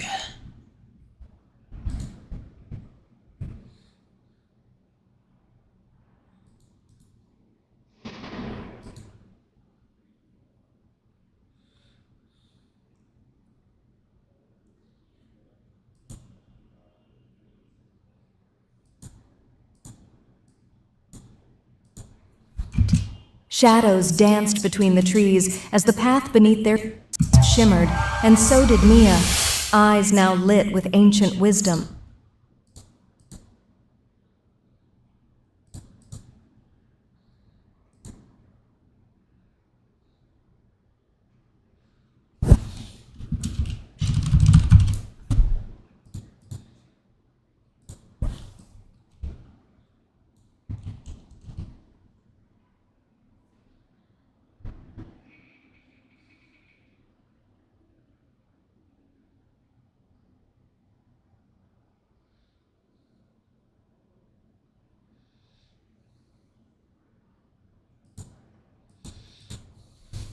Hey, Jessica, have you tried the new 11 Labs?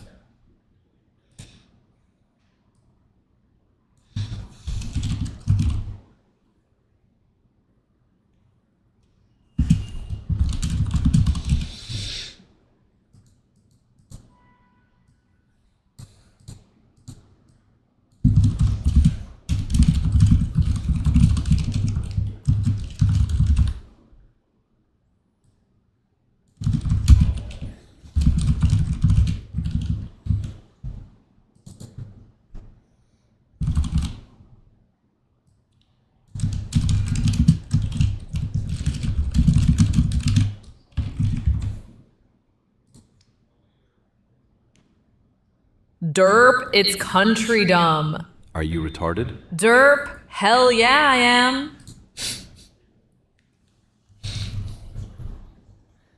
Got the voices backwards.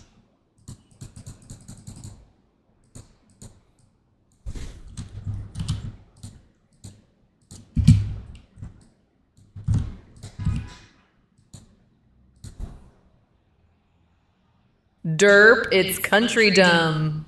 Derp, hell yeah, I am. Are you retarded? Nice.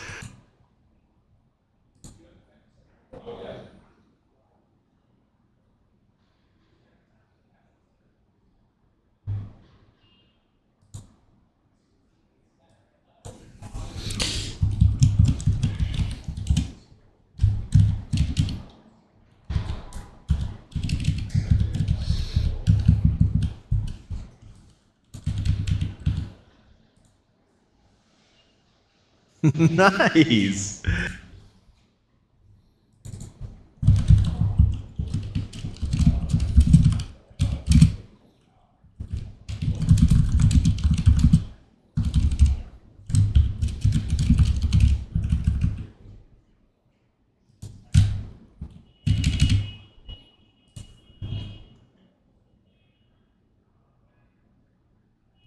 Nice. Oh, hell yes. These results won't be good.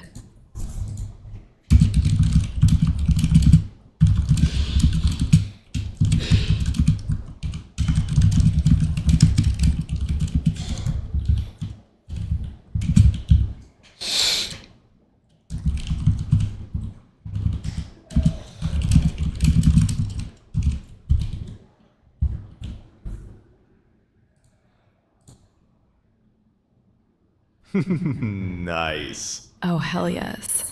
These results won't be good. Martin's going to crush all you Reddit retards, and then I'm going to give him a reward. I know, right? And apparently we can do...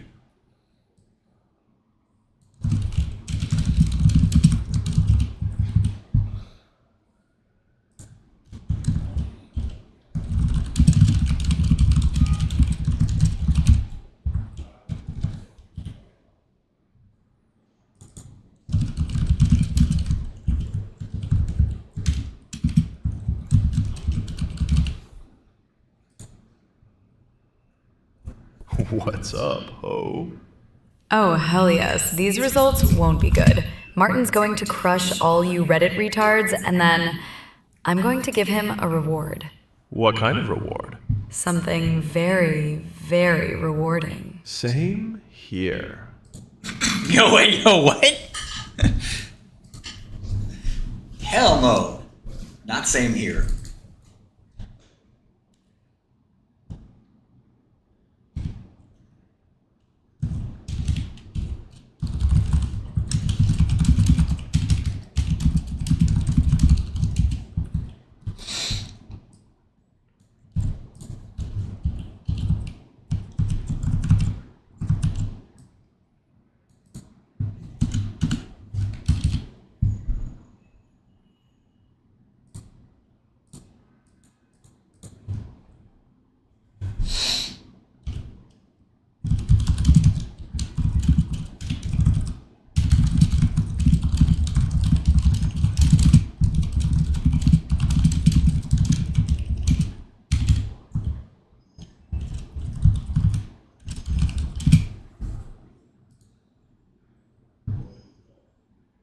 What's up, you silly hoe? Oh, hell yes. These results won't be good.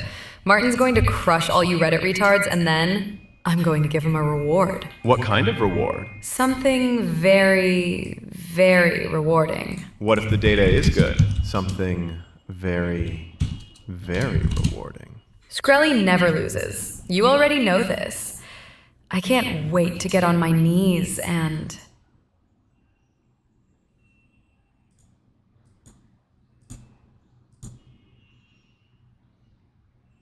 Five minutes. 5 minutes.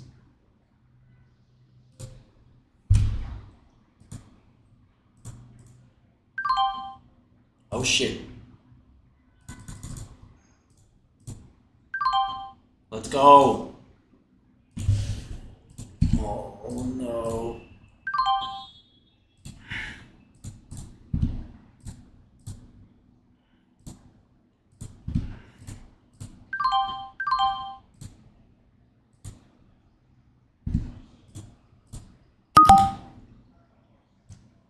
No locate. No locate. Man, what the fuck? Give me these puts. Shit.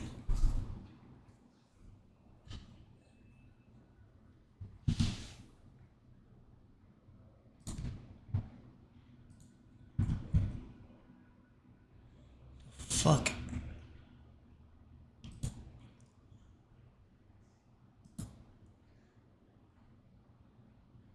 I don't want to pay 160.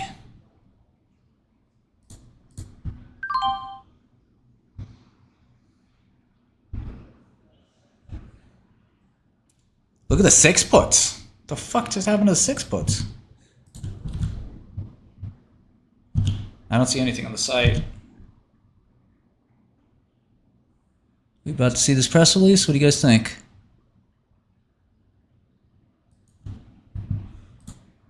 No change, no change, no change.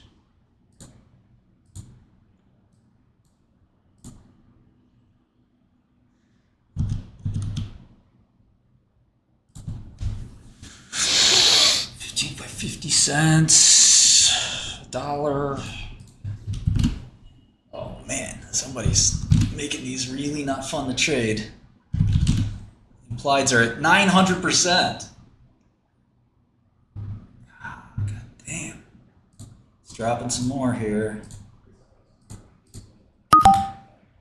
No sufficient shares.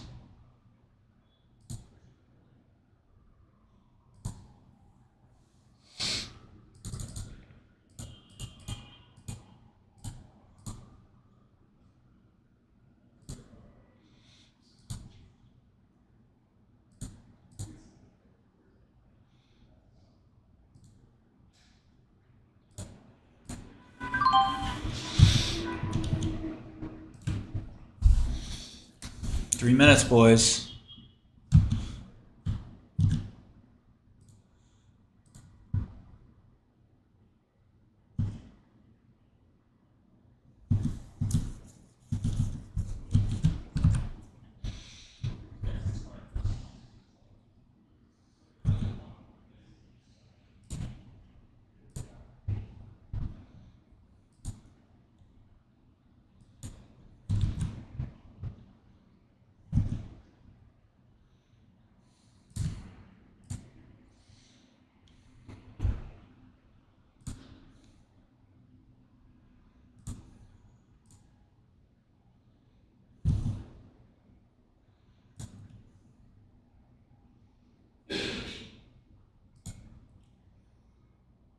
Minutes. Is this it? And we wait till Monday?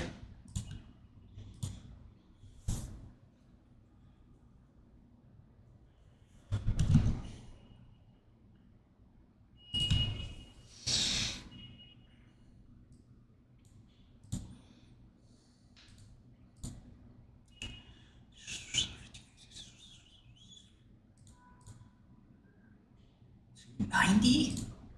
How the fuck did they go to 290? 280. Wow, somebody's jacked this ball. It's already jacked. What they doing?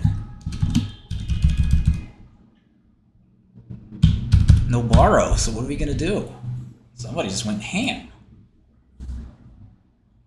Wasn't me. Shit.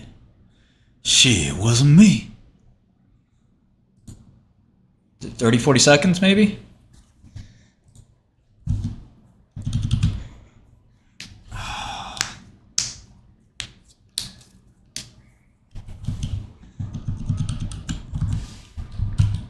How do we exit a position if it goes against us? Right fucking there. That's how you exit. That's how you exit.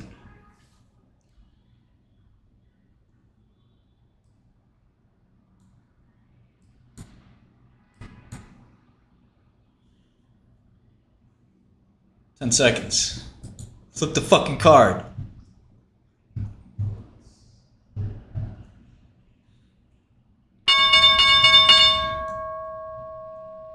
Nada.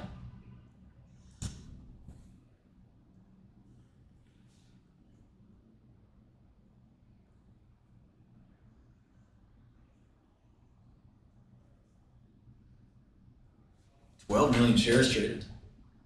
It's a lot.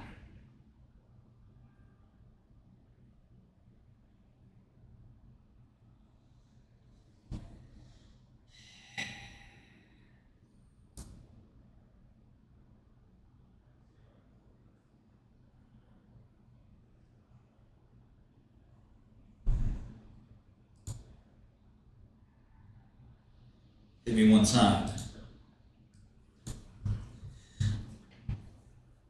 Sir, you have 21. I said hit me. Dealer pulls out a card. It's got no points on it. How the fuck?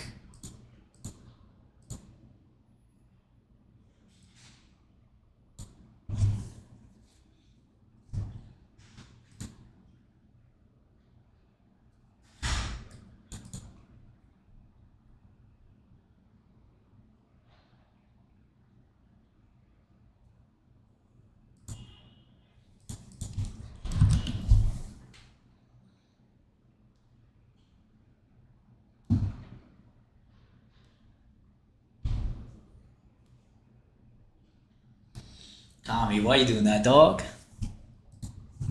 Why would you do that, dog? Why would you say that? Come on, Tommy. You gotta be careful what you type, man.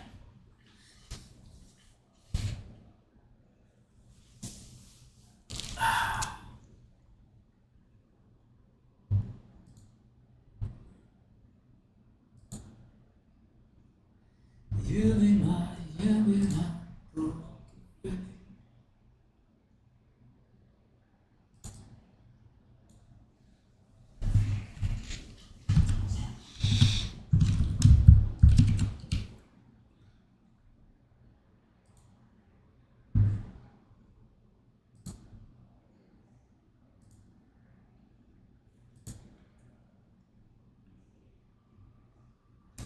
Well, I don't see shit.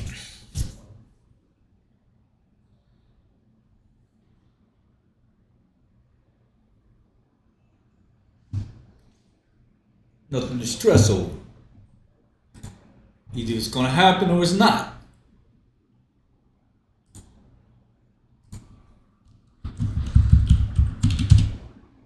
Ain't nothing to stress over.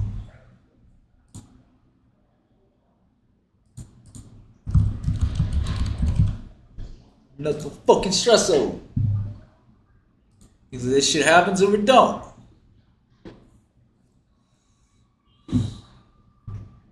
Now normally they'd halt that shit.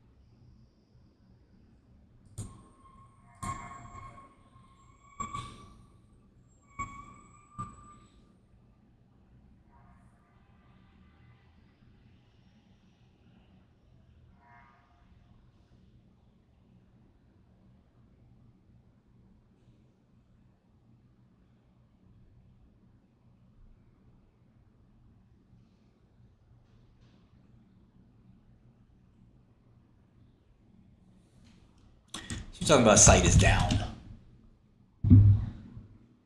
Talking about sight is down, bro.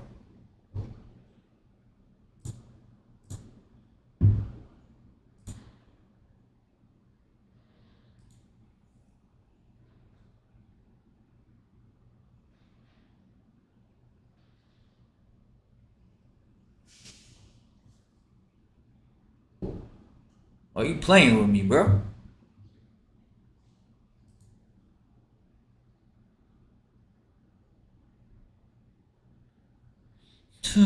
You and my face.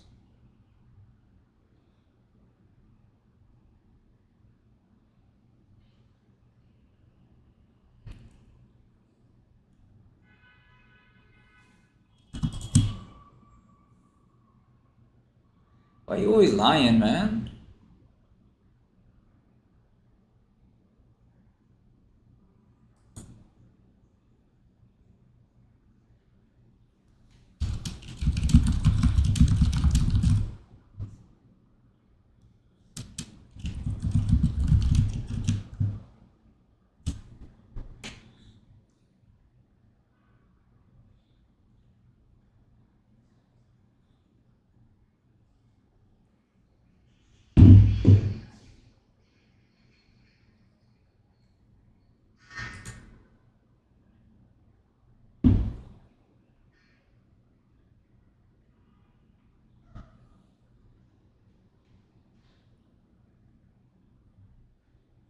A lot of game.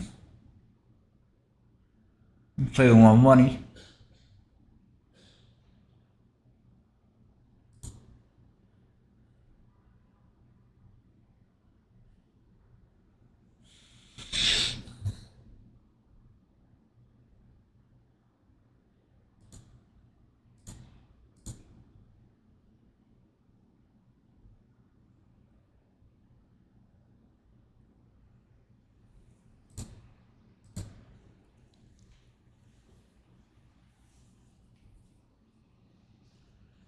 You be my poker face. Complete loser.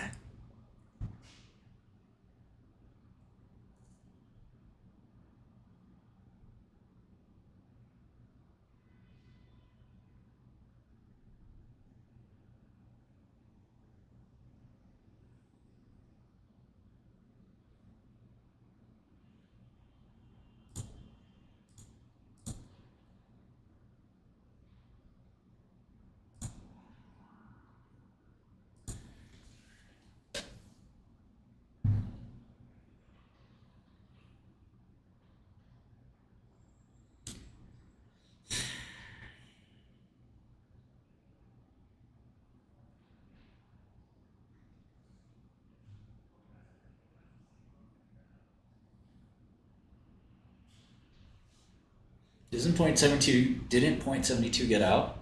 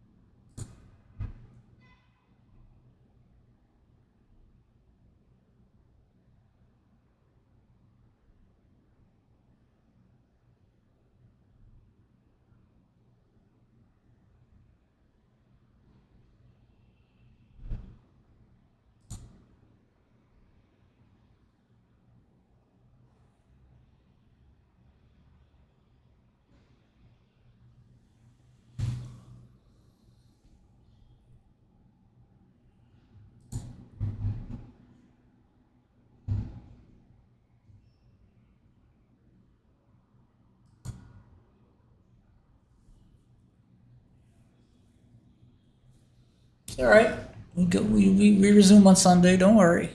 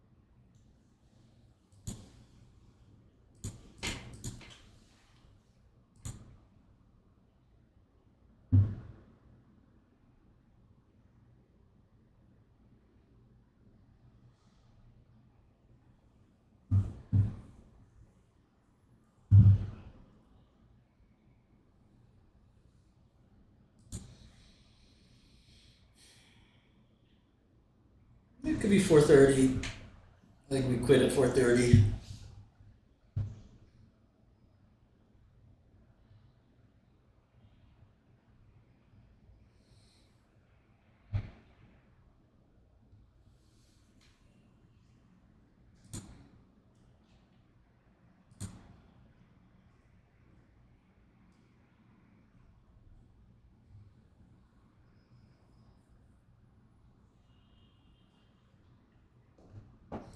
I mean, Sarepta did something on a Saturday once, which is bizarre, and then you can program it for Sunday at midnight or whatever.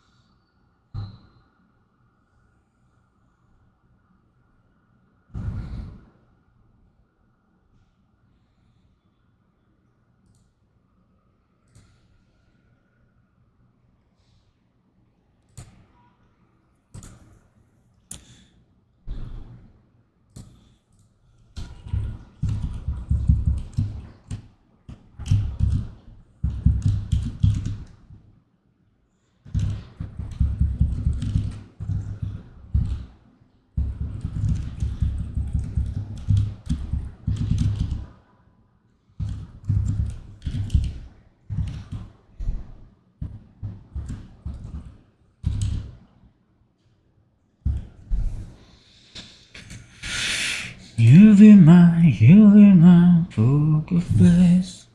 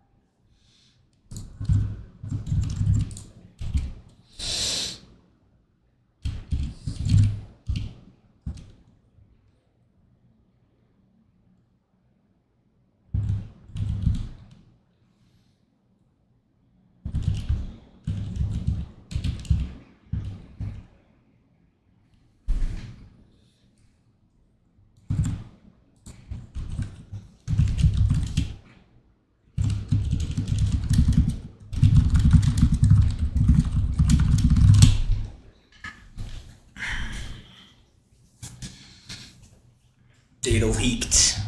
Pradeep.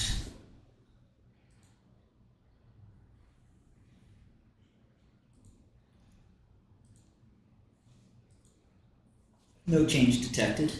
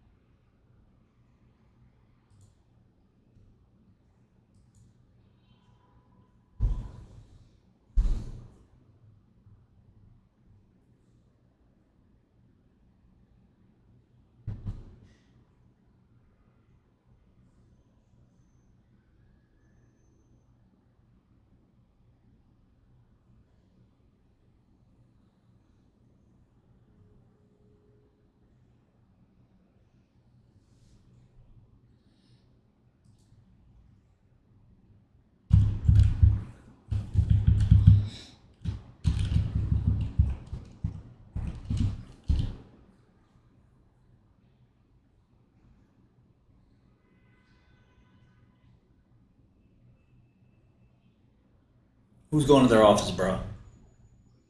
For real, who's going to the office? It's 420.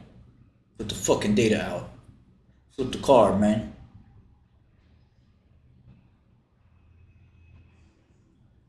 Shit is spooky.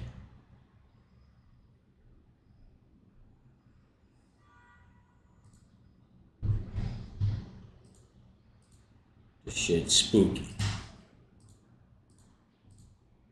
Real for real.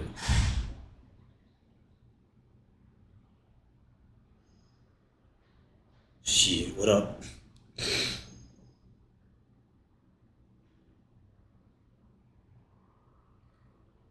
At the office like we always do.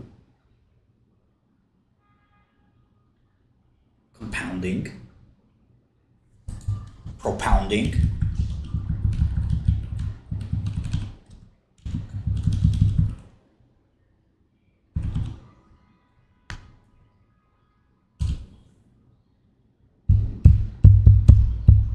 Your mom wants to know what I do for work? Man, put your mom on the line, man. Let me see a picture of your mom. Where your mom at? I'm an entrepreneur. So you need a new daddy?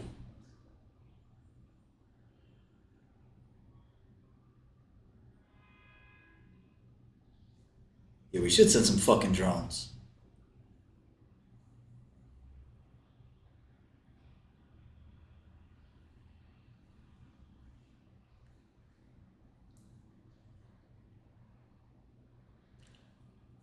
Get your mom on the phone, man. Yeah, IonQ, man, that's another story for another day. I need to go to George Soros, be like, listen, man, give me $2 billion, and let me short this IonQ. What am I ordering for dinner? Whatever wifey makes me, all right? Wifey's gonna be like, what'd you order? Where's the food at?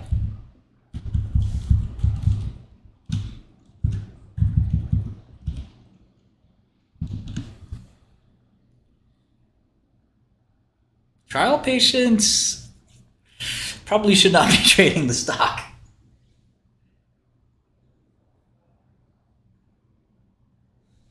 Oh yeah, you know what's a cool tool? Go to Google, type FSO fitted mod or whatever. Go to tools, anytime in the last hour, nothing. Anytime in the last 24 hours, much. ATYR about to have its GameStop moment. Nah. Incorrect. Welcome to our penny stocks.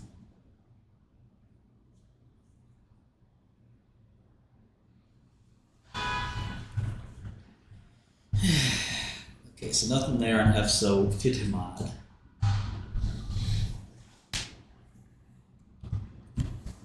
That thread was hilarious though.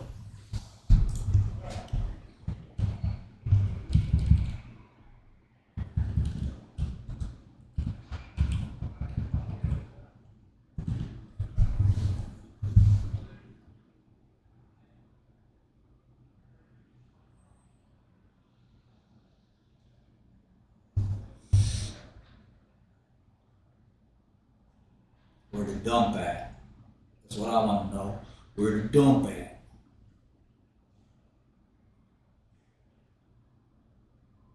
Any of those are nice. I mean, it depends on your style, Thomas.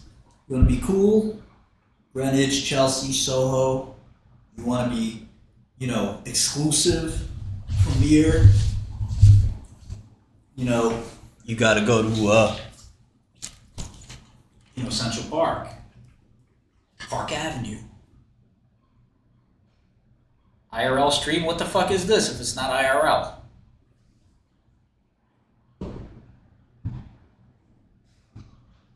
We make financial information software, okay, Adam?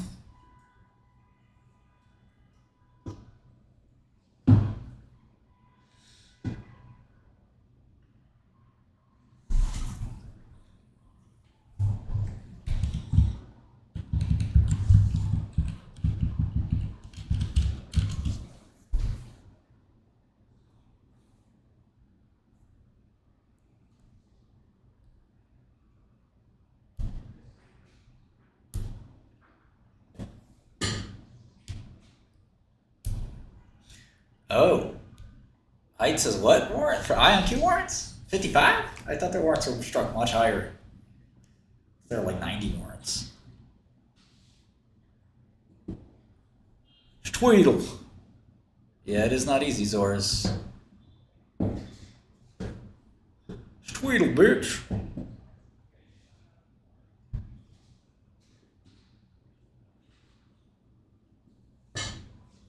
Tweedle, and I ain't playing no games.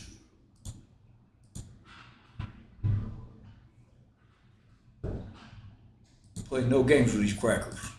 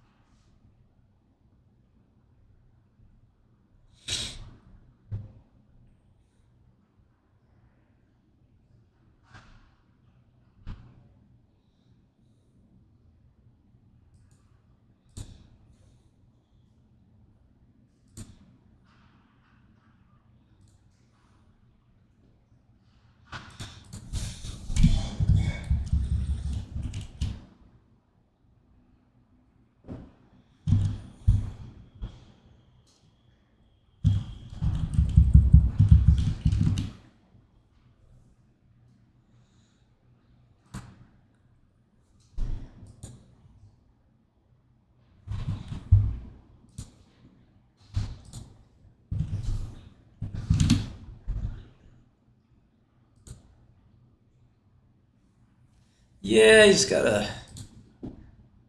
If you're a trader's trader, just take your losses as fast as you can. If you're like me, you just gotta get up, have a drink, start drinking like crazy.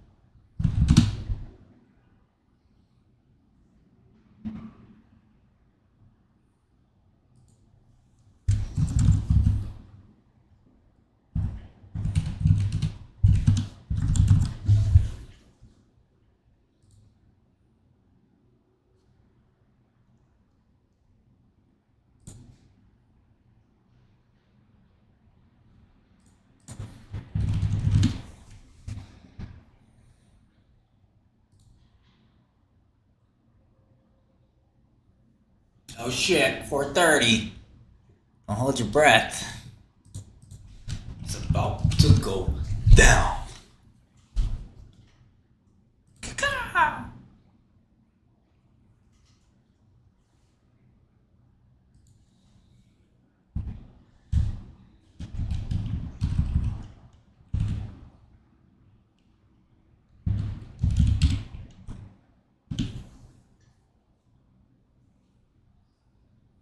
Nothing.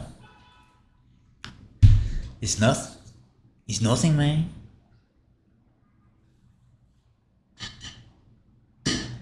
Probably Monday, man. It's not happening, man. I don't see shit.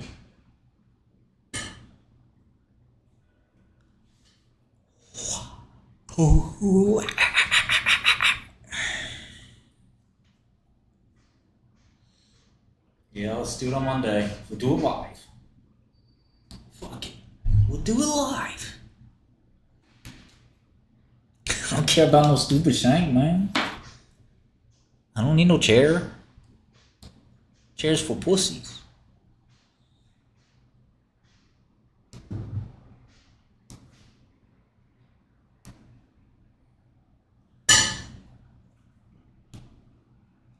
Yeah, Sunday stream.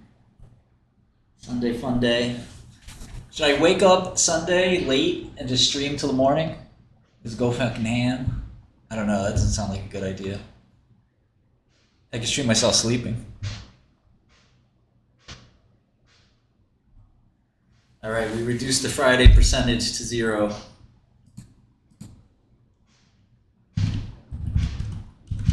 Most likely we're seeing this on Monday.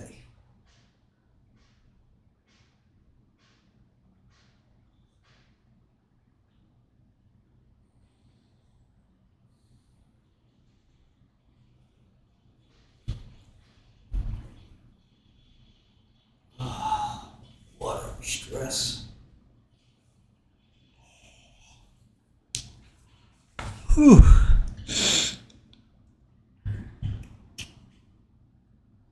You don't need to see it. You can't see it because you don't need to see it.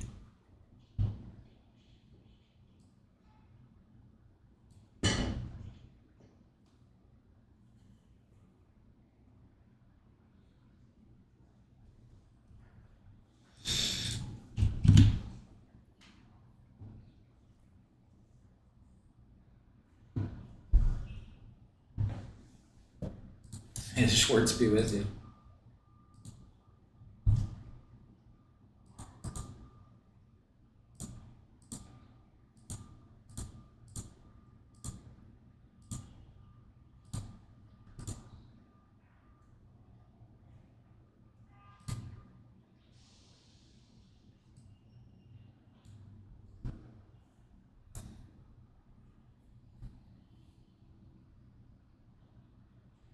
Yeah, I'm not the biggest fan of the prediction markets.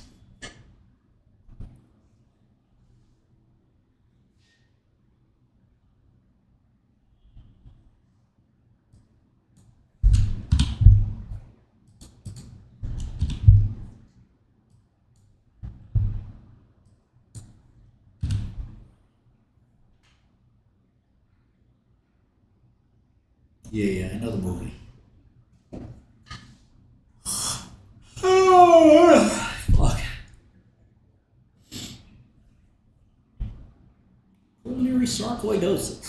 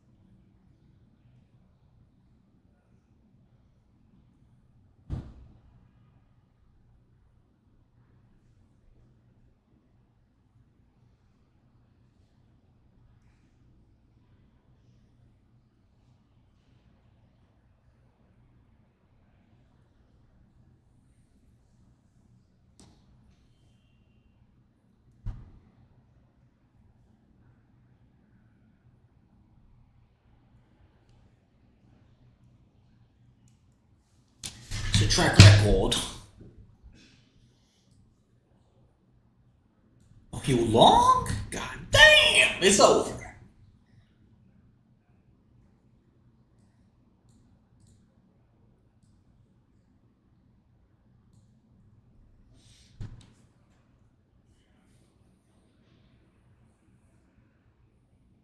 Oh yeah, I want to read that.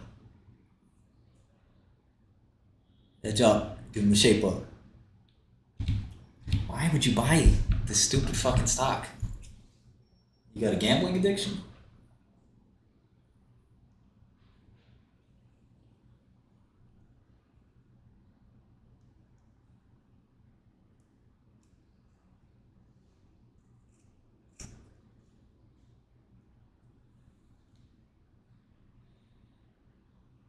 No, I don't think data's today. I think it's Monday.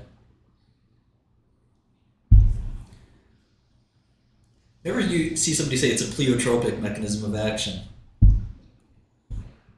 Bought some Newports, man. I had the funniest black cab driver today. I was like, yeah, you know, that guy got shot. He's like, by the CIA? I was like, yeah, I don't know if it was the CIA. He's like, yes, it was. It's like, maybe you were right. I started feeding into it. I was like, maybe you're right. I didn't think of it like that. He's like, bro, that was a professional hit. And I was like, yeah, bro. Now that you say it, I can see it.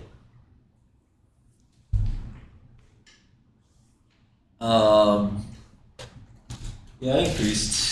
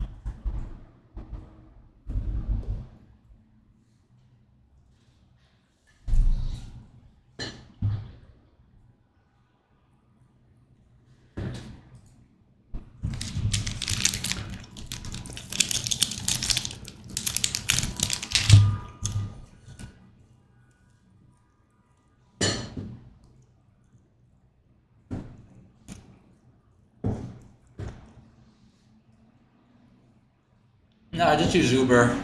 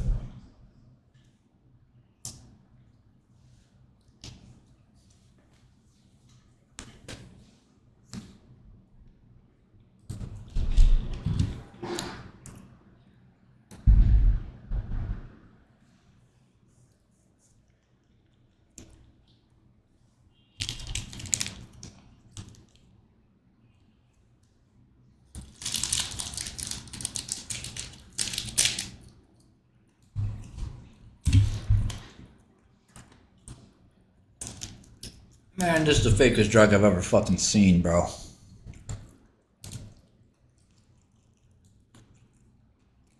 First of all, it's only like 50 amino acids. That ain't many amino acids.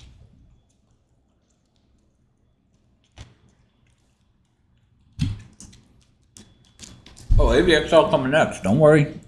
Don't worry about that.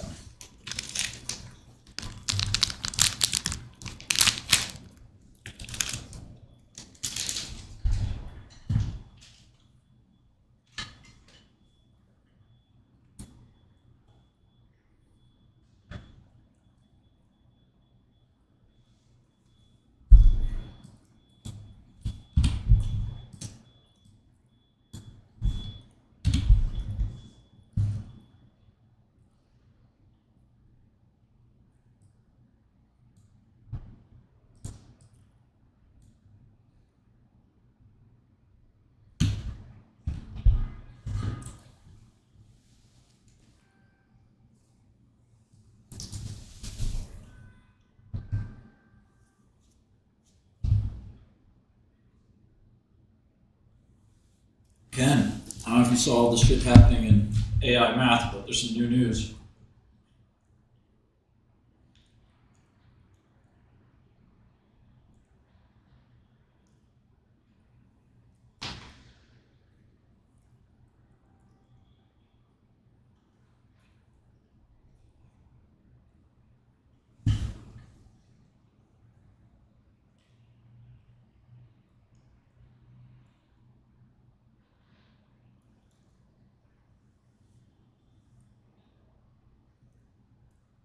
Positive impact on QOL.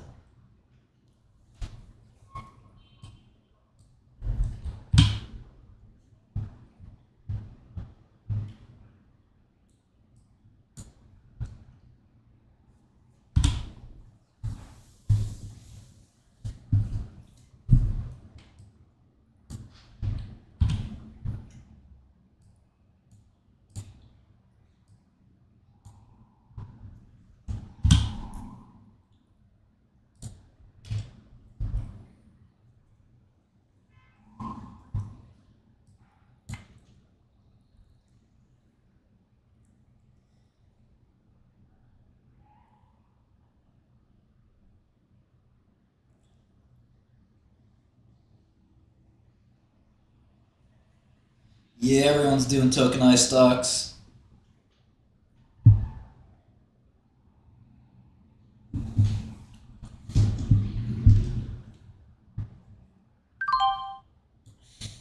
Fuck.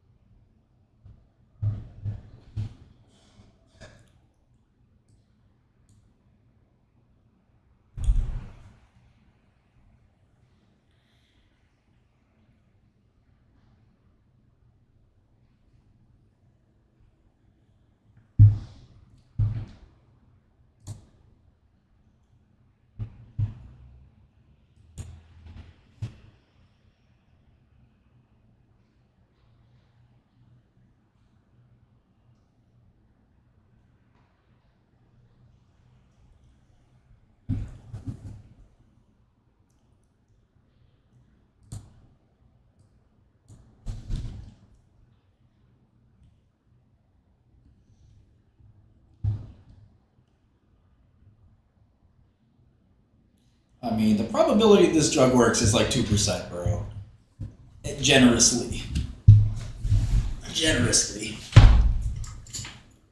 Who does one clinical trial before going into phase 3?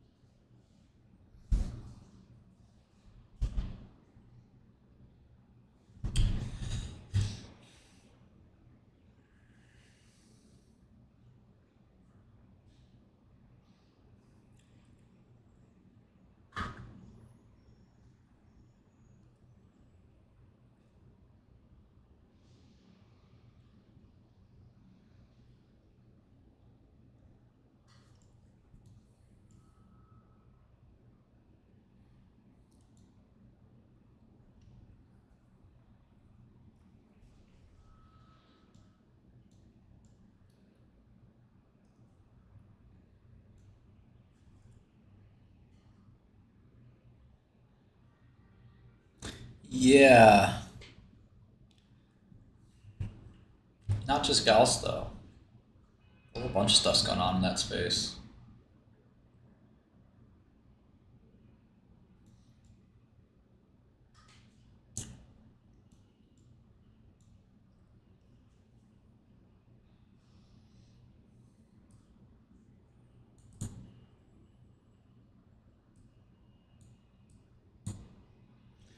$14 nanomolar.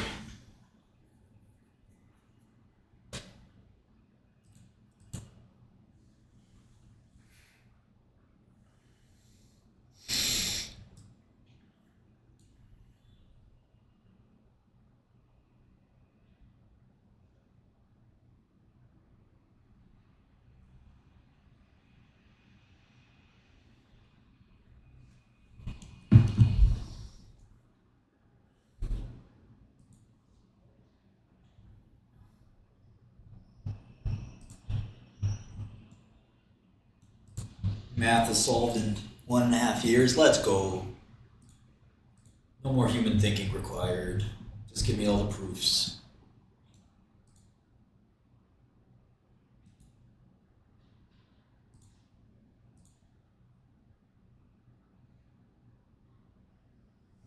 What is WLDS? I don't even know what it is. What's the story?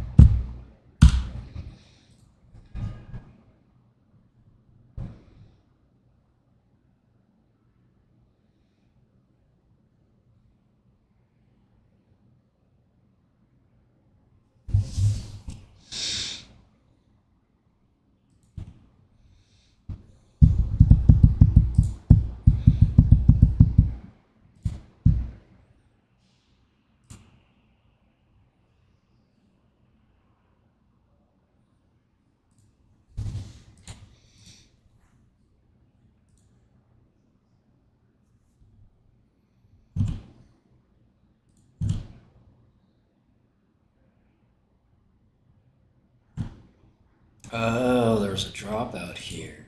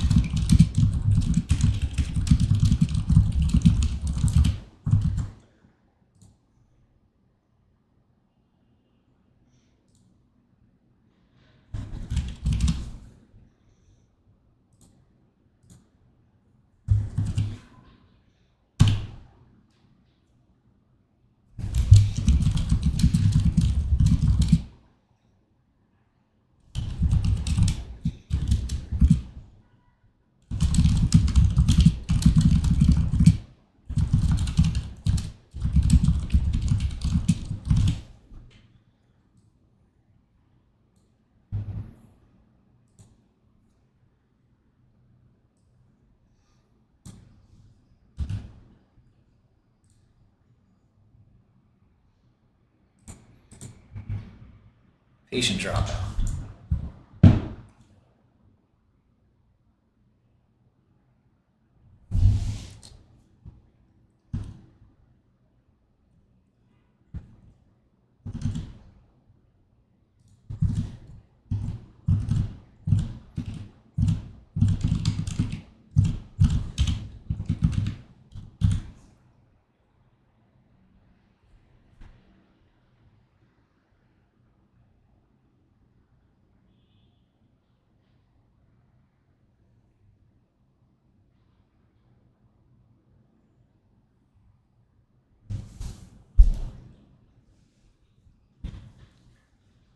Dropout is when a patient stops doing the trial. Literally just not in the trial anymore.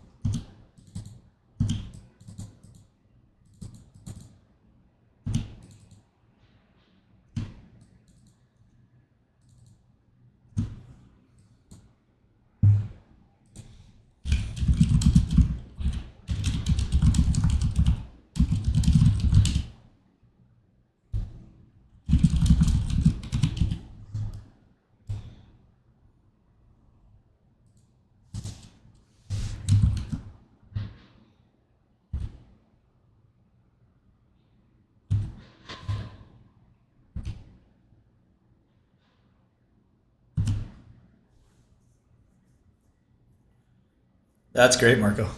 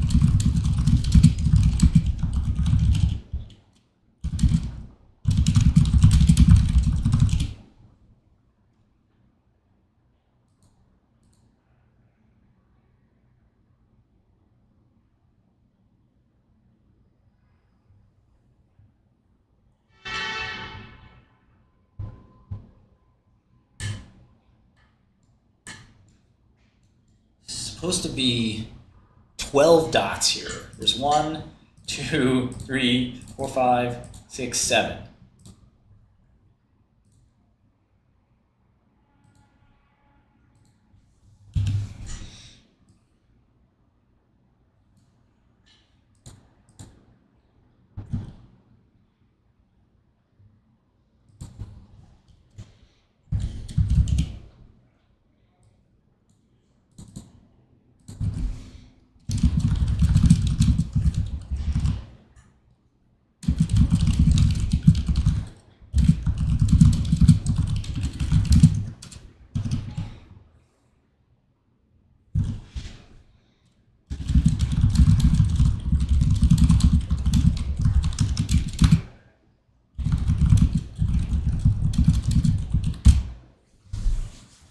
All patients and placebo.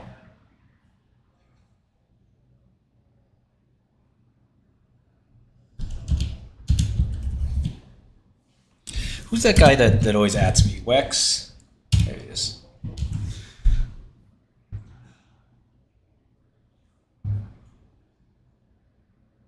I mean, what the fuck is that? You know? Doesn't make any fucking sense. Okay, so 1 MIG, there's 6 completers. So it's 1, 2, 3, 4, 5, 6, 7. There's supposed to be 6 completers. Okay. 8 MIGs, there were 3 dropouts, so only 5 completers. 1, 2, 3, 4, 5, 6. They're just keeping the guys that make the data look good. What the fuck is this?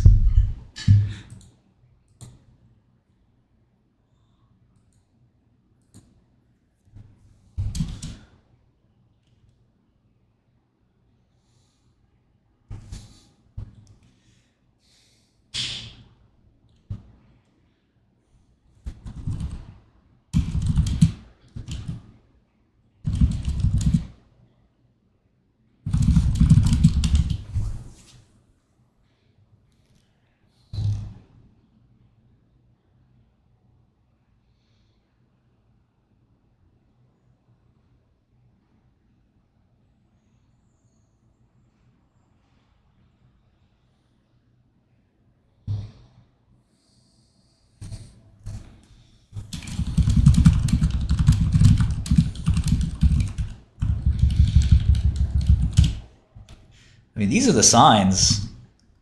This is the signs of tampering, fraud. I mean, this is...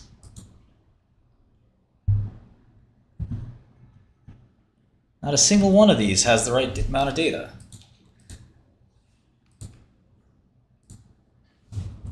There's supposed to be 6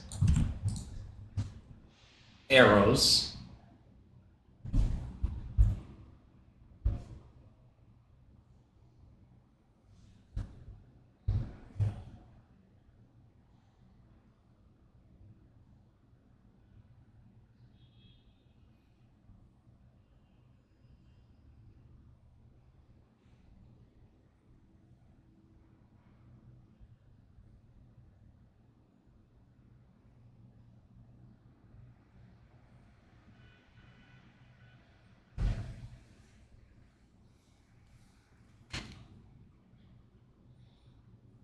PK evaluable?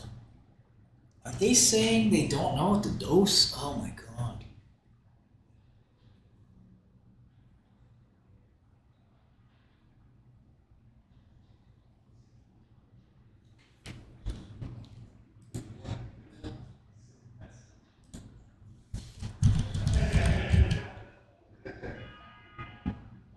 No, because you can put your phase 2 data in the best possible light, but you can't really fake the phase 3 data. Unless you want to go to jail like me. What the fuck is this? Different points in time. Ugh.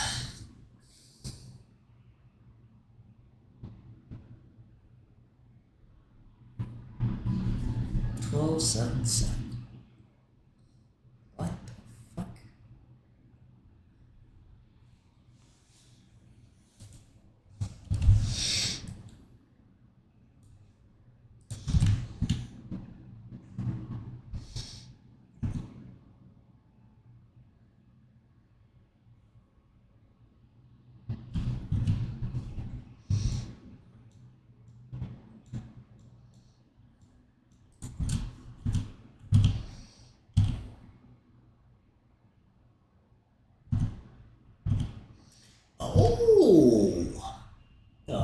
is this?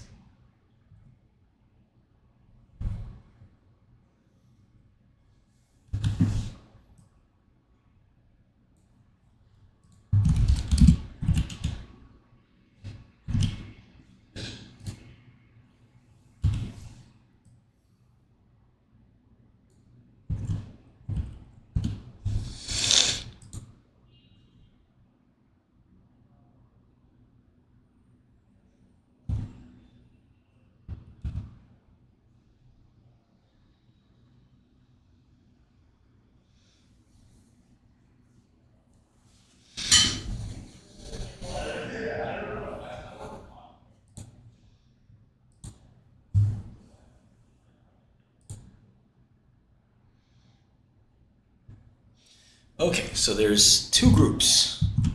This is so fugazi, bro. Okay.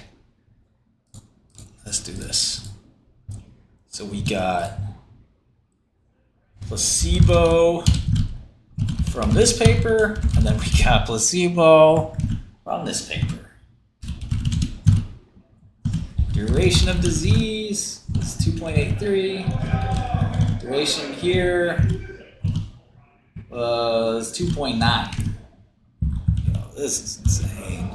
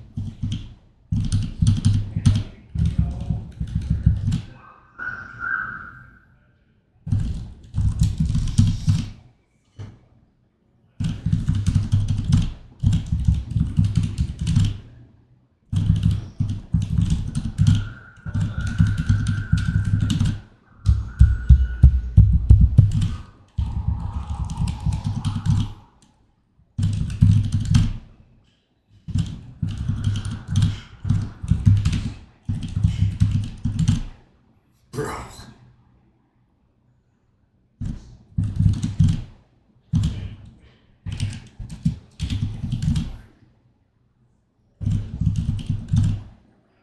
You got the sickest dudes in placebo. Come on, bro.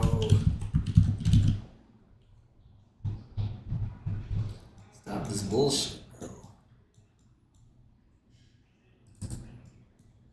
1, 2, 3, 4, 5, 6, 7.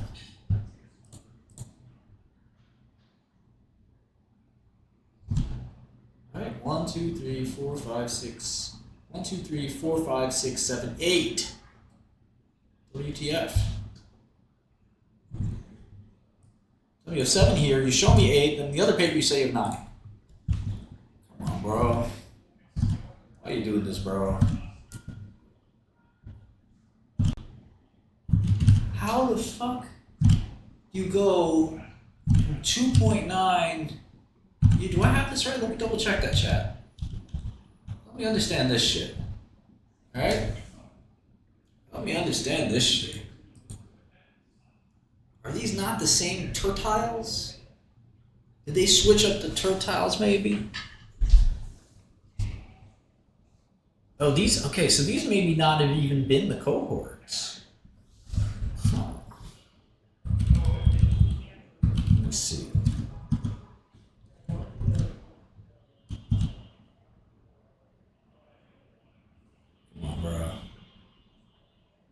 Don't do me like that, bro.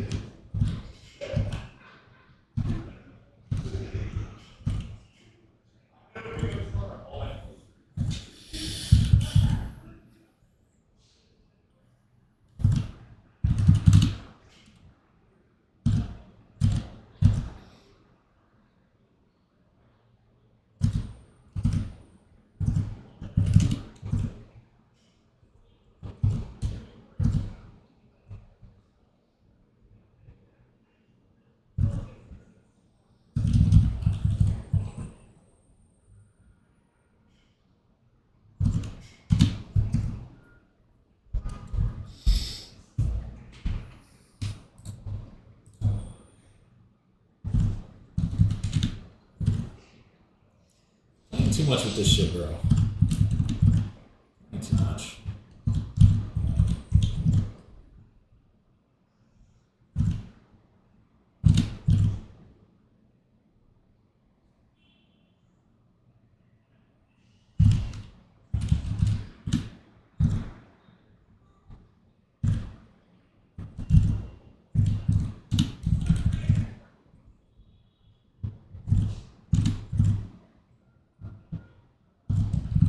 I would give anything for the clinical study report.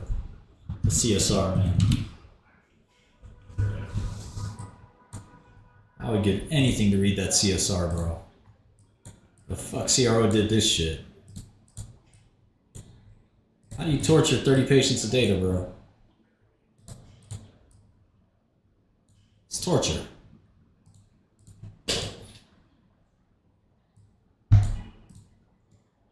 So these are tertiles. They're not necessarily...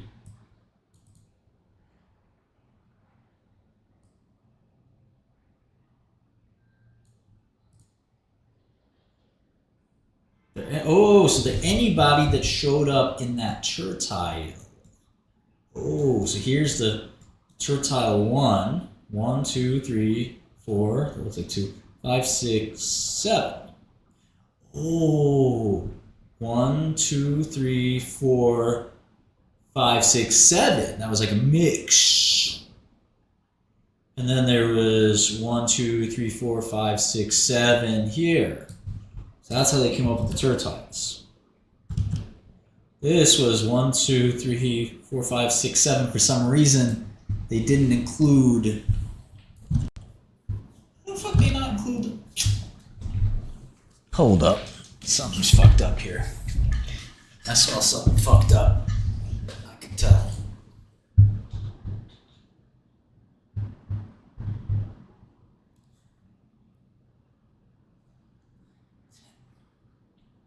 For this, they just included everybody.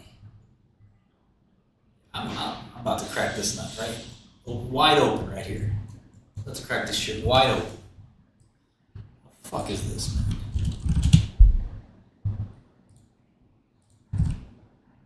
Yeah, it's supposed to be randomized. So that's dead center 25%. Patient 1, SIBO.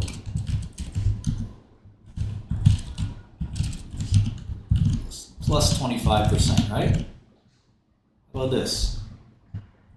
This guy is, what would you say? So this is 12.5, right? 12.5 to 25.5 is 12.5. So even would be like here, so it'd be like 18. So I call that 20. Look at the butt cheeks. That's dead center minus 50. This is a combination. There's 2 patients here. Very close. 60. This is 62.5. Right? So that's like half of that. So that's 56 and 57.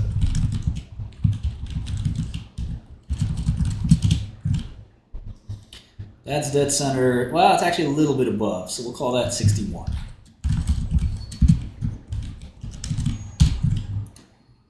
Okay. This is a little bit above center here, which would be 67, so we'll call it 65. Okay. That's minus 41. And wasn't that the...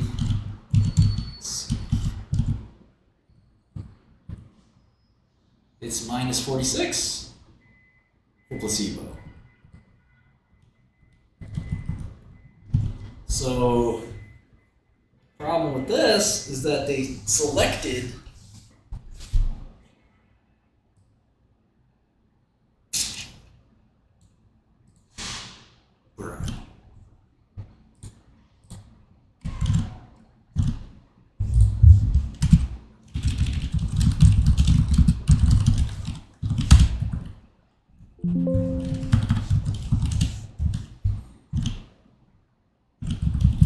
let's go to the first tertile, which is literally the 1 big data, right? 1, 2, 3, 4, 5, 6, 7. 1 mig.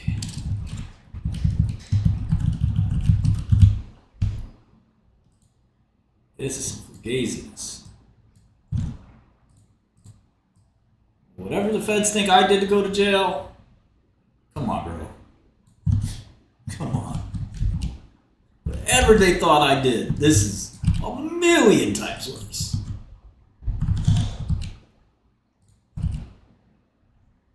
A trillion times worse. No, they didn't leave the worst 5 out. They didn't leave the worst 5 out. We'll keep investigating. Keep investigating. We're gonna get to the bottom of this shit. It takes all night. 12.5, 6, 18, so that's like 15.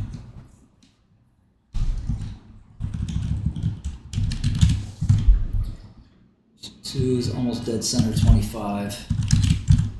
Patients 3 and 4. That's 37 and a half, so we'll call it 35 and 36. Okay, what about these two? These two are minus 50 exactly. And this guy was 62 and a half, 63, 64. I'll call it 65. With the benefit of the doubt. Okay, so on the charts it said negative 39, but reality is actually minus 41. So this is kind of in their favor. All right, that's fine.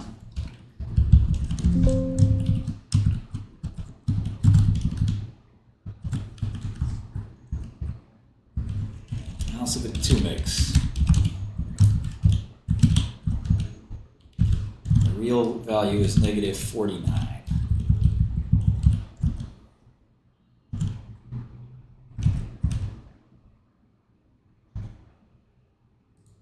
I was joking about toothpaste being a scam. Toothpaste is not a scam.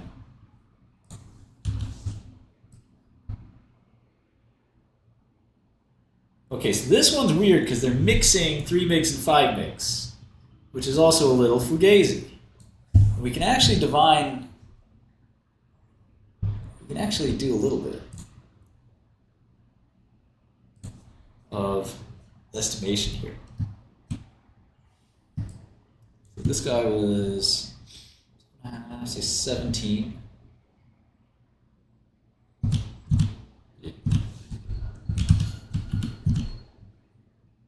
This guy, 3 guys are minus 50. There's one guy here who is like, 37.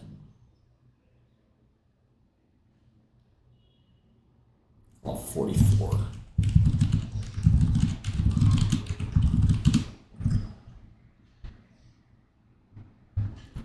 One minus 75, and you had 1 minus 80.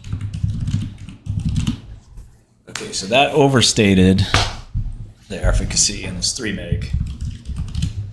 But this is a mixed cohort, you know. This has 2 5 mg patients.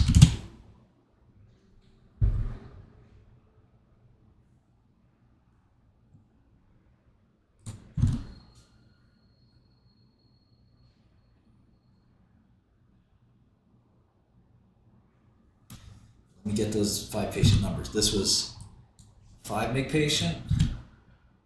This was a 5 mg patient.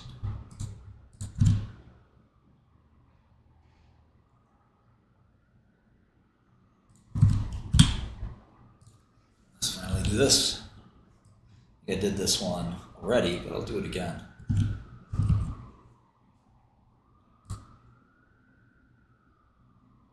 Now that I understand this a little bit better. I didn't really understand it at first.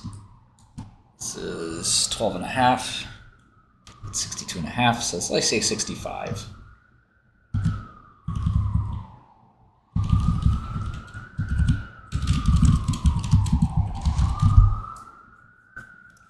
And this only has 1 patient that's missing.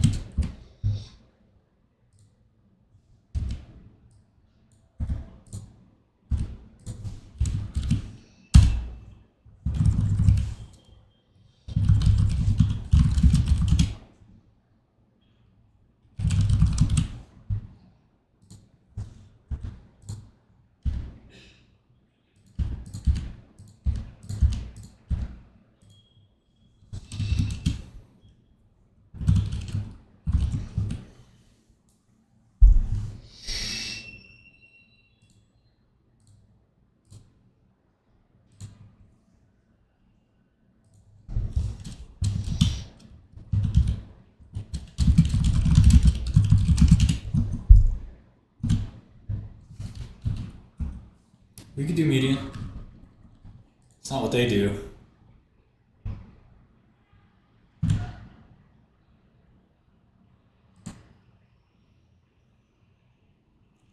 Is one of these doubles? Could I be seeing things? Is one of these? No, it's not. 1, 2, 3, 4, 5, 6.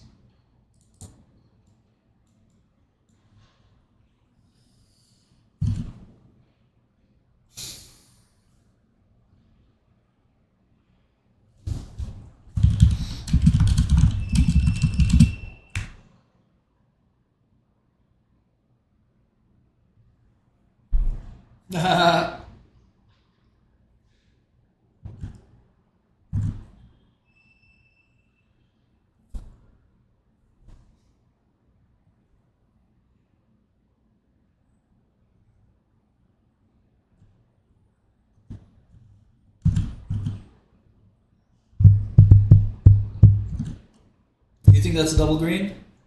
Which one's double green?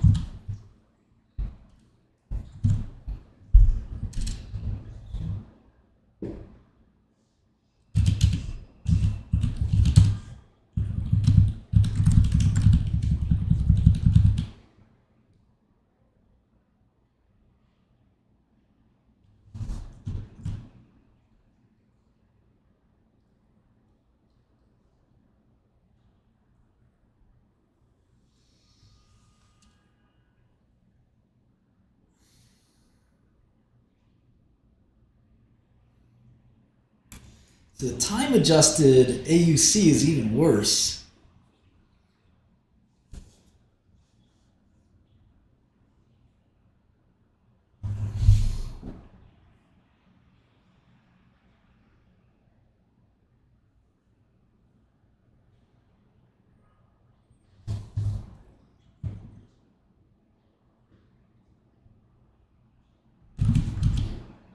Yeah, we got that here. I was asking about 3 megs.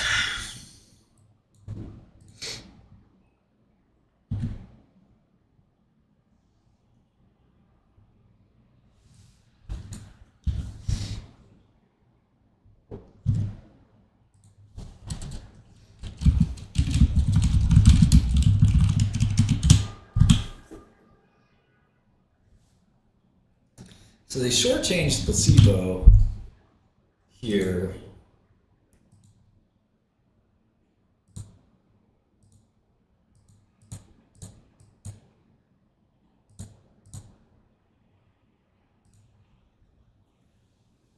So weird, man.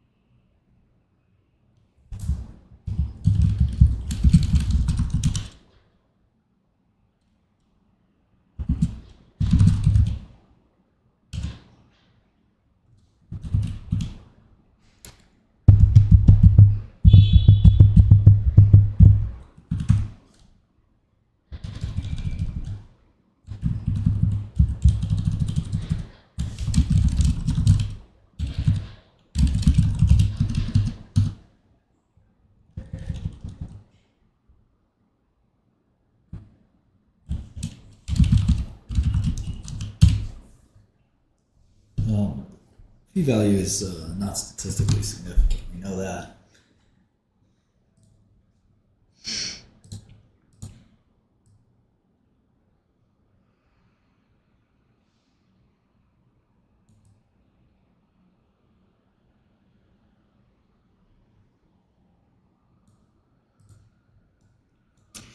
Yeah, the problem with their model is it doesn't really work if you do it the right way, because they're definitely shortchanging placebo, because it has like, it would really look a little bit different.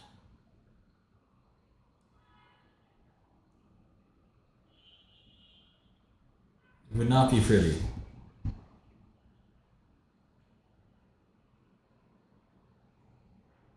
Table 2, body weight. Oh, yeah.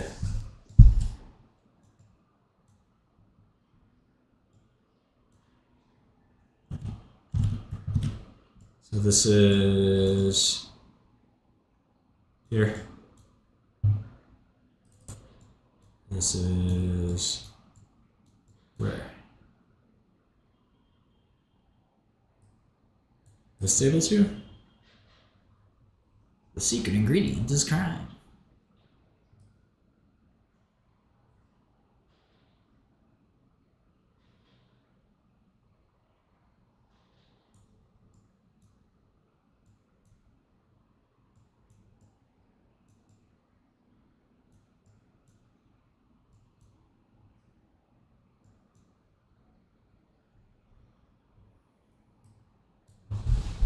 So they had to have more than 4 doses.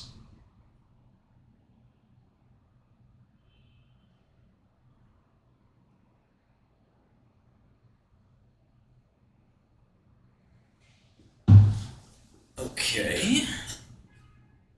So they threw somebody out with less than 4 doses.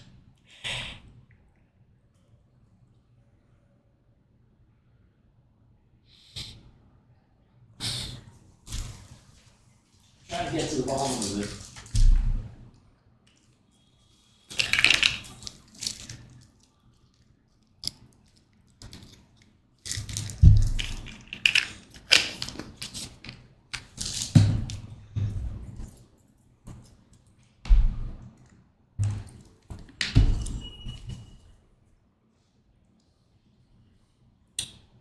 They cherry picked this. Look, they said more than 4 doses of EPSO. One guy from placebo got excluded.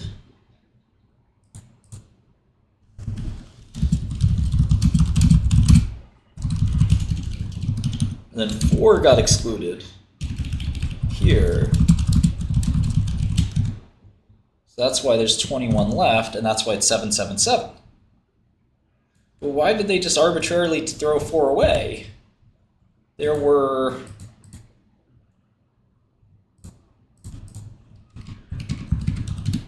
19 people who completed the study. So they picked... That's so weird.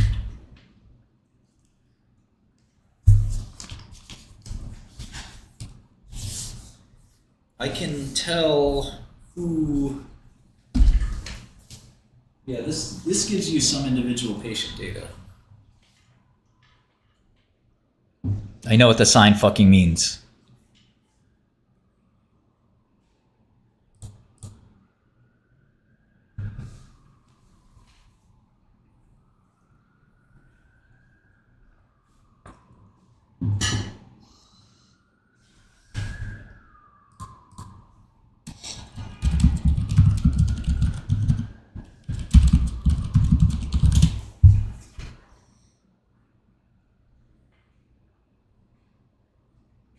This is really interesting.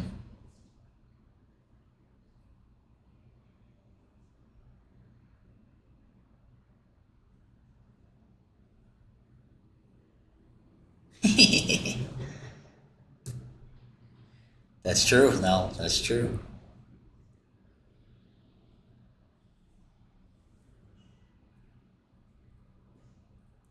Well, what's interesting is that, okay, so let's just look at the 1 mg in isolation, okay? So 6 people actually finished the trial. They're throwing out anyone who had less than 4 doses. Because one patient had less than 4 doses.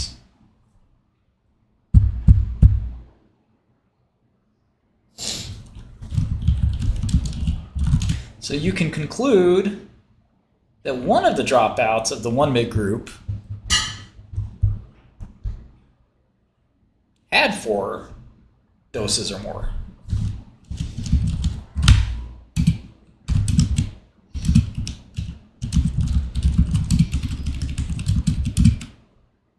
Okay.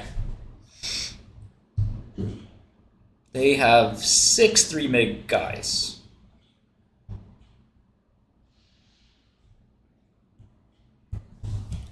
That means that 2 dropouts had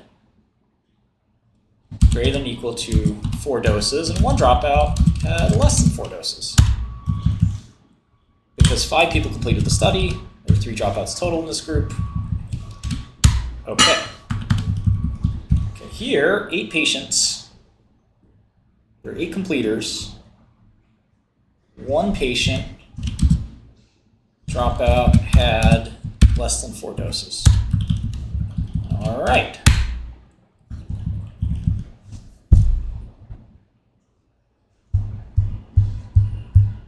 Only 1 guy was excluded here, so that's really weird to me.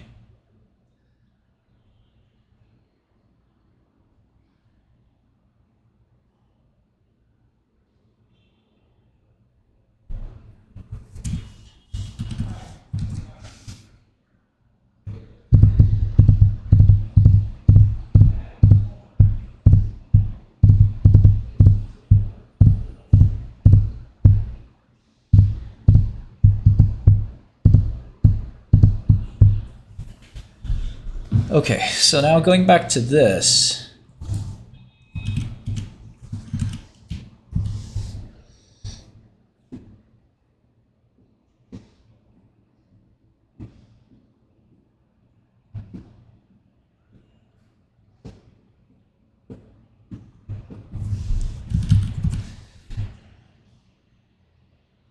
So this group, they threw out a patient who dragged the average forced vital capacity down. So that patient, if there are 7 guys, 8 guys with 68.3, right? And then you have 7 guys that had an average of 66.3. How high would you have to go? You could do algebra too, right?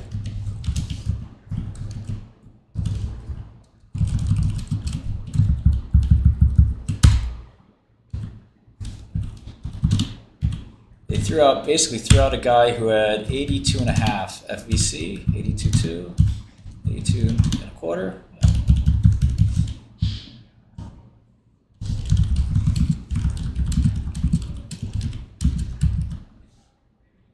That's a really healthy patient.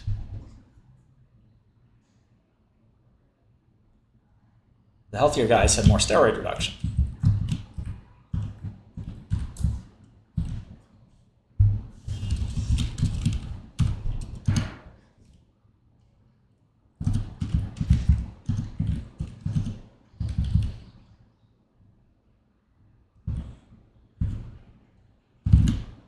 That's wild. Okay.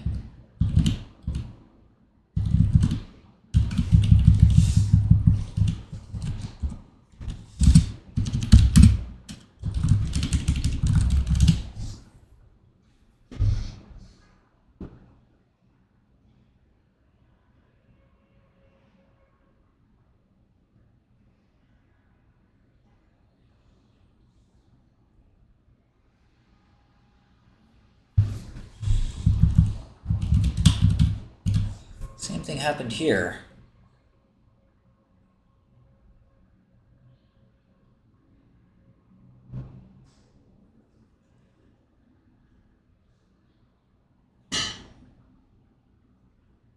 Yes. This is related. This is related.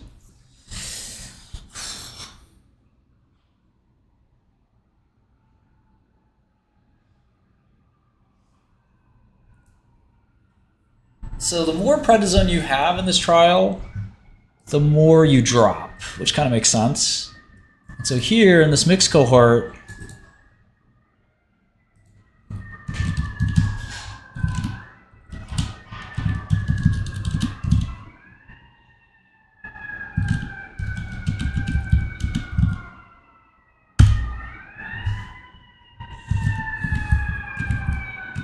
police.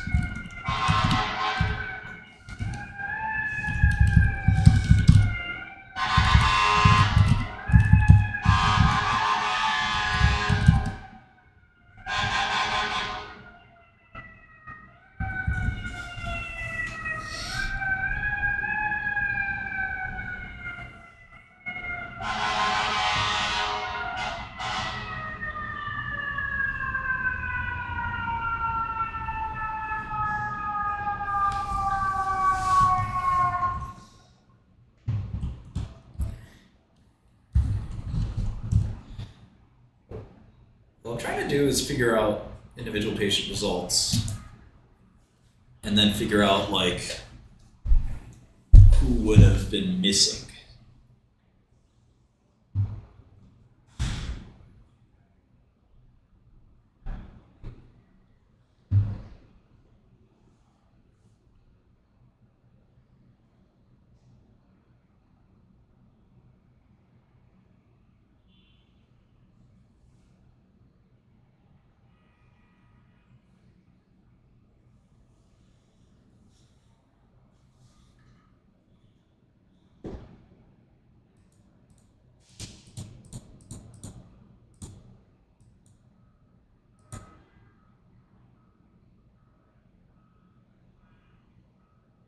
Yeah, I think so, Marcus. Yeah.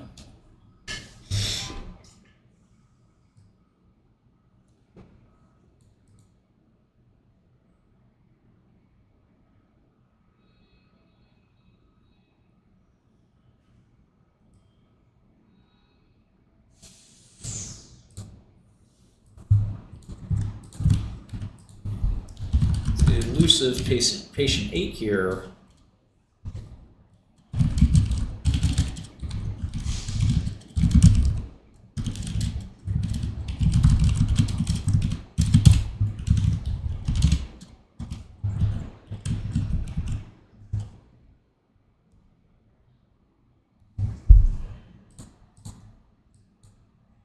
This is our imputation.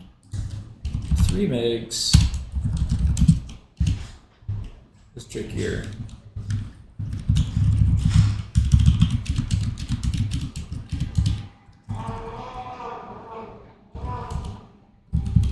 The fuck?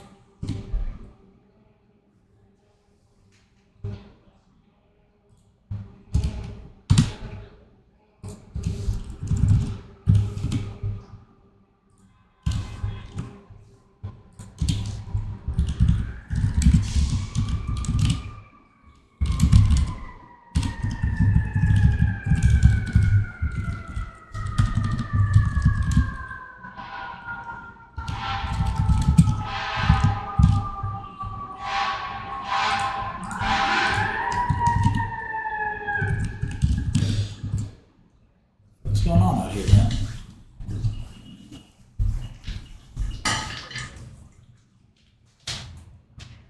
Oh shit! Fire truck.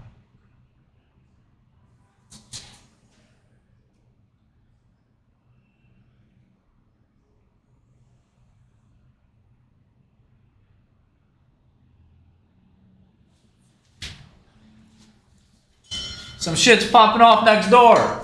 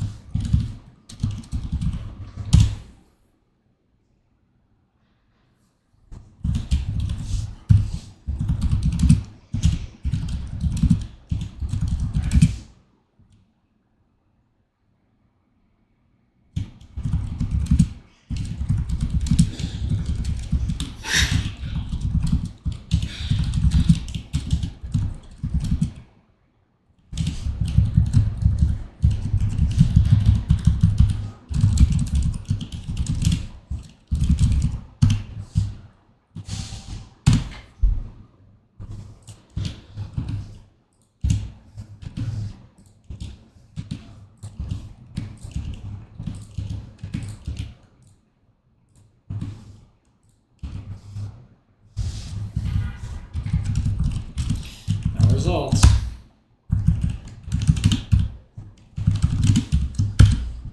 Okay, so these are the 4 patients they kicked out of this analysis.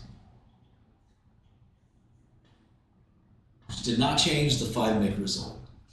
But it did have the effect of making the 3 mg look better, and the 1 mg look worse. Which is what they wanted to get that dose response.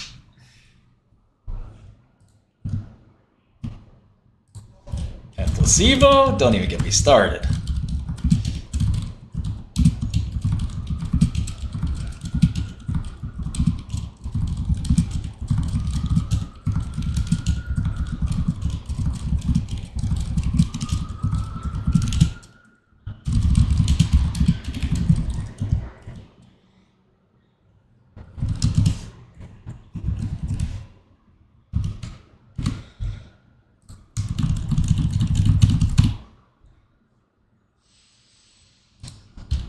Oh, you gotta torture the data, man. This Guantanamo data. They share Guantanamo. And they definitely made the placebo look much worse.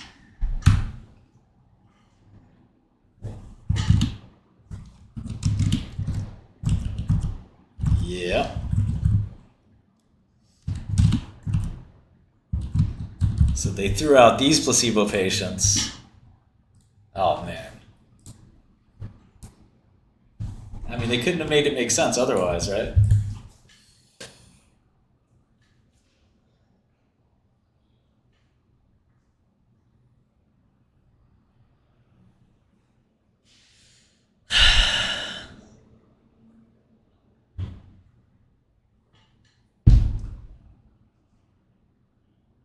What's interesting here is, I don't know why they only took 7 placebo patients.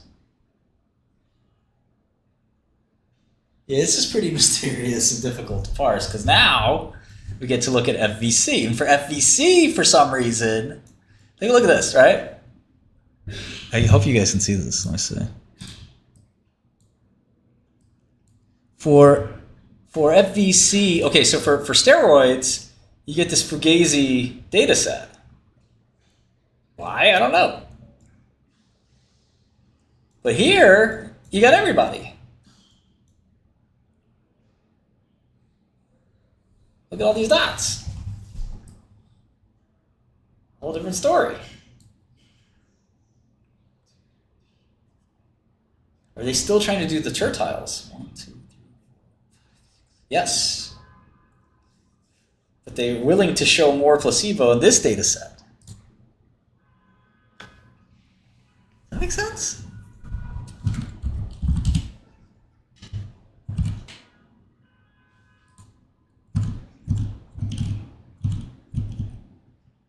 You show the placebo when it's good for you. Don't show it when it's bad for you.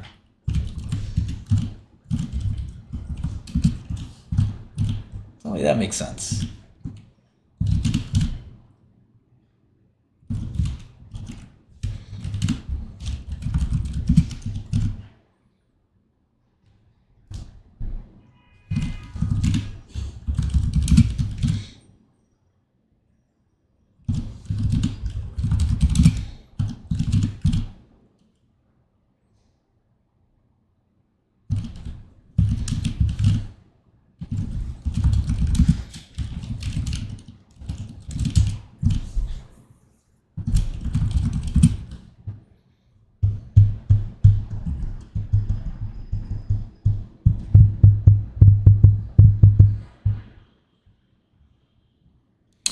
Yeah, we're trying to figure that out, Marcus.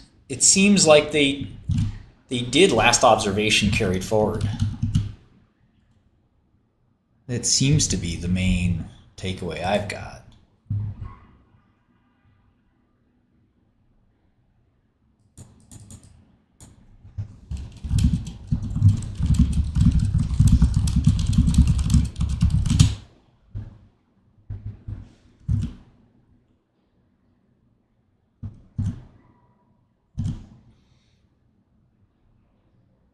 This is what, -5, -3.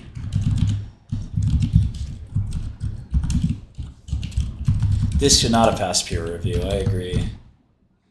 We might write a letter to the journal. There's patient 9, and there's patient 10. They're still missing one, which is just like the data sets. They never make any sense here.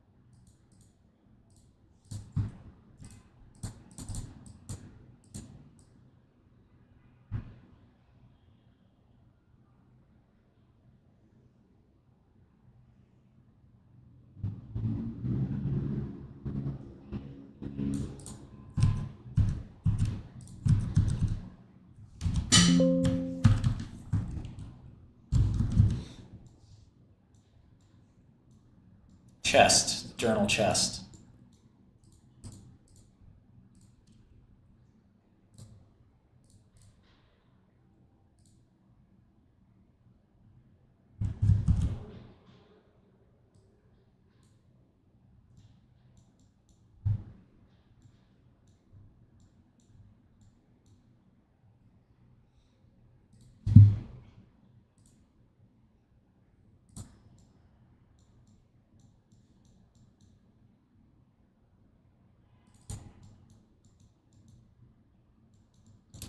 I love how they don't have the FVC in the table. It's in the supplemental.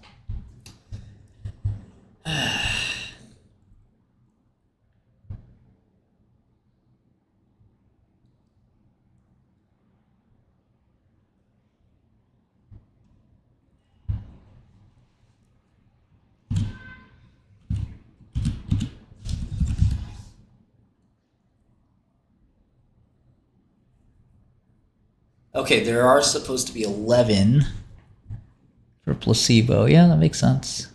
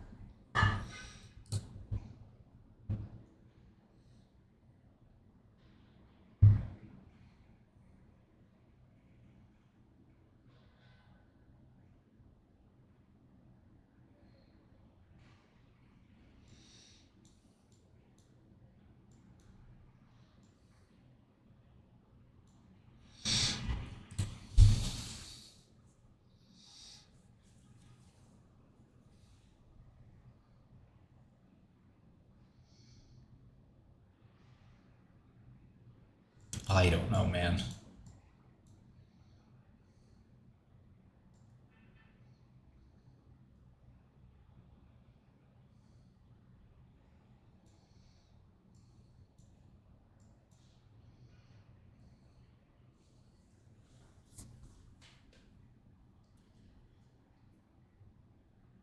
Where'd 1 mg per kg go?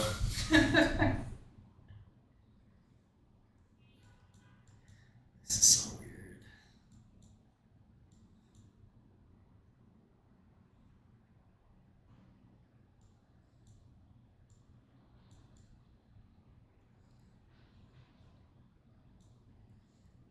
Janine Walker.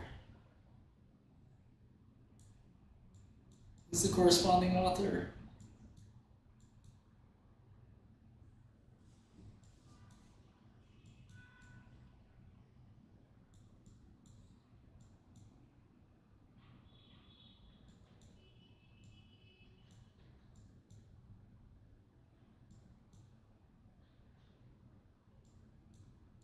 Where's the correspondence?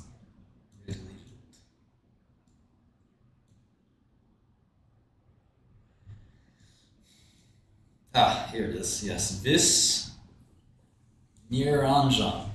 Niranjan. He's at RxMed in Chennai. Really?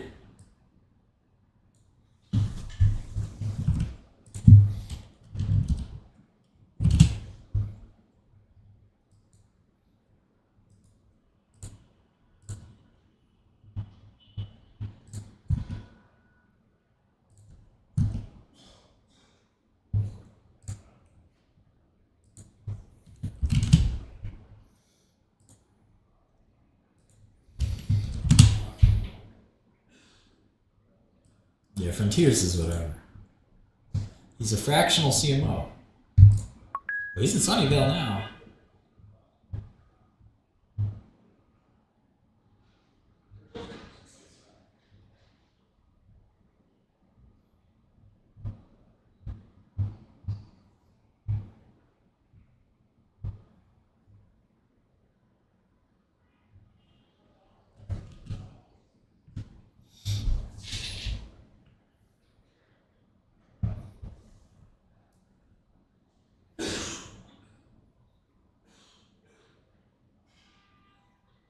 I'm not sure, Marcus. I'm not sure. Just thinking creatively here.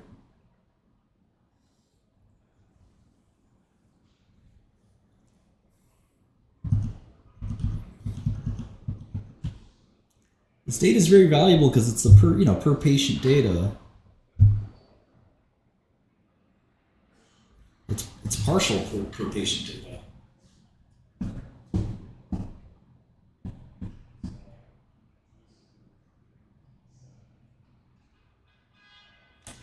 And it shows you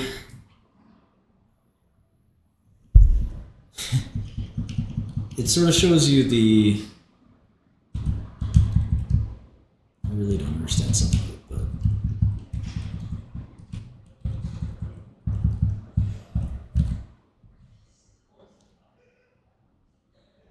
this was a dropout. So the guy dropped out at 50%. One of these two was a dropout, one of these was a dropout.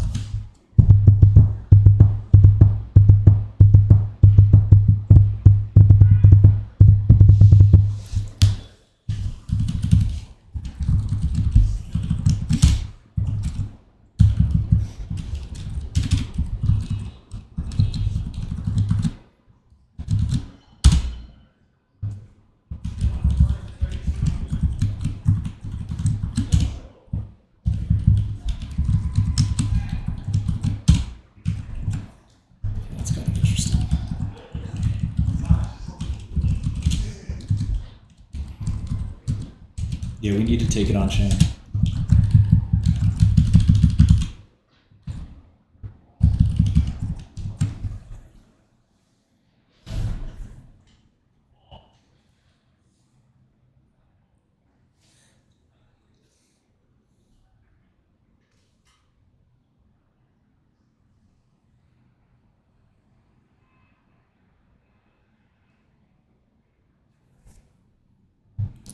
The median steroid improvement, there's only one out of, so placebo did the second best. Placebo beat both 1 mg and 3 mg, most likely, on the median. I think median's a better approximator than average.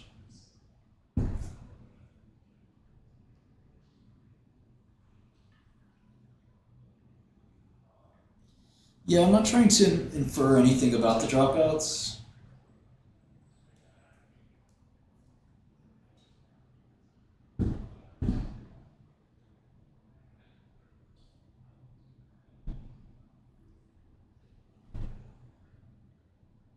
I get a beer if you want. No, I'm good. Okay. See you next week.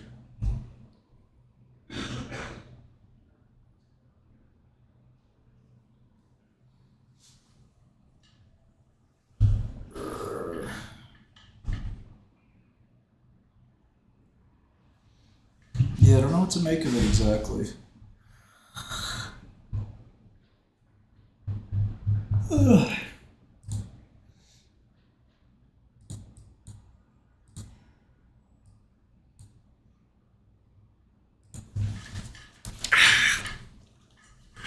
Yeah, Rick, I don't know.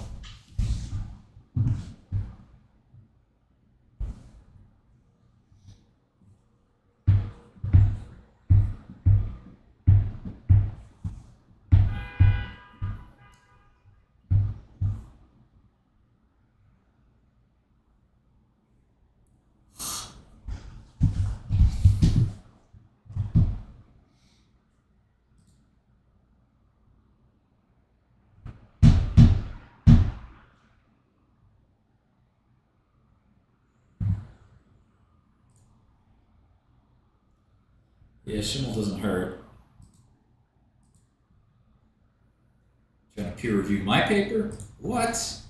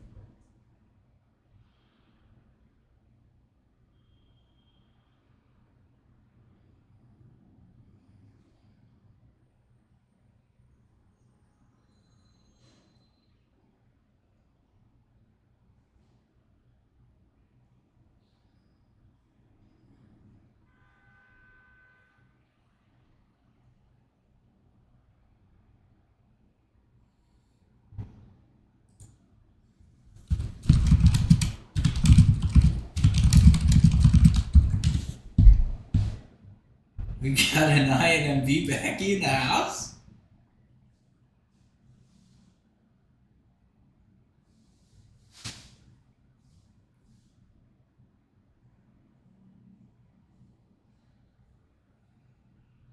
I like how he thinks just now. I'm just now working. This is the same. I don't know what kind of error, logical error this is, but it's a pretty bad one. Where what you see is what you assume. What's that? I guess extrapolation error. I saw this thing. Therefore, all the time, it's that thing.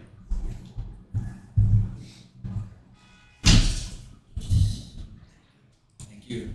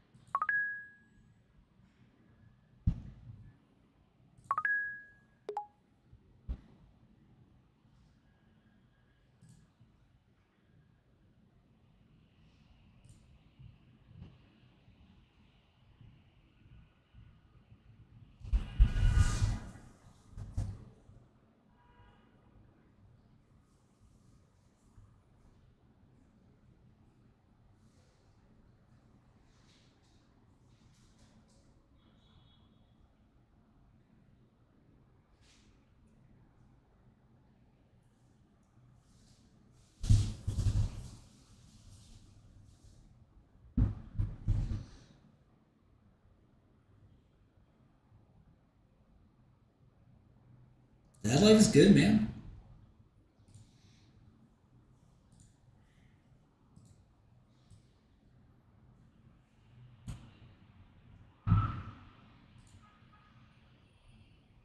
Well, doesn't look like we're gonna get the data today.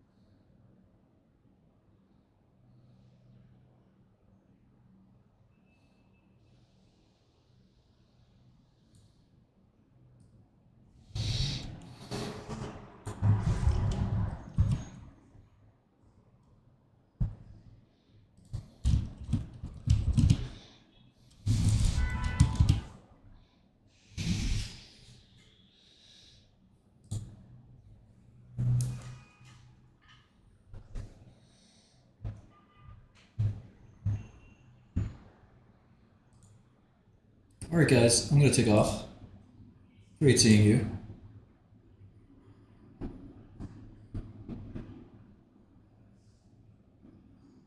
I'll see you Sunday.